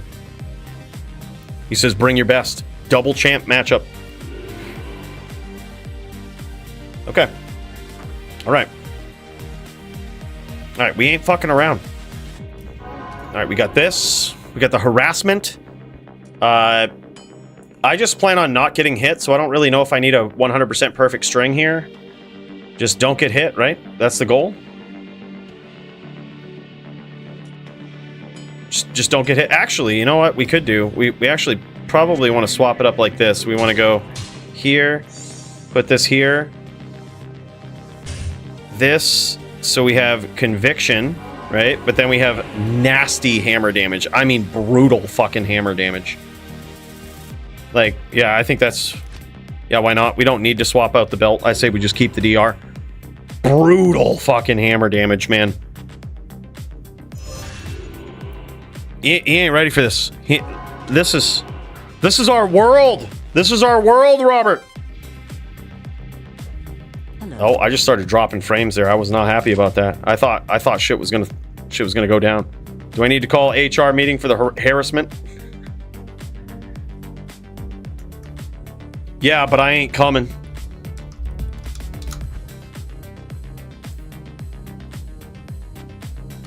They can do whatever.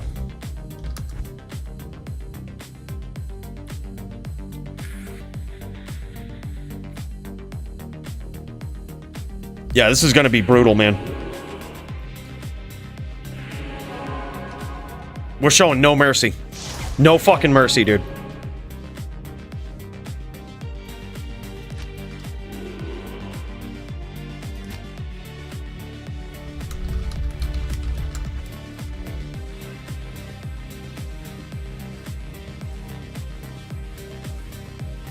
Oh, he's gonna clear.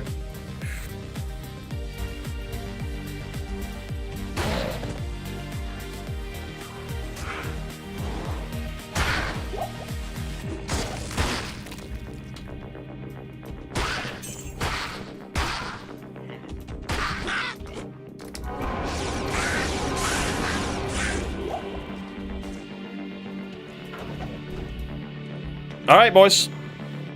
This is, wow, it's been a long time since this happened. 2 title fights for me in the same night. This one, though. This one's gonna be different. Your kinfolk hanging out in the moor still.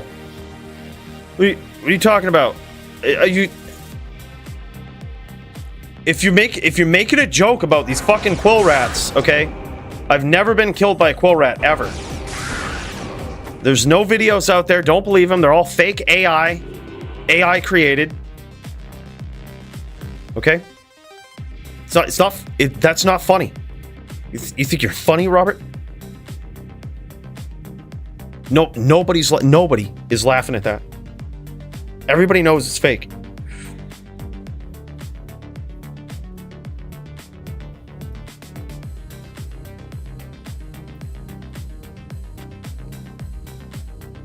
I'm not sure. Not sure if they're doing mirror. That was pretty savage.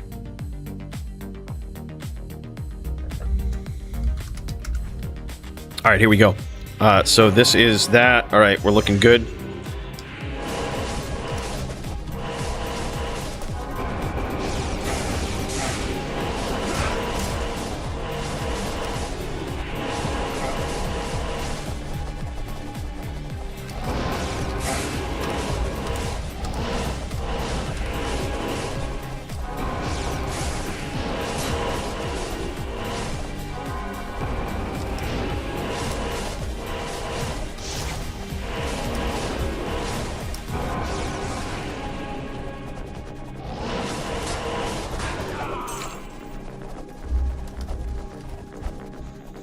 No mercy.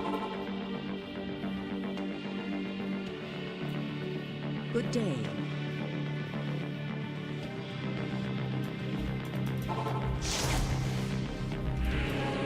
I told you this one's gonna be different.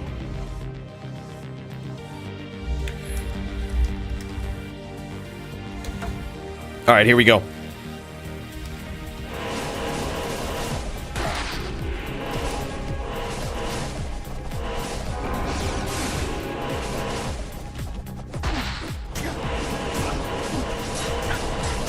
Oh, what?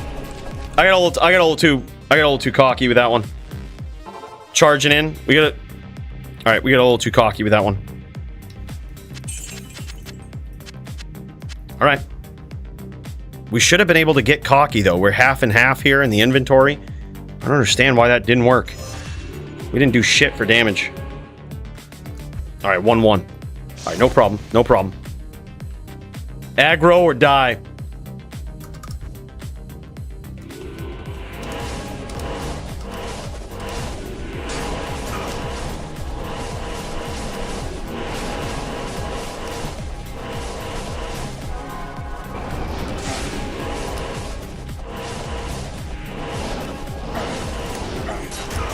What?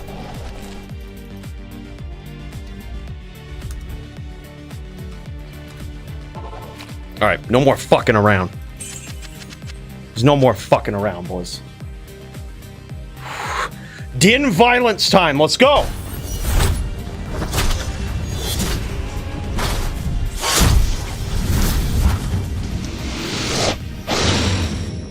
All right. Okay. Okay, we got this. We just got to focus. 1-2. Lean in. You ready? Violence.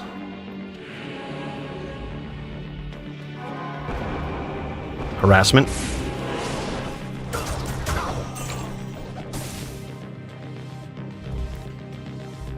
Is anyone else lagging?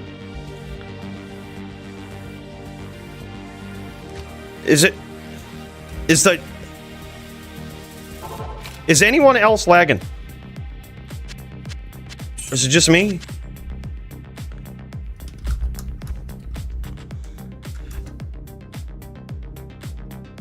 One, 3.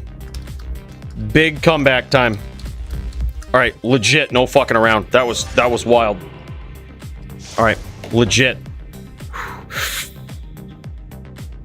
Let's fucking go, baby. All right. Next round. Go, bro. Alright, we ain't messing around. This is it.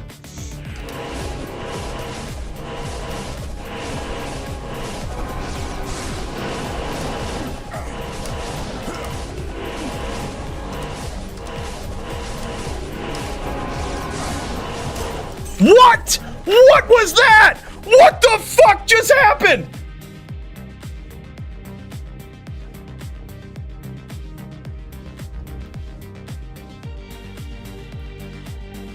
Bro, that was the nastiest whirlwind I've ever seen.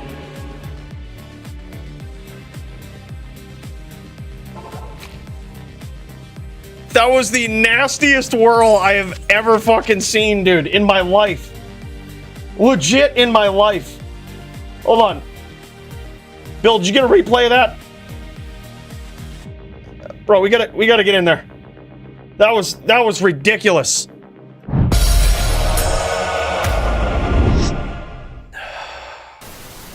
All right, let's check it out.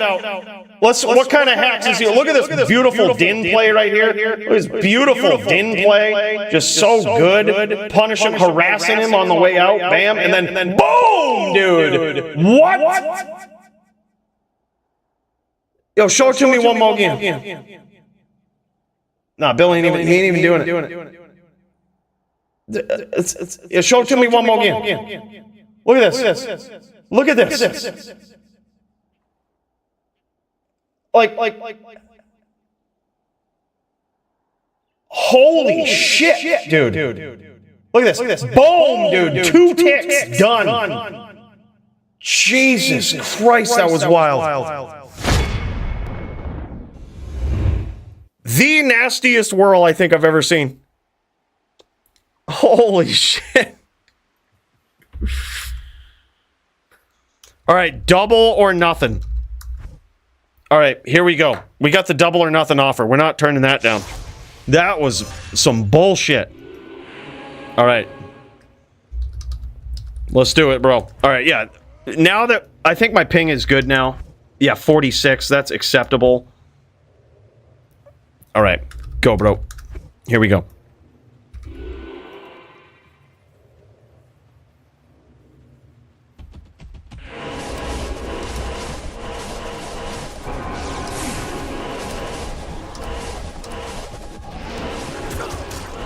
Bad charge. That was my fault. Try to Invisiham him.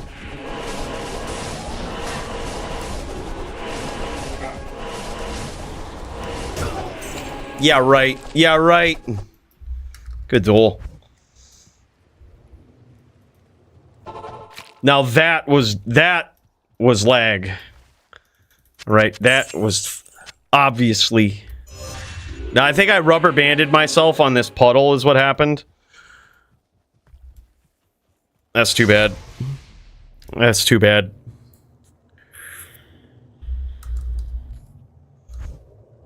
Alright, this is perfect. It gives us time to get in the zone. Alright, do we need to swap anything up? I think we need to swap some shit up. Alright, I think I'm gonna do this. This is gonna be a little... kind of ridiculous. Call me crazy if you'd like, but I'm going to do this. I am going to be a pure ham spammer. Like, just violencia. Yep, we do this.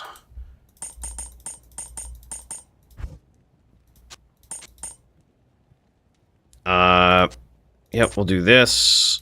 Just to keep them legit here.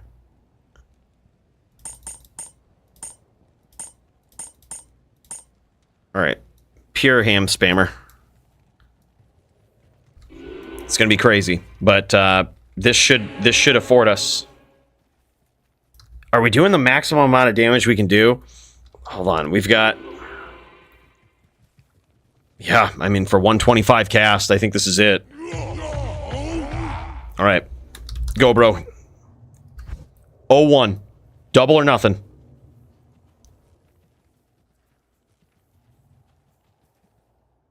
Bring it back, Bill.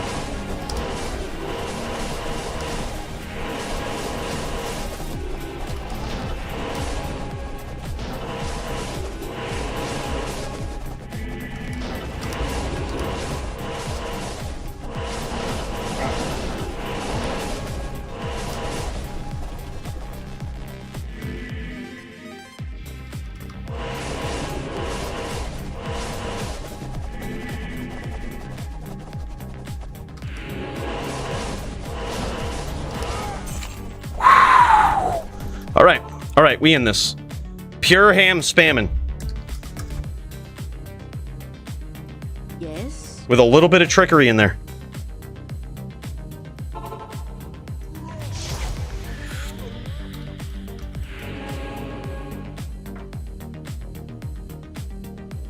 Yeah, we gotta get in the zone. We gotta get real.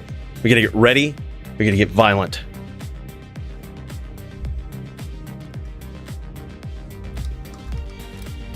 And focused.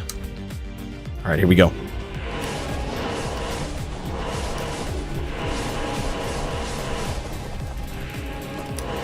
Yeah, right. Yeah, right. I thought he was Tellian. I thought he was gonna have that Telly staff out.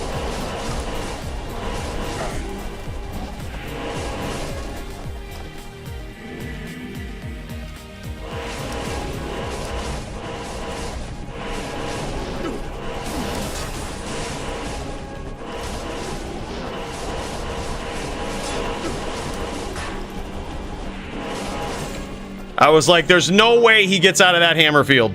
There's zero shot he gets out of that hammer field. Risky charge out of there, but I was like, if I get out, he ain't.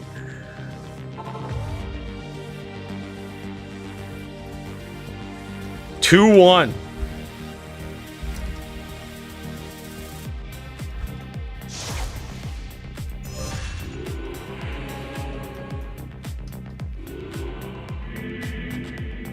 I gotta fight Sound and Taz tonight? Alright, GG.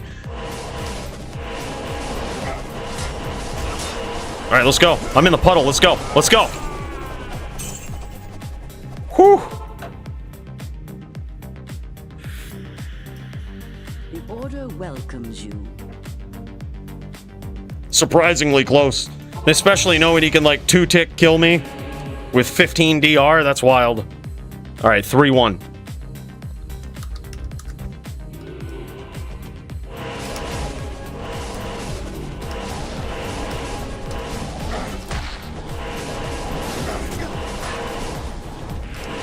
Surprised I got out of that.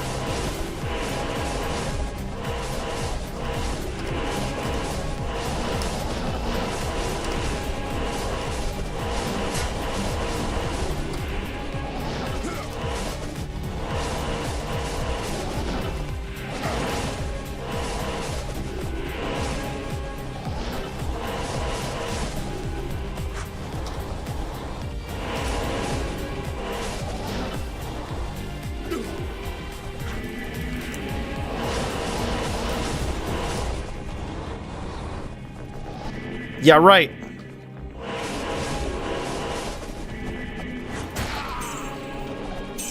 Damn, son. G fucking G. FOH was just a little too pretty.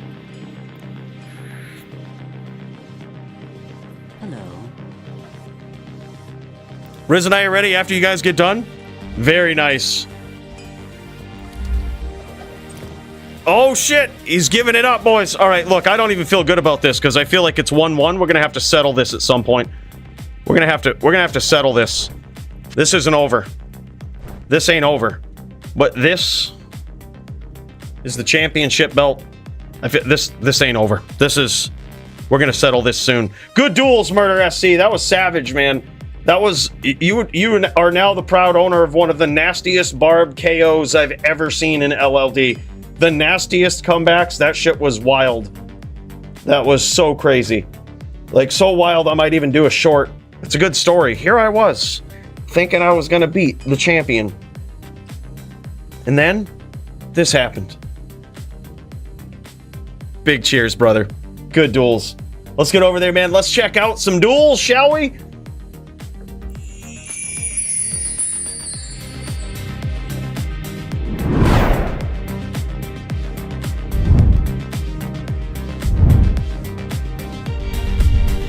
And here we are, man.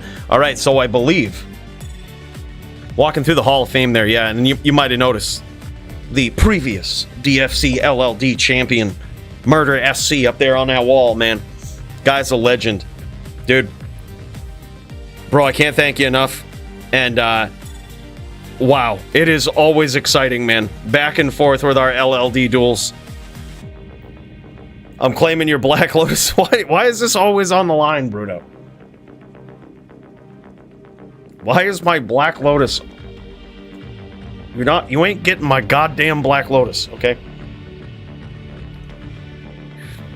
You know how much scamming I had to do to get that?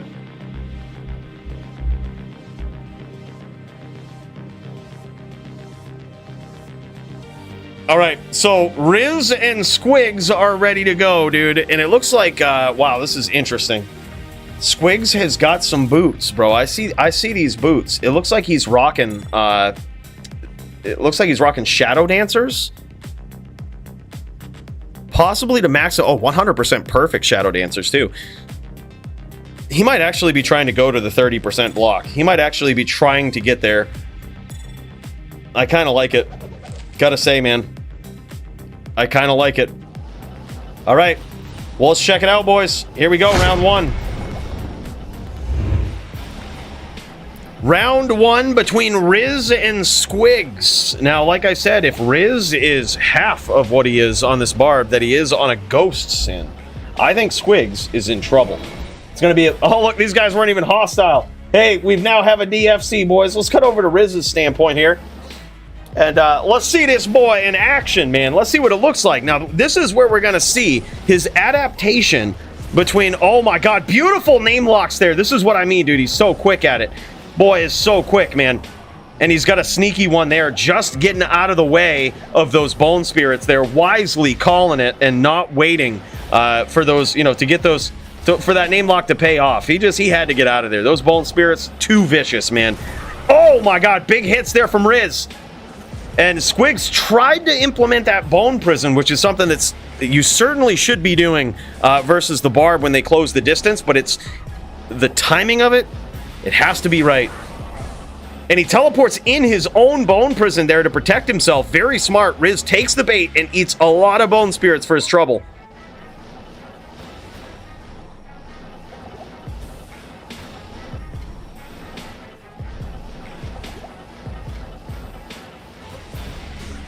Ooh, man, those bone spirits.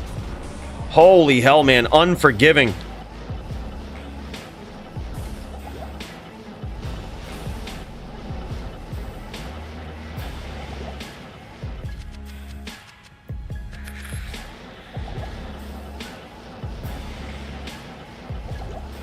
Alucard whooped my ass the other day. Never will I lightly accept some NVD duels from him again.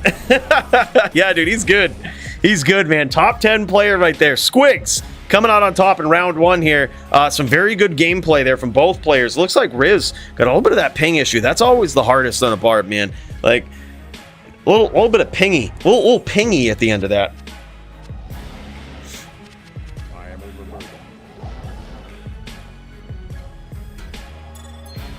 Do it up, Bruno. Big smoke cheers to that, man.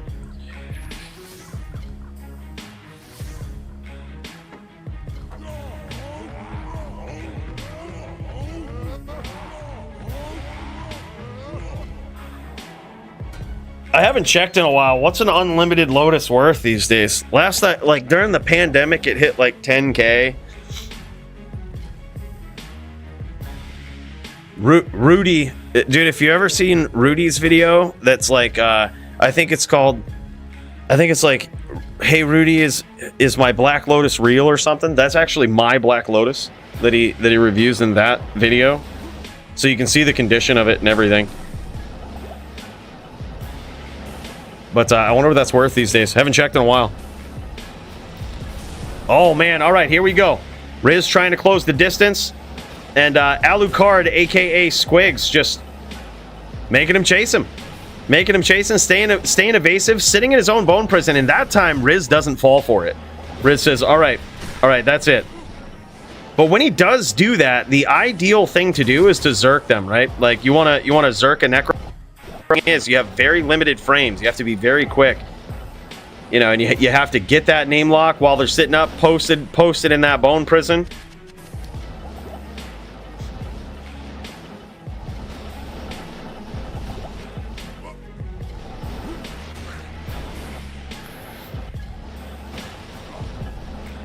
Riz going for the Zerk.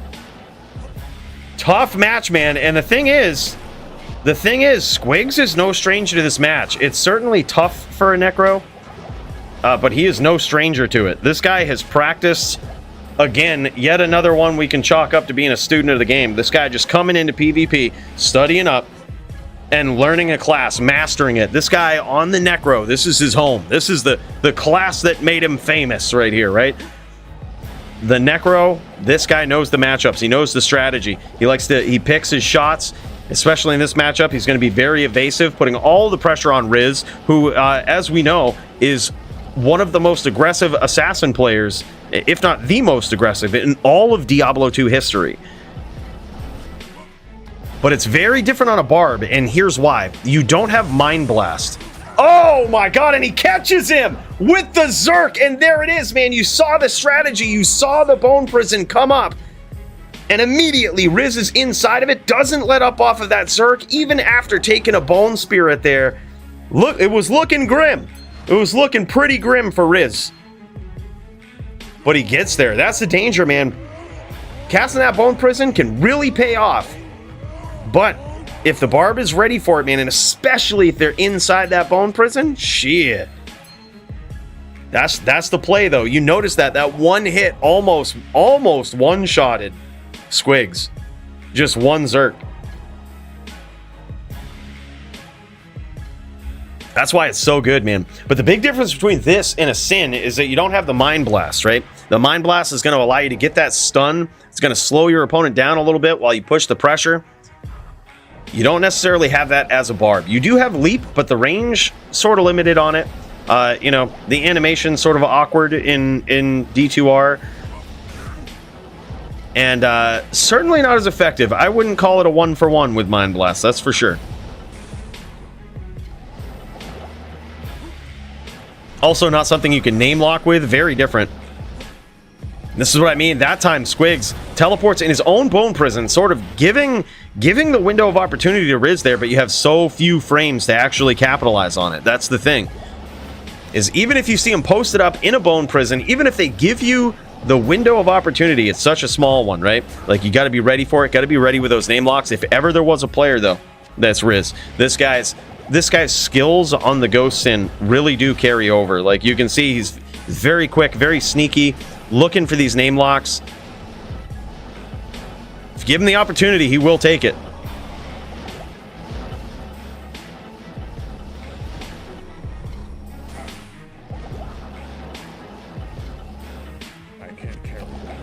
Barb is finally, the baby is finally asleep. Sheesh, GG's, Nightfall, and Murder in search of medium. Dude, hell yeah. We figured something was coming up. I was like, in my head, I was like, it's probably either some emergency when Gavin went AFK. I was like, or it's probably Kiddo. The things that pop up and need to be solved right then. Where Toe? Toe was, he had some other obligations tonight, so what we had to do, the Joe Silva of the DFC had to fill the match, so I got a call from him. He said he needed the top din to take on Dazer. Dude, I fucking beat his ass. You should have seen it. Well, for like one round. I got him like one round, and you should have seen it. Totally clipped it. Gonna tell my nephews someday that was me winning the title, but really it was 4-1. 4-1 in favor of Dazer. So, unfortunate, but...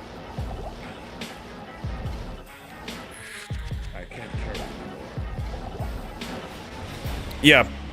The classes that really suffered from those FHR changes were the Barb and the Din. Like, the Sin was still good for the longest time. You know, one could argue still good. But the Barb and the Din suffered the most. They're only tools for actually, like, pinning people down that are, you know, extremely hard to execute. Just taken away. Yeah, even without that, like, yep, just perfectly placed whirlwinds could lock them up.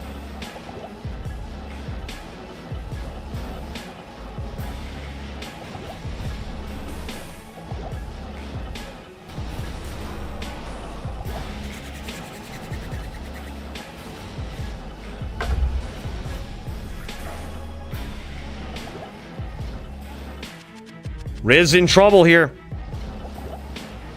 I believe it's 2-1. Oh my god. And there it is. The Bone Spirit train, man. Tough. Very, very tough.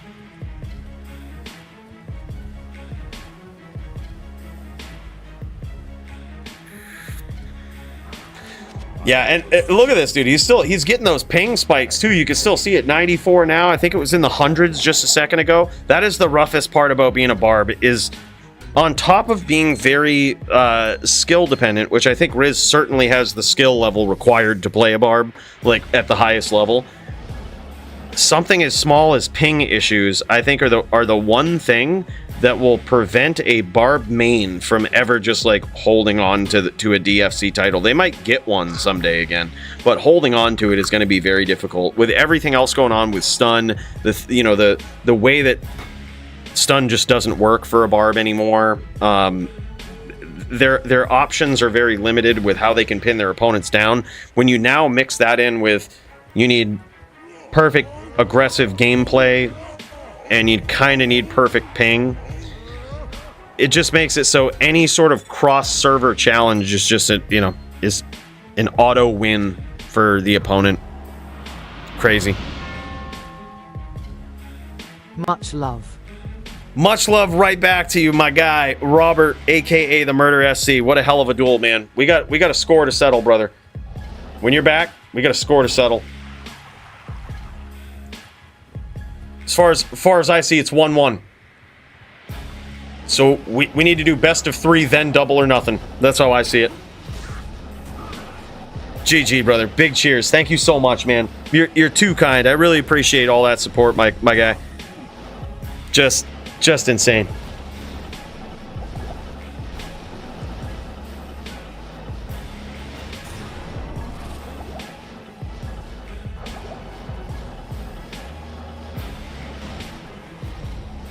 And that friggin' KO.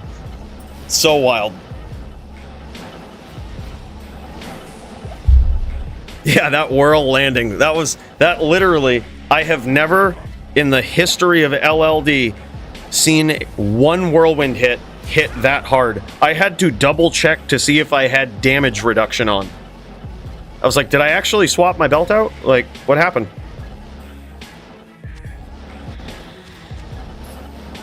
Newsflash, I had it.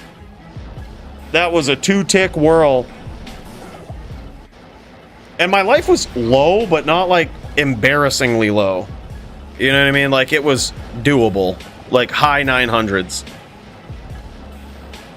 That was crazy. Those are the kind of whirls that Riz is hoping for right now. He wants those big crits, big hits.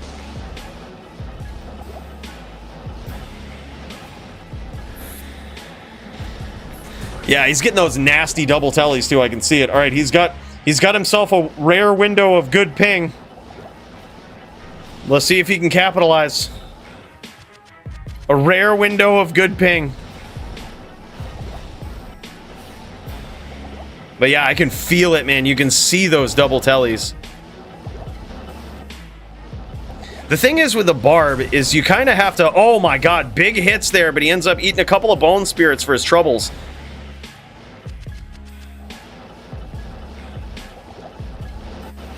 Yeah, the thing is with a barb, you have to close the distance and keep the pressure on a necro. Otherwise, they have a ton of time to set up their ridiculous bone spirit trains that end up turning into IBS, right? And now you can see the ping 125, big double tellies for Riz. That's so sad, man.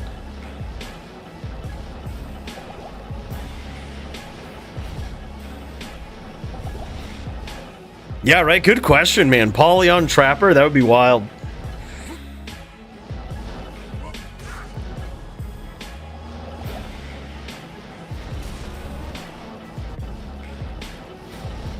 Oh, yeah, word. I see what you mean. Here's the thing with a Black Lotus is you just don't bring it anywhere. You just tell people you have it, and then it just kind of sits, and you don't do anything with it.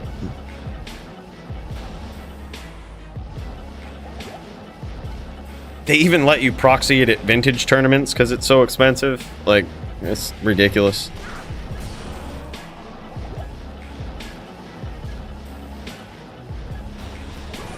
Oh my god, and a huge comeback from Riz. Holy shit. That's what he needed, man. I was counting him out. You might have seen it in my face. I was counting him out. I was like, this is so sad, man. The ping is the real enemy here.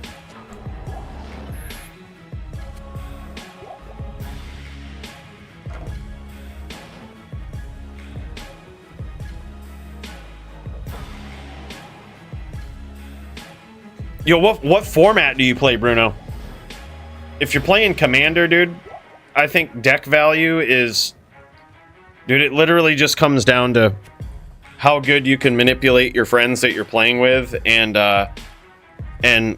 because literally I used to have, when I was playing Commander with all of my friends, every time I would sit down at the fucking table, I would be the first one that they would target out.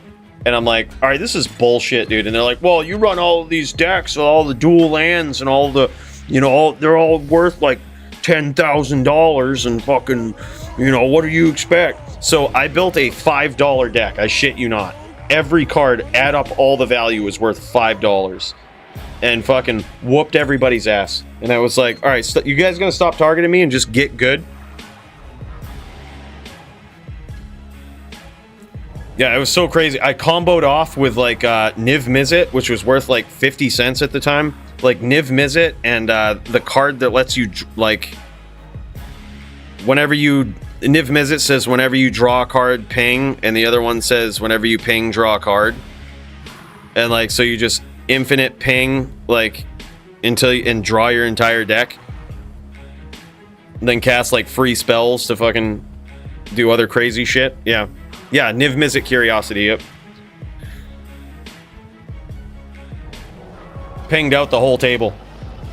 Like, just waited for someone to die, and then there was like, you know, a grand total of like 80 life left between everybody, and I was like, yep, time to go. Time to jam.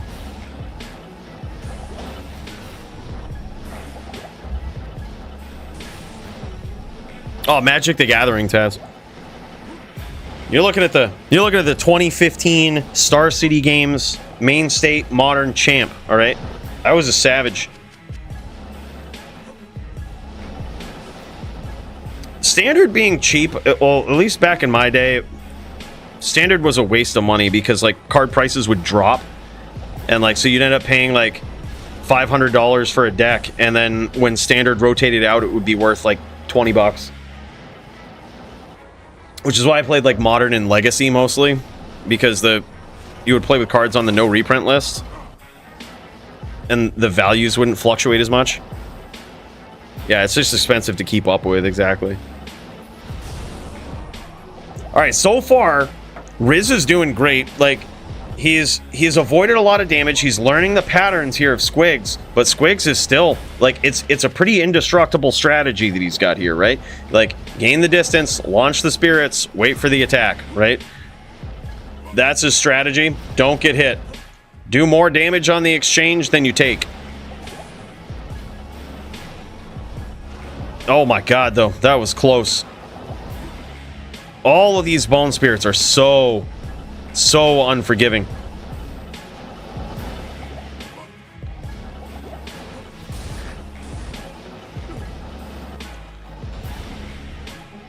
Riz eating a bone spirit there at close range inside of the bone prison.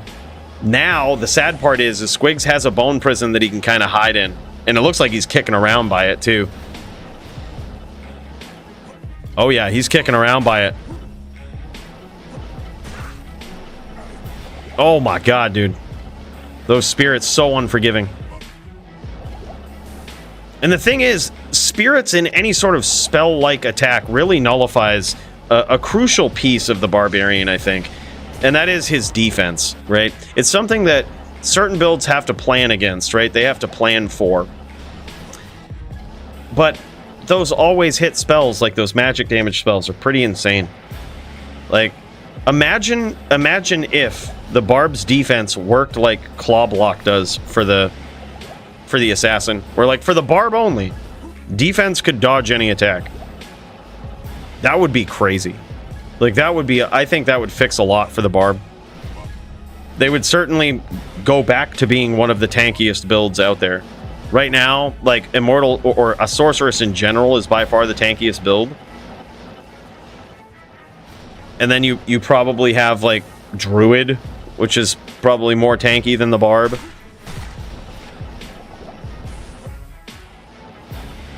One could argue Din, too.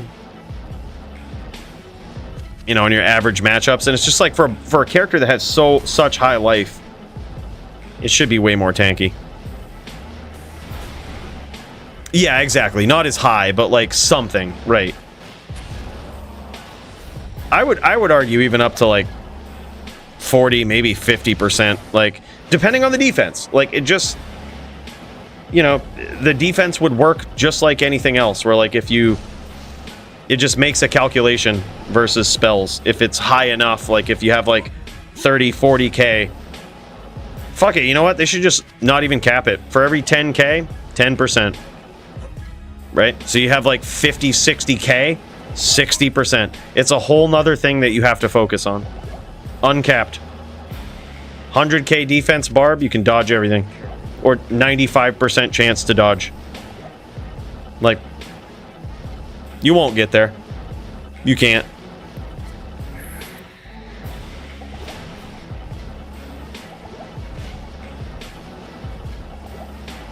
Well, the thing is, it's not just with magic spells, right? There it is. Beautiful play there. The indestructible strategy of Squigs. It's tough to beat, dude. Especially on higher ping. But, like, it's not just that. I mean, you see the Barb's survivability as well with, like, Cold Sorks. You know, the other elements can be resisted, sure. But, like, then when you start resisting them, the Barb has to, like, give up on what makes him a Barb. You know what I mean? And the reason why the synergy and tankiness of other classes just works is because they often don't have to give up what they are to make it work. Like, look at an ES Sork, for example. If you're a Lightning ES Sork, you know, very rare, but, like, all of your skill or charms affect your ES as well. Your ES absorbs damage from everything and works so it's complete synergy with all damage, right? But the Barb's defense, something that is kind of inherent to what he is, right? The weapons master that he is, doesn't really synergize with many other forms of damage, as crazy as it is. Like, it's just specifically for melee, which regrettably in PvP, that melee calculation doesn't really go off enough and nullifies a lot of what the Barb is. Like, a lot of what his natural defenses are.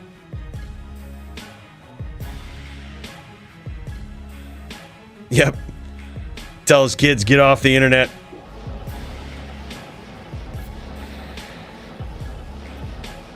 Yeah, that's the roughest part, man. The ping is the death of Barbs. When you start double tallying, man, I mean, it's already so hard because not only do you have to close the distance, get aggressive, grab the name locks, but then you have to perfectly chain. You have to get in there. If you're Zerk chaining, you work on the lock, you time the teleport, you re-grab the name lock upon landing. Like, it's so difficult, man. Like, there's so many steps involved. Now add ping to that. Good luck. Another big cheers to Robert, aka the Murder SC, and to Muchez. Dude, you guys are legends, man. So crazy. Taking notes here, putting it in. I'm going to put in a request with the person that built the Hall of Fame. We're going to need some more.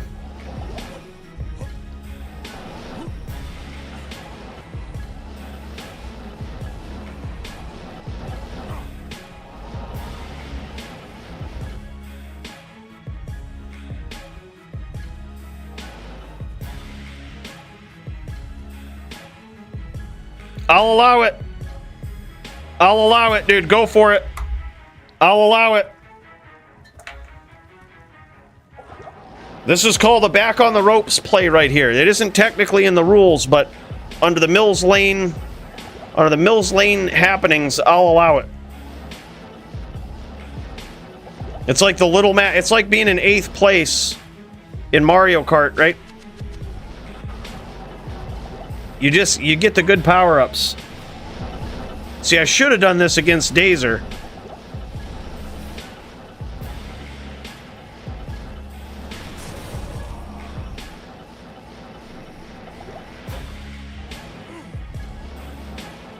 Well, if he rejoins, he would fully heal too, though, Lamp.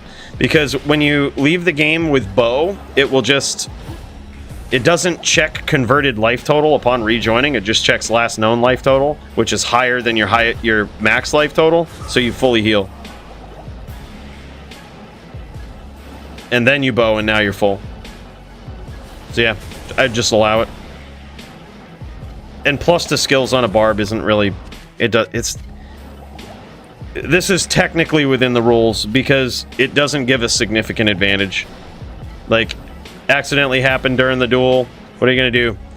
Re-bow and get a couple hundred extra life and swap out in your cube and all of this shit? There's no significant advantage here.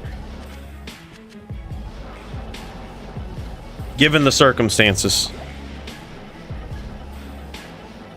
Like, especially if you don't re-bow, right? Like, what is it really doing for you? Nothing. Slightly more damage, which isn't gonna one-shot anyway.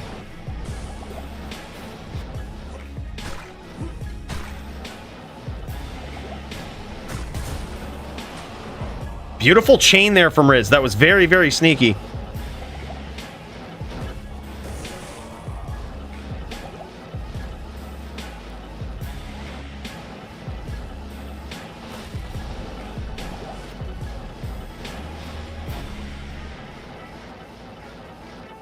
I believe it's 3-1 in favor of Squigs, I think. Or maybe 3-2.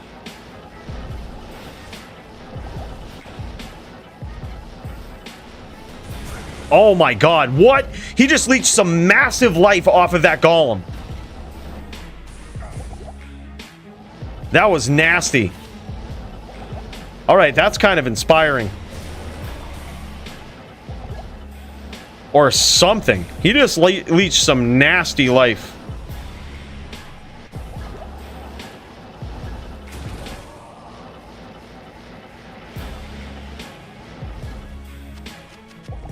Necro could amp, should always allow skill shrine, right? Yeah, right? You're a fucking Necro, you can amp. You don't like me using shrines? Use amp.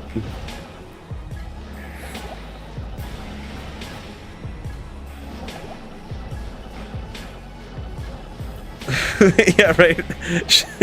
from the cold Sork player. Allow skill shrines versus Necro. Oh my god, what? With the beautiful Zerk through the bone prison. Oh my god, bro.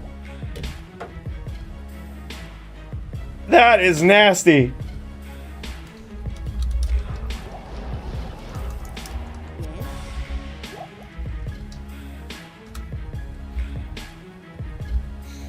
That was sick. Dude, you gotta be patient, right? And that's the other thing that we're seeing from Riz here is the sheer patience, right? That is something that understated, I think, on a barb. And we talk about it all the time when we see punch on a barb, just the patience of punch, right? You gotta have it. Like, sure, you have to have confidence in your ability to close the distance to chain when the time comes. But part of it is waiting for your opportunity, because a lot of times your opponents are going to be overreacting. Like, you know, you could be the most savage, aggressive barb player and it never fails. Your opponent will always overestimate that, right? They're always going to be evasive, teleporting around, just hard to catch, right? And you could be hyper aggressive to try to fight back against that. Or you could be opportunistically aggressive. Wait for your opportunity. You know, lull them to sleep is what I say. Like, don't show them your true power. Wait for the opportunity.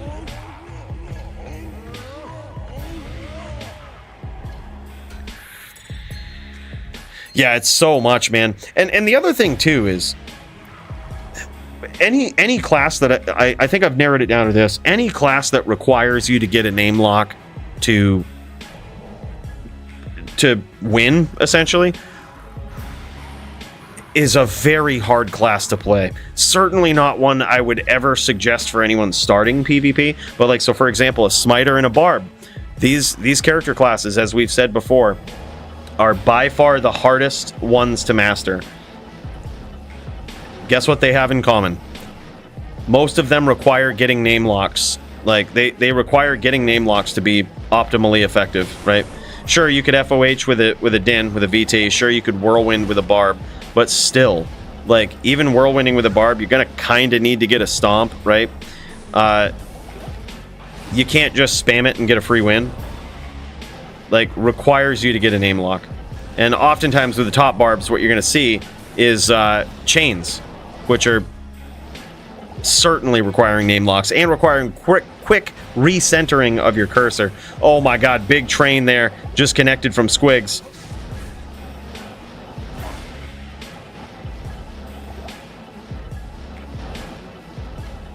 Oh yeah, I did check that out, Bruno. I meant to reply to you. That's not what I was talking about. Like, there is like there's something that they added in another patch where when a name lock breaks, like, if there's another monster close, it will grab it. That is the same on PC, like, whether it's quick cast, on anything, it will do that. My suggestion was that, like, slightly different, where, like, you don't actually have to click. Oh, and the other thing that you were using Zeal, so, like, it definitely works different with Zeal. You don't have to click the monster. It will just activate Zeal and swing at the nearest target. My argument was that it should work like that for Smite.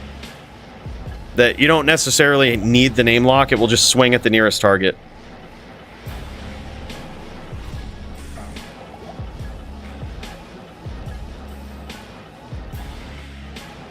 So, like, if you shift Zeal, you don't need to get a name lock on a Fallen or something.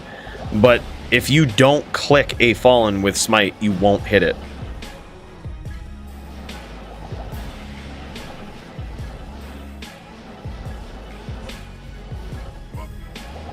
Yeah, I think they nailed PvP in D2R. Like, or Diablo 2 in general. PvP in ARPGs is a very, very hard thing to balance alongside everything else. Then, in my experience, there's only been a couple of ARPGs that have done it. Diablo 2 and Project Diablo 2, right? The other mods for Diablo 2 don't really focus on PvP. It's all power creep and you know, see how fast we can smash shit that never really needed to be smashed quicker.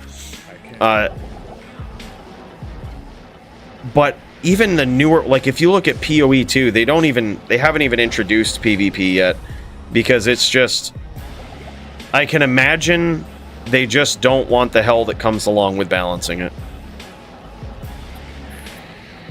Yeah, PoE 1 tried. No, I never really got too far into it, but early on, PvP felt great. But then again, early on, PvP in Diablo 4 feels great. And then when you get to the end game PvP in Diablo 4, it's stupid. Like, it's just, who can one-shot the other one? Like, who can, you know, it's just all, it's like D3 PvP. And, which I'm sure also feels the same. Early on, when you're like a noob leveling up or something, I'm sure Diablo 3 PvP feels good too. But, like, just like PoE 1 did at an early stage when none of us are really doing damage. And there it is, man. I think that's it. GG's. I believe 4-3, maybe 4-2. 4-3, I think. Very close duel, man. Tough matchup, especially for high ping with Riz. But great performance, man. It's just hard. That shit is hard, man. It's a rough life for them Borbs. It's a rough life. All right, boys, let's kick over to Polytheist. This guy's been waiting patiently. By the way, thank you so much for that, man. I appreciate it. This boy getting ready to throw down here. Looks like he's on a NATO druid still. Holy, okay. Okay, this boy up in here, I think he's going up against Sound. And whatever he brought to the table. Oh, he brought a Necro. Sound and Pauly gonna be NVD. Holy shit. Okay, so we just saw Punch and Pauly going NVD, and Pauly did surprisingly well. Let's see if he can do that same thing versus Sound. This guy, student of the game, right? He's learned on the Din. He has mastered the Din. He has mastered the Sorceress. But how good is he on the Necro? Is he that next level player that can take out Polly, the top druid in the DFC? The skill level matched by none on the druid. Granted, it was on a different version of the druid, but this guy has also done his homework. This guy has practiced for many, many months now at this point. Mastering the cadence, the technique, the aggression, the different play style of a wind druid. But so has Sound, and you can see these beautiful walk down strategies he's got here. It's very tough for Polly to catch him. But Polly no stranger to those name locks. Some would argue that on his Shaman Druid, the name lock's not so necessary. But that's never how Polly has played. On a Shaman Druid, you have things like Armageddon that are going to passively come down and strike your opponent. You have Fissure that you don't necessarily have to be as accurate with. You have Molten Boulder, you can just chuck it and run. But that's never been how Polytheus has done it. A lot of his success has come from nasty teleport chains, landing those boulders, keeping the name locks with Volcano as people try to keep the distance. Just insane, man. This guy is always focused on that, and those skills translate very well into this matchup. And he's got Sound very low, but some nasty hits there from Sound. Beautiful spear, and just an incredible walk down strategy that he's not straying from. Even though he's caught a few nados here, and he's got himself in trouble, he stays on it. He stays diligent, stays vigilant, knowing that this is the strategy that could get him there. Beautiful stomp there from Polly, and again a nice spear, just narrowly missed Polytheus. Who won versus Punch? I think it was Polly. When we tuned out, it was 3-0. We had to take care of a title match, all right? I was honored. Joe Silva gave me the shot for 2 title shots tonight for fill-in spots. Kind of fucking wild, man. Punch made a comeback? What? Did you guys do a mirror? Did you guys do a mirror like 3-0, like you swap it up like Druid, Necro, and then that kind of mirror? Oh, okay, all right. I was going to say, because I was like, that would be one hell of a comeback if it was just NVD.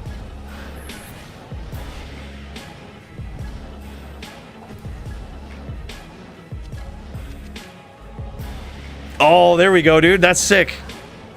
03, 30, 20, 10. That's crazy. Yeah, that's nasty.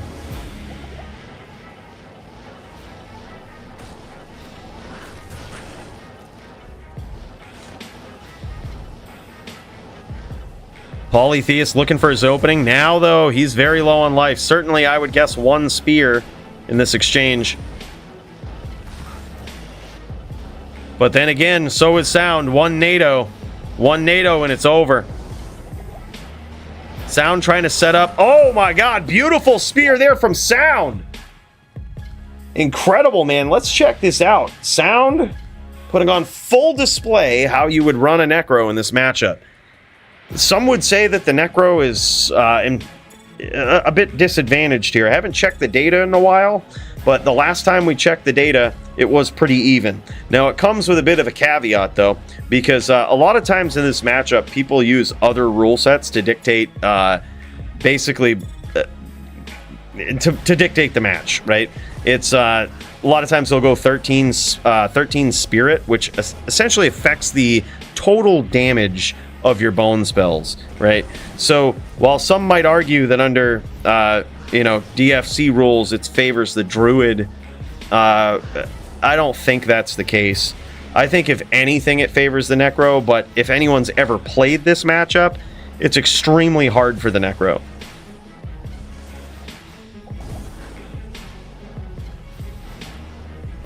Why, he looks like he's filming it on his phone, right? Look, he's got to dial back. Oh my god, dude. That's how to do it. You see those short walk downs? Beautiful spears there from Sound. Very well executed.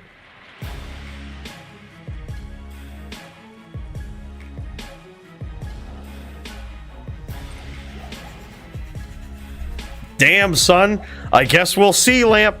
I guess we'll see. The fight ain't over till it's over. All right, here we go. NVD Polytheus coming in. He's gonna try to take this one back here. But Sound is so quick. And here's the thing that a lot of people overlook. You might notice, you might think that a Necro surely just needs COA, right? You want that damage reduction versus a Druid. Well, really what you want here is a helm that has 30 faster run walk, 20 cast, and 2 sockets, right? Now, I've heard people say before, oh, well, that faster run walk is overrated. Try playing an NVD match and tell me that, right? You're gonna want so much to balance in this matchup. You need cannot be frozen, you need DR, but most importantly for this strategy right here, where you see Sound just briefly walking down, just getting out of the way of these stomps, you want faster run walk. You wanna get that animation. You want to make it happen fast, right? And you want to have time to turn around and launch a spear. You want to increase the distance, give yourself the most amount of time. And how do you do that? You increase your faster run walk. You get there faster, right? That's it. He's doing a great job of avoiding, and look at this, some top level necro play here from Sound, because when he blows up those pets from Polytheus, you'll notice him chase him. There's very few necros that do that. It's still a dangerous thing to do, because then you always have the defensive NATO a la Dio, right? Dio Wind was famous for this. When Necros used to do that to Dio Wind, who was, for a time, just felt like an untouchable druid in the DFC. This guy was a savage. And one of his famous moves was when you would blow up his pets and you would start pushing the pressure on him, he would just up NATO. He would just let you come to him, and he'd have a NATO waiting. And those NATOs always hurt more than anything else you were going to do, right? I never met a player who was like, thank God I risked it with that up NATO. Like, it just always felt bad. You rarely ever won the exchange, and you often were second guessing ever doing that again.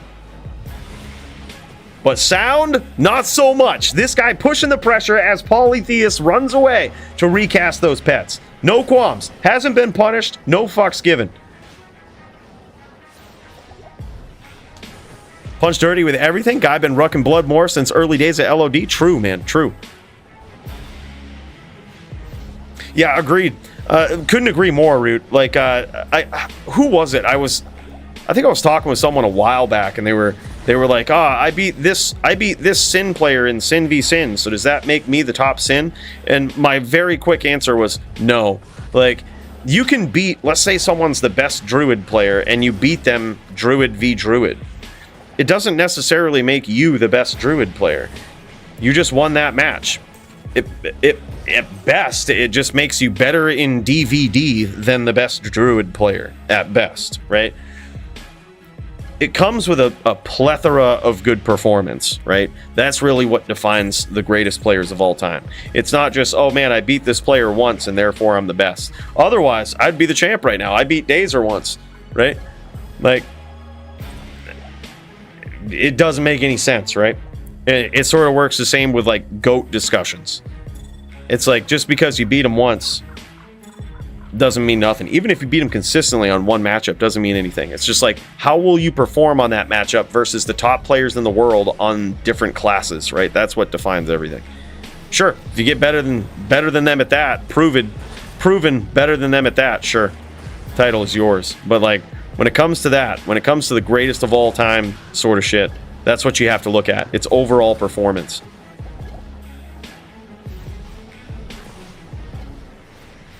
Oh shit, yeah, I totally meant to do that. Earlier, Leroy. Totally forgot. I think we got jammed up in some duels. It's been pretty active. Shit, bro, sorry about that. Yeah, I'm gonna get up in there.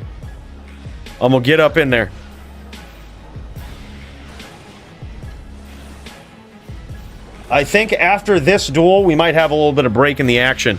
So Leroy has been so kind and so patient. He's kept some games up with D clones in them for us to go gank this guy.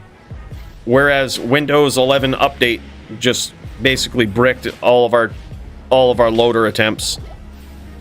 Crashes our computer basically. So he's so generously had all of these games up waiting for us. We're gonna get in there. We're gonna do it. We're gonna put him to the test. right, speaking of which, let me exit out of this game. Log into the main account. Get ready to do this. Oh my god, big hits there from Polytheist.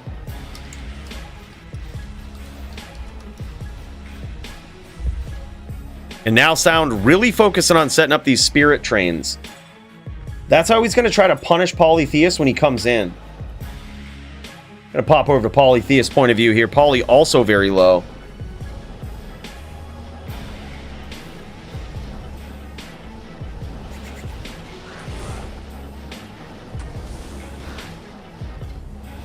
Dude, really, Gavin? Okay, so that's... It literally crashed to the stream earlier. Like, we had 2 versions of this up. It fucking bricked the stream. Did your shit start running at, like, your entire computer just start running at 1 frame per second? Like, maybe even worse? That's basically what happened with us. It's a known thing. All right, I gotta figure out how to revert, because I'm reverting back. Like, that's the worst Windows update I think I've ever seen. Like, literally, just bricked our ability to do what we do. All right, dude, thanks. I appreciate that.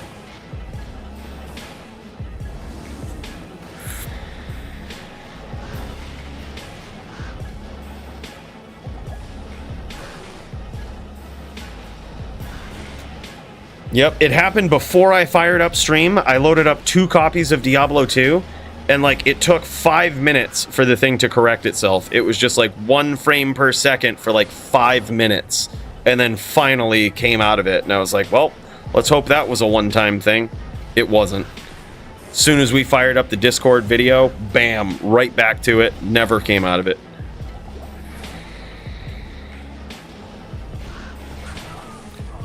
And there it is, man. Sound with another one. Holy shit. Sound now, I believe, 3-0 in this matchup. Here, I'm firing up the... we're firing it up, boys. We're bringing it over. Let's see what we can do. All right, let's get these D-clones. Let's put them down, shall we? Let's get up in there and get good. All right, we got some games. We got some ganks to do here, boys. I'm going to bring this over here. Bring this to another screen. And let's get ready.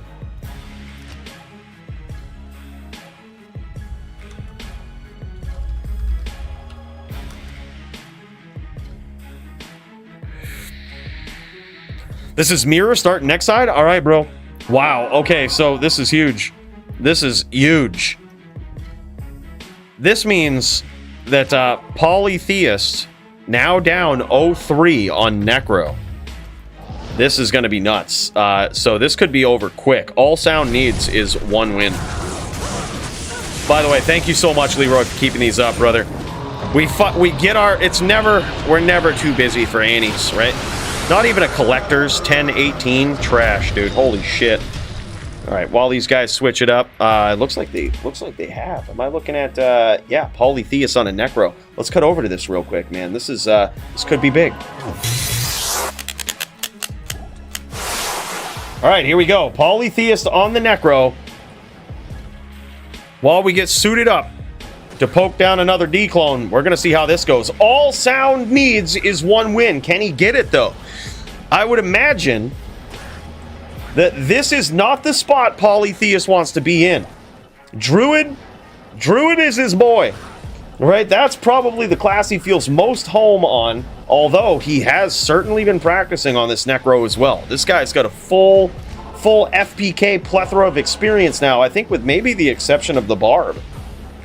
He's been working on that Sin, sharpening these skills on the Necro, and certainly a pro on the Druid. But this is, I would say, Polytheist with his back against the ropes. But what you're seeing is some rare dueling right here. Polytheist on a Necro. So good to see it in the DFC, man. Now, if you're a fan of Polytheist and you follow him on Twitch, _Polytheist, highly would suggest it, man. Really cool, really chill streams, but also this guy is just wicked fun to watch. So skilled. You might learn a thing or two about the Druid and about some other classes if you pay attention. This guy's insane. Paulie been barbing too? Has he punch? Holy shit. Dude, yeah. This guy is an FPK artist now. From PK artist to FPK artist. This guy is well-rounded.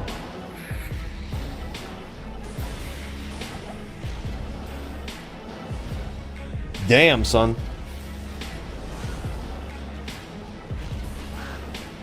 Now's my time, boys, Bruno says.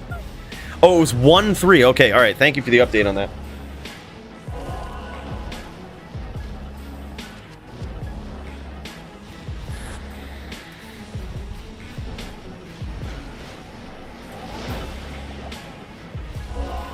Damn, gonna have to ruin his dream, too. Oh, shit.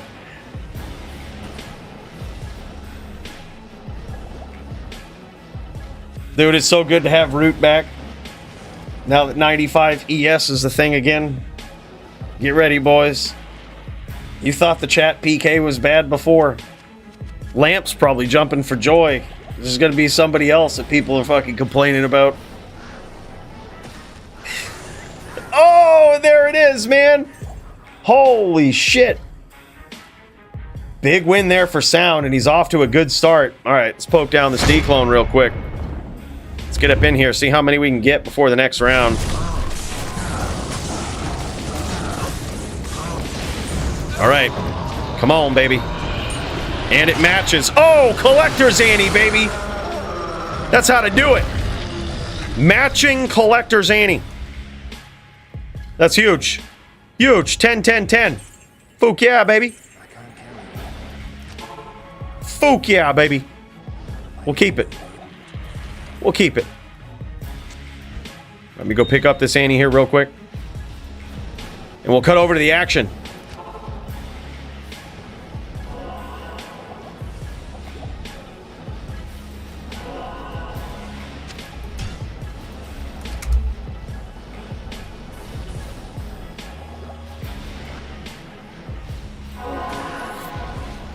All right.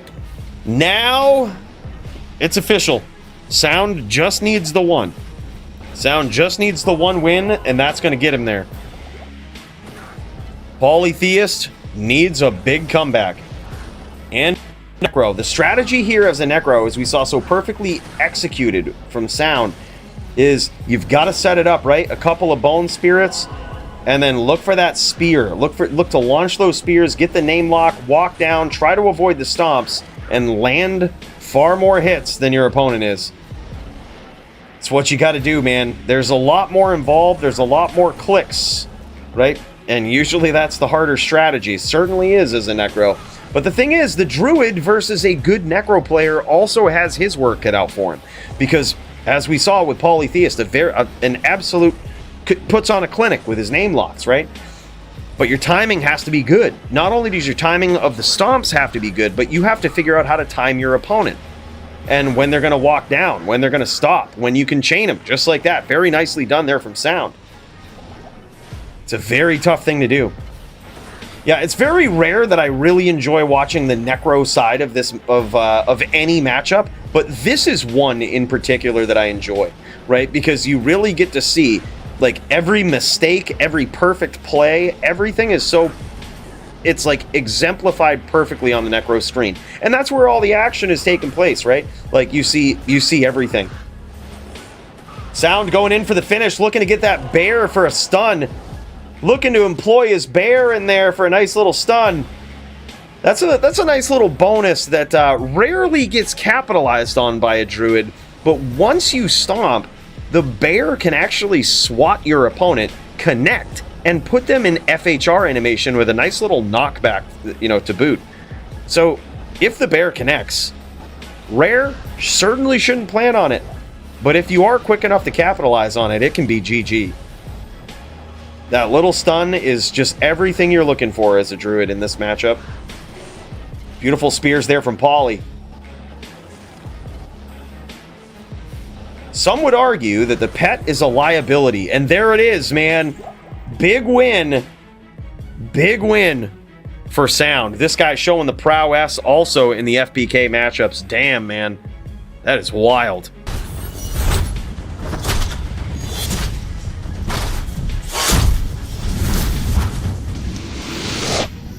All right, now it's time to versus D-Clone, man. The third match of the night. We got a Collector's Ante in our last showdown.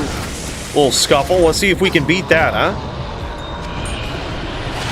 13-13-9. I mean, some would argue it's collectors, but we wouldn't. We can't keep that many trash antes. Call them collectors, all right? We can't do it. Gotta get in here, exact the violence, and get something worthy of writing home to mother about.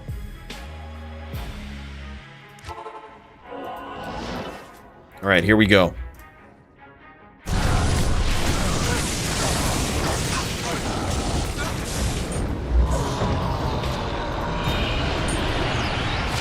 $20.15. Just not good enough, man. Just ain't gonna get the job done. Always gotta make sure I got the right one going out.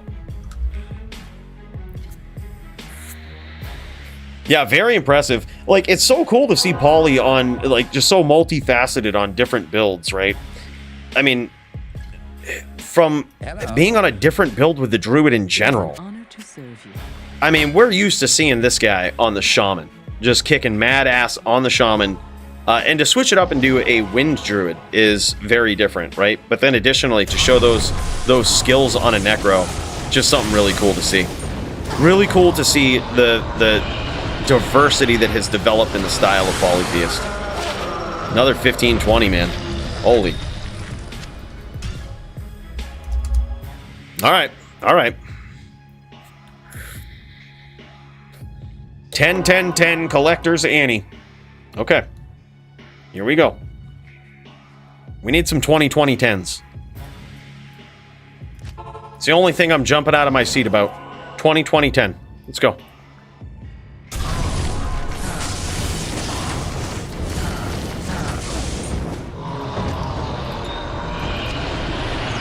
It matches.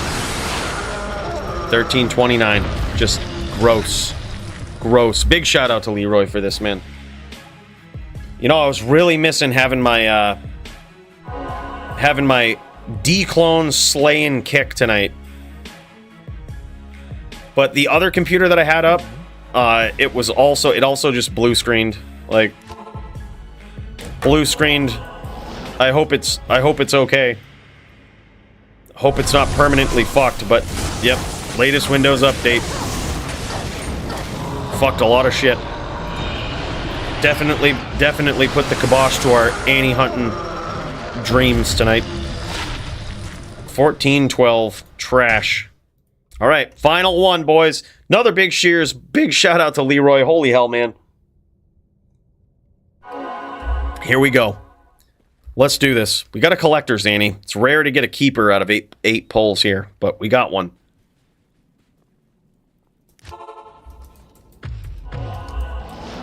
All right.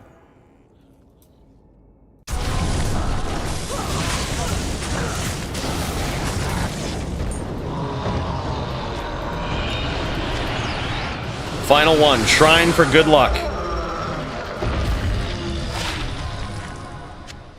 It's too bad. 18-6. We tried. We tried.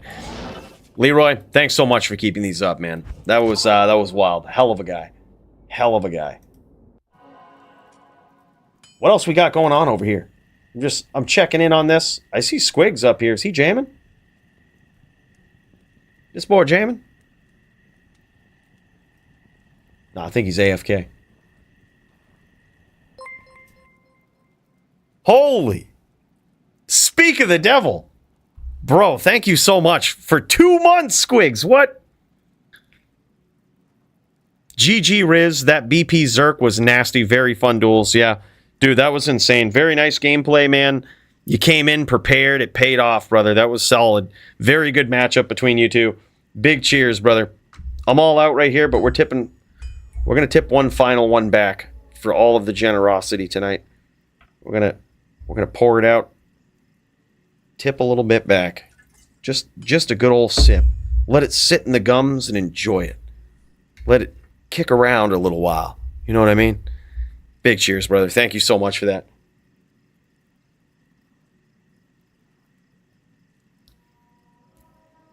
Oh, we did? Oh, word. All right. GG, man. But yeah. All right. So good stuff. What a hell of a night, man. All right, we got to think about this. Fight of the night. Let me see if we can determine this right now. Let's get in there. Let's go back to town for a bit. All right. Okay. We've had a lot. We've had so many fights. Polytheist versus Sound, also a good one there. That was cool. Then there was Punch versus Sound too. Savage SVS. Man, there were so many.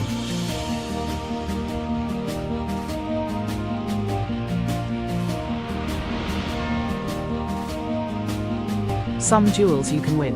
My pleasure calls. Yeah, right, I needed a pick-me-up after the Dazer beatdown, is what it was. Bro, thank you so much, Leroy. Big cheers, bro. That was sick. It was fun to get the Annie itch scratched. Was good, dude. Big cheers.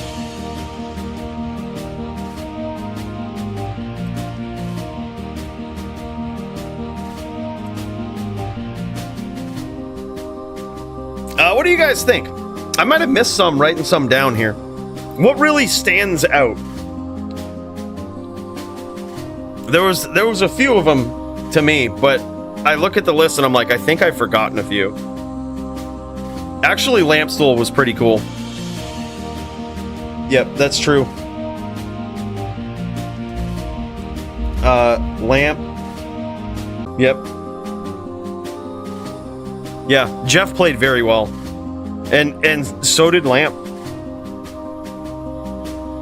About to fight Taz? Alright, GG. Alright, we gotta get up in there. We gotta get up in there. I think Taz is on a Zon, Paulie going up against him on a Druid.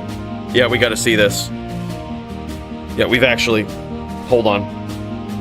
Alright, think about that, let me know. I'm gonna write some more of these down. I'm glad we talked about it on stream, because I look at this list, I didn't write down Lamp versus Jeff P. I was like, I know I'm forgetting some here. Alright, yeah. Let's do this. Polytheist firing it up. Let's go.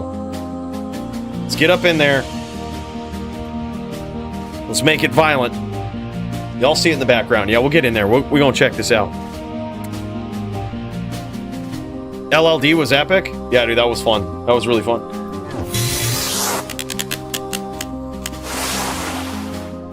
Alright, boys, here we go. This is Polytheist versus Taz. Taz on the Zon, Polytheist on the Druid. Not a fun matchup for the Druid.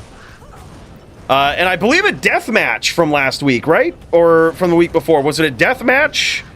I forget. Or no, it wasn't. Oh my god, dude. Polytheist getting in here, landing some nasty nados. But big hits from Taz. Is he using Armageddon and nados? This is so wild. I think he's gone with the 75% block setup with Spirit again. He's blocked far too often for that not to be the case. Yep, that's nasty. Okay. Okay, we on to something here, boys. I was looking away. Was that what it was? I was looking away, looking to do some fancy shit in the OBS. By fancy, I mean not so fancy, but smooth. Alright?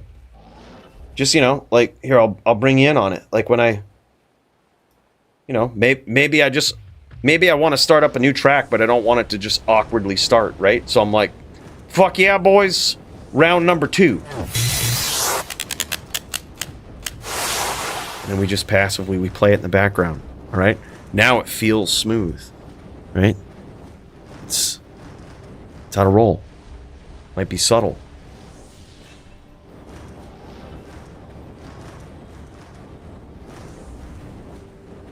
Audio cutting in and out for anyone else? Doesn't look like it on my end.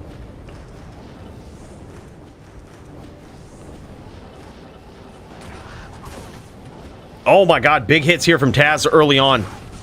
Beautiful undercut, though, and huge damage from Polytheist.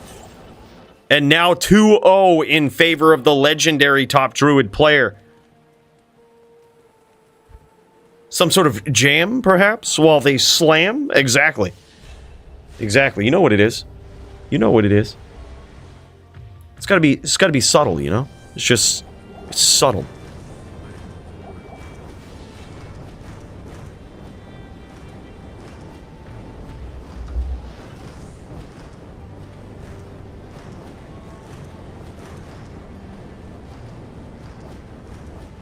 Alright, cool. How's it sounding now, Graham? It might be the Windows 11 update. Did you update Windows 11? It's doing a lot of fucky shit when you start calling on your video card for anything. Especially if you have any program running in admin mode. That was the big trigger that I noticed. I can't wait. I'm reverting this computer back as soon as we're done.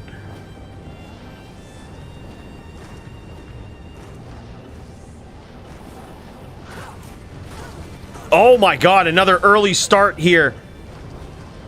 Polytheist coming in, laying down the law. Taz is gonna have to, he's gonna have to keep up the threats. That's the thing, man. It's like you always, when you get the druid close in the distance on you, the jabs are really good to use to back them off a little bit, but there's got to be some constant threats. If you're straight bow only, man, it's rough. But how good is strafe here, I wonder? Like, is it even something that we would consider versus max block spirit druid?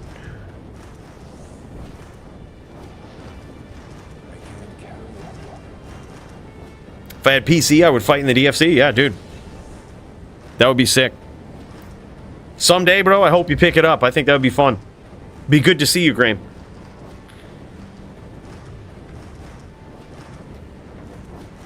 Strafe never good against max block, really? Okay. Good to know. I was wondering. I'm like, okay, I've seen people use it. I've even seen people try to use it versus my Din, which wasn't very impressive. But, yeah, I was wondering. Need to take some mental notes on a Zan. Probably won't be long before we have one. I think I have the stuff, and now I'm level 99, so I have no excuse. Gotta do it. Gotta move this Java gear over to another Zan.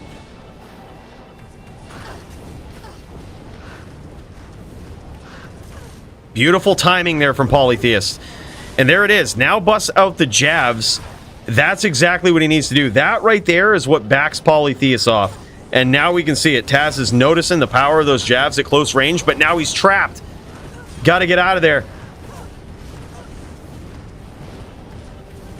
Dude, Polytheist is literally unleashing the absolute gamut of elemental skills here in this duel. Everything from NATO to Molten Boulder to Armageddon and Hurricane. And there it is, man. Close. A tight finish there from Poly. Literally dumping everything but the kitchen sink on Taz there. That was wild. Insane. Fast 4-0, man. Wild shit. Close in that last round for sure. Holy hell. Polytheist timing, man. That's something that Taz wasn't ready for right there. The timing is everything.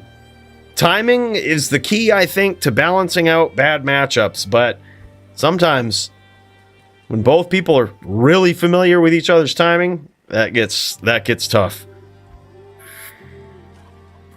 Very GG, man. That was wild. All right, what do we think?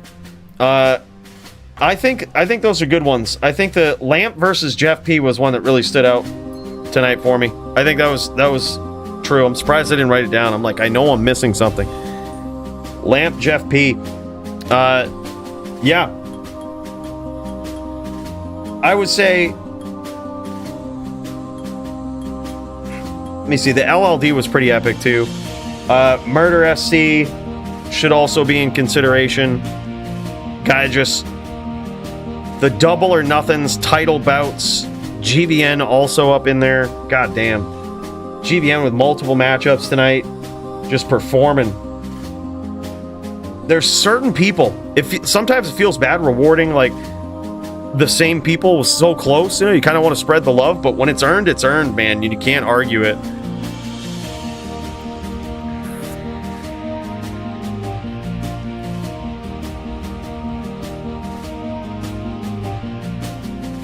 I mean, I think Bankai, nothing against Lamp, I think you're kind of right in the sense that, like, he did what he had to do. And you know, it's rare for the what do you call it? It's rare for the gazelle to get the fight of the night, I think. But even if you lose, if you're the lion, you can certainly still get it. But I would agree with that. Lamp played well. It wasn't like he played bad. It's just fight of the night is reserved for exciting, like usually aggressive gameplay, right? Like that's the heart of it, I think. So I would agree with Jeff P. I think, dude, sound also, holy shit, yeah, sound, we can't forget about sound. Just too good. Too good. So many matches tonight, and he's just aggro in all of them, showing top level skill. Dude, actually, now that I think about it, that's probably fighter of the night right there, is sound. I mean, versus punch, versus poly. This guy shows you three different classes and shows you top level skill on all of them. What more do you want? All aggressive. The unseen wins route, dude. That sucks that we missed that one. Would have loved to see you on a 95 ES being back on that, man. Sucks that we missed it. Yeah, I would agree. I think sound for sure. I think sound is a very easy choice for 2020. I would say Jeff P for 25. Give him some more resistances, right? He needs more resistances. And Murder SC for 40-15. I think that's good. I think that's good, dude. Murder SC puts on a show every time he fucking shows up, man.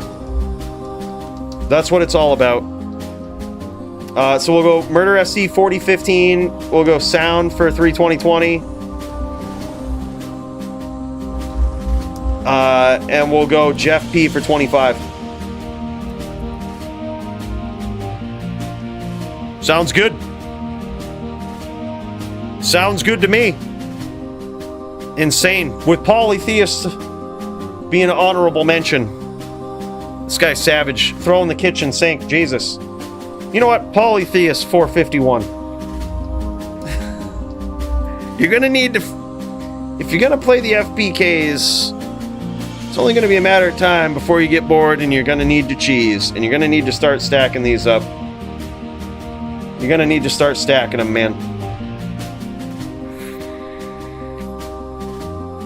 So, just remember that. Save them. You're going to need to acquire more, okay? That's how it's going to have to be.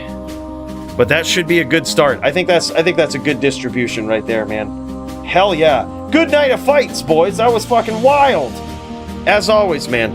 I thank you so much. Look, you ain't got to go home, but you do have to get the fuck out of my throne, man. It's just how it is.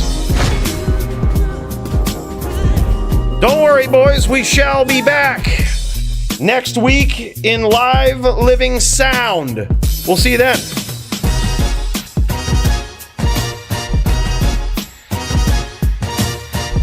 Want to give another big cheers to so much, man, so much generosity tonight. I can't believe it.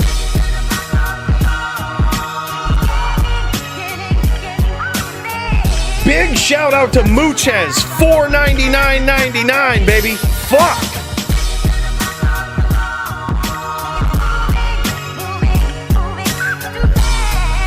Big cheers to Murder SC as well. God damn, you guys are on a different planet. But also, you guys for being here. Without you, this wouldn't be as fun, man. Really appreciate you guys. We'll see you next week. Peace.